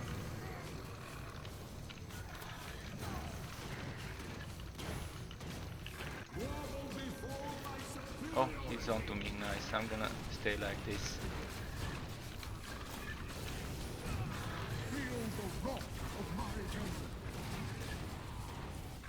So this one that's not spamming the abilities is much easier to tank, even with without all the stacked up defenses. Even without the arcane.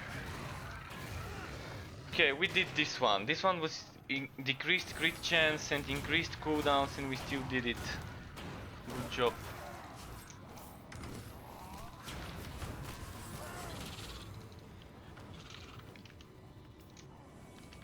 The other one is exploding enemies and increased cooldowns, and after that it's the final. I don't think I'm gonna have enough time for both of them, but maybe I can.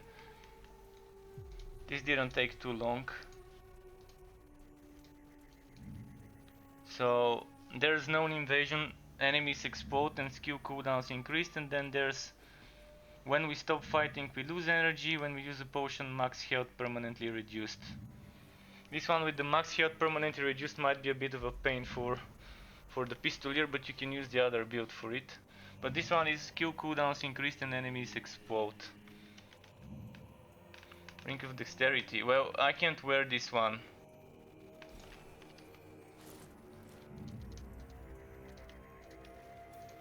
I mean, I've got enough on my Conrad.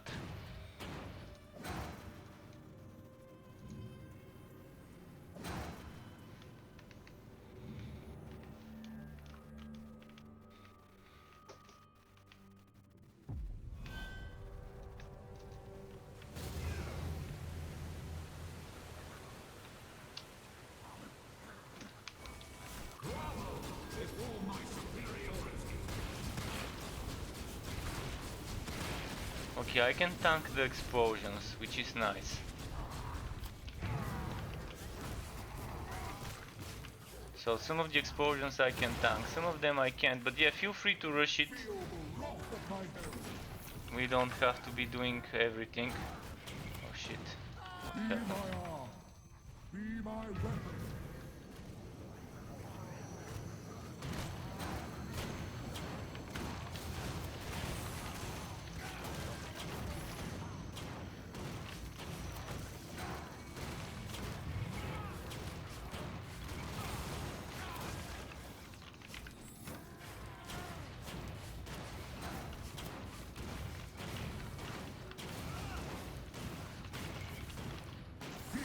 The wrath of my herald.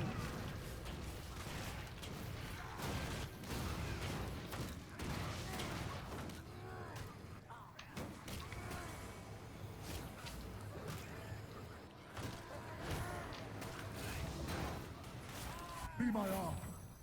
Be my weapon. Grovel before my superiority.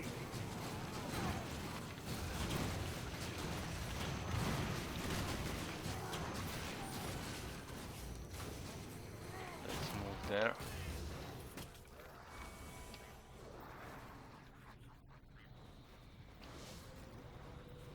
Gonna be a choke point here. Shit, there's this big guy.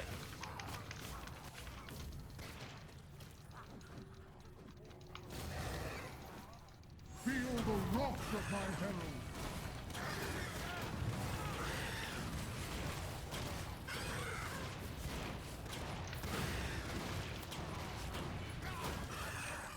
Be my arm. Be my weapon.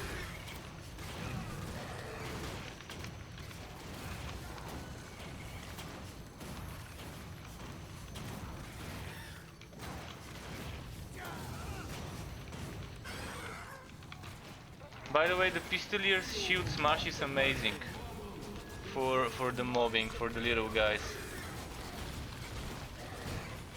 Of course, it's 4 times less damage as the Pistolier, but I'm such a big fan of it.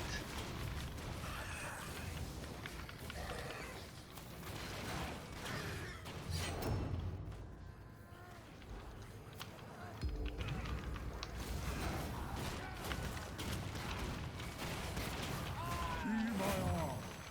Be my weapon. But with Shield of Revenge, I think was it Shield of Revenge? Shield of Revenge, I think, was the one that increases the damage of the Archetype ability. Might be mistaken, might be another one.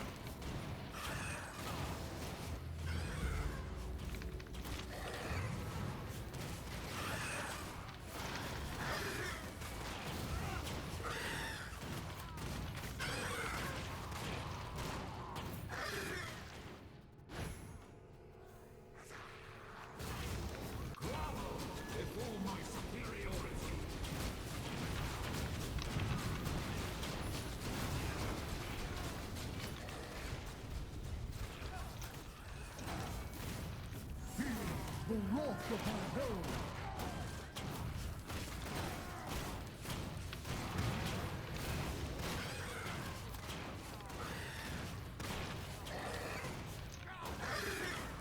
Be my arm.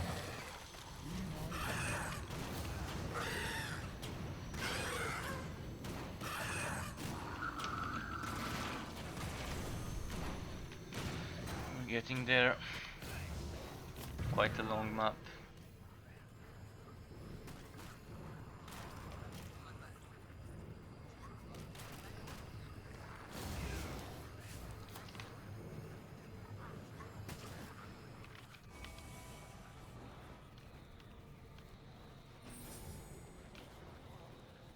Feel the wrath of my herald.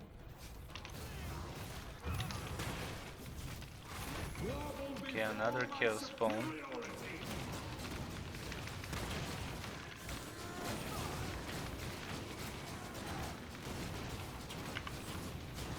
Be my arm. Be my weapon. I'm gonna boo him here in the corner, maybe.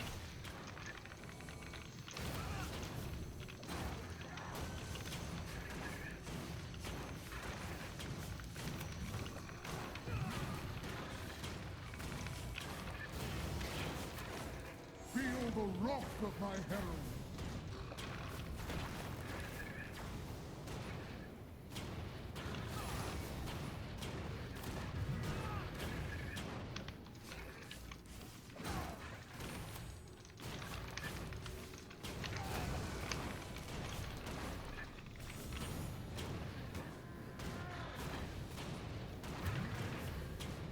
Be my arm.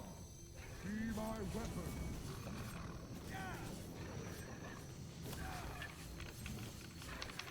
Okay, that's happening.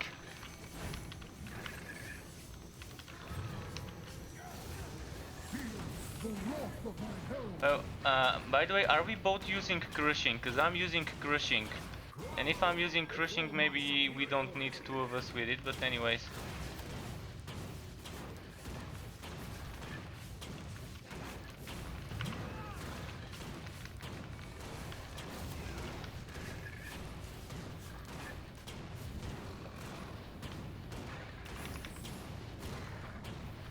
Nice.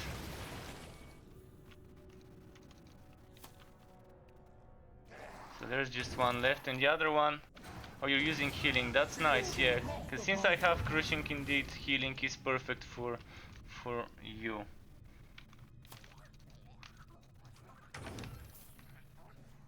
Yeah, it's indeed well spent energy using the healing while doing Pistolier. If only it could regenerate energy as well, would have been amazing. But if you have that ring that generates energy on crits, maybe it's a good combo. And that talisman, what's it called? The necklace that generates energy and decreases cooldowns. Well, the next one is easy, I think, for your other build. The next one is when heroes stop fighting, they lose energy every second. Each time hero uses a potion, their maximum health is permanently reduced. So no more cooldown bullshit. So you can, if you want, go on the other build, cancel if you wanna change.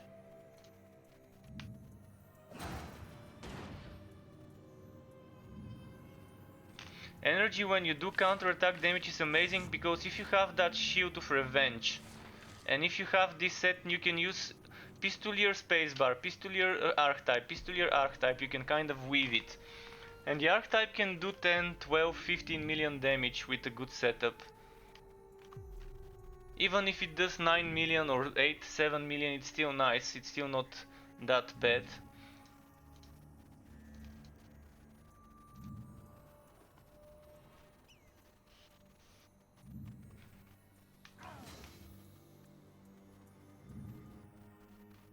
On easy content, the spacebar ability kinda destroys anything besides elites. Sometimes even elites on like very easy content. When you're doing Pistolier, even the elites die quickly.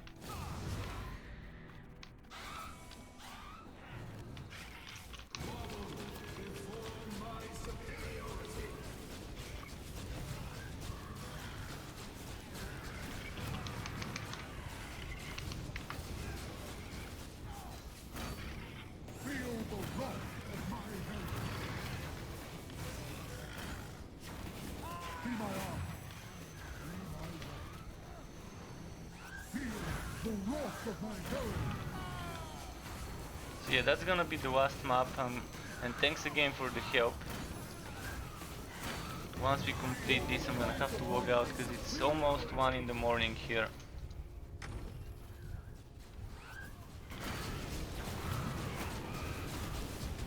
It's definitely more fun when played with a team.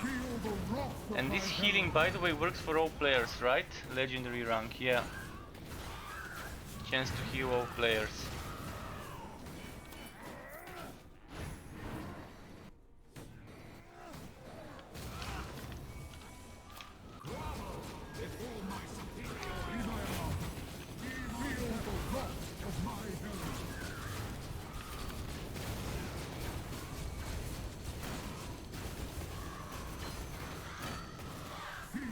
The wrath of my herald! Be my arm!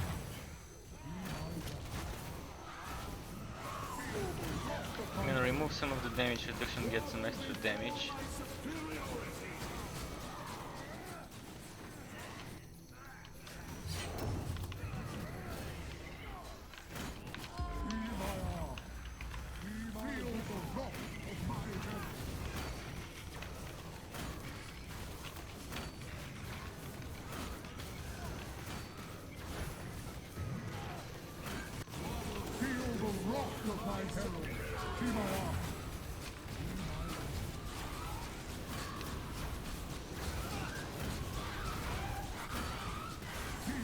The wrath of my herald!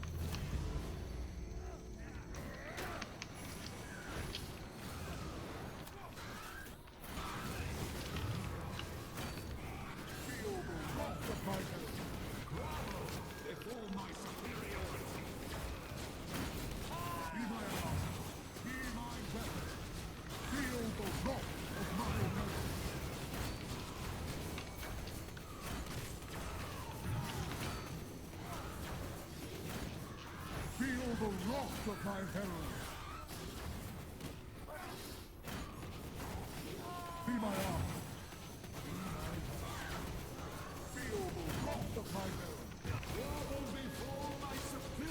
little bit more damage again. Removing that healing when using skills with cooldown. Because it's a very low chance, like 15-20% probably chance to heal for 15%.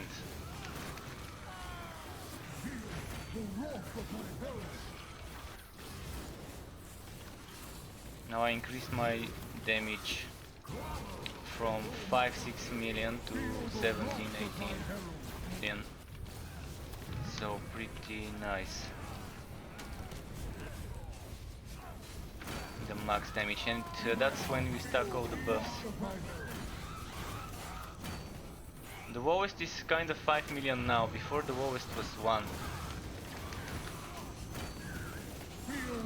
It's mostly in the 10s and 12s.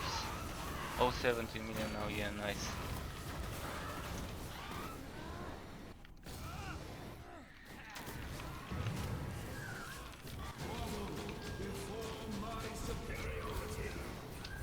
We can probably push for the boss if we know which way it is.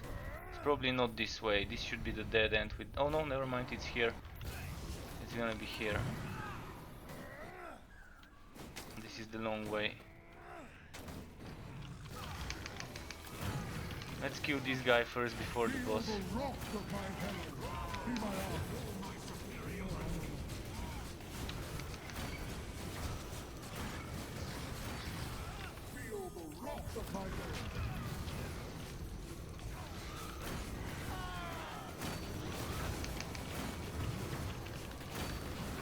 I'm gonna try and stand next to you to give you my buffs from the Sentinel and from the other stuff.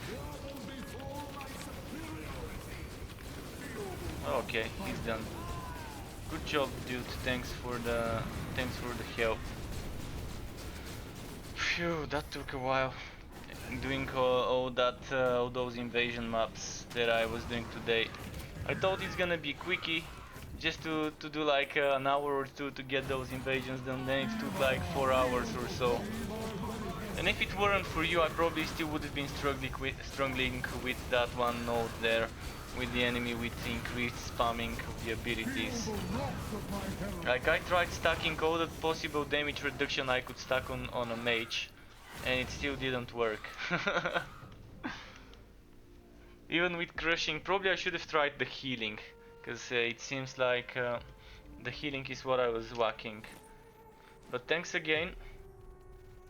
I'm gonna be stopping my stream. Thanks everyone for watching, folks. Tomorrow there's gonna be maybe a bit of Borderlands in the lunchtime and afternoon, and then in the evening some Temtem, just to test this weird game. Goodbye and until next time, and to you EZD as well.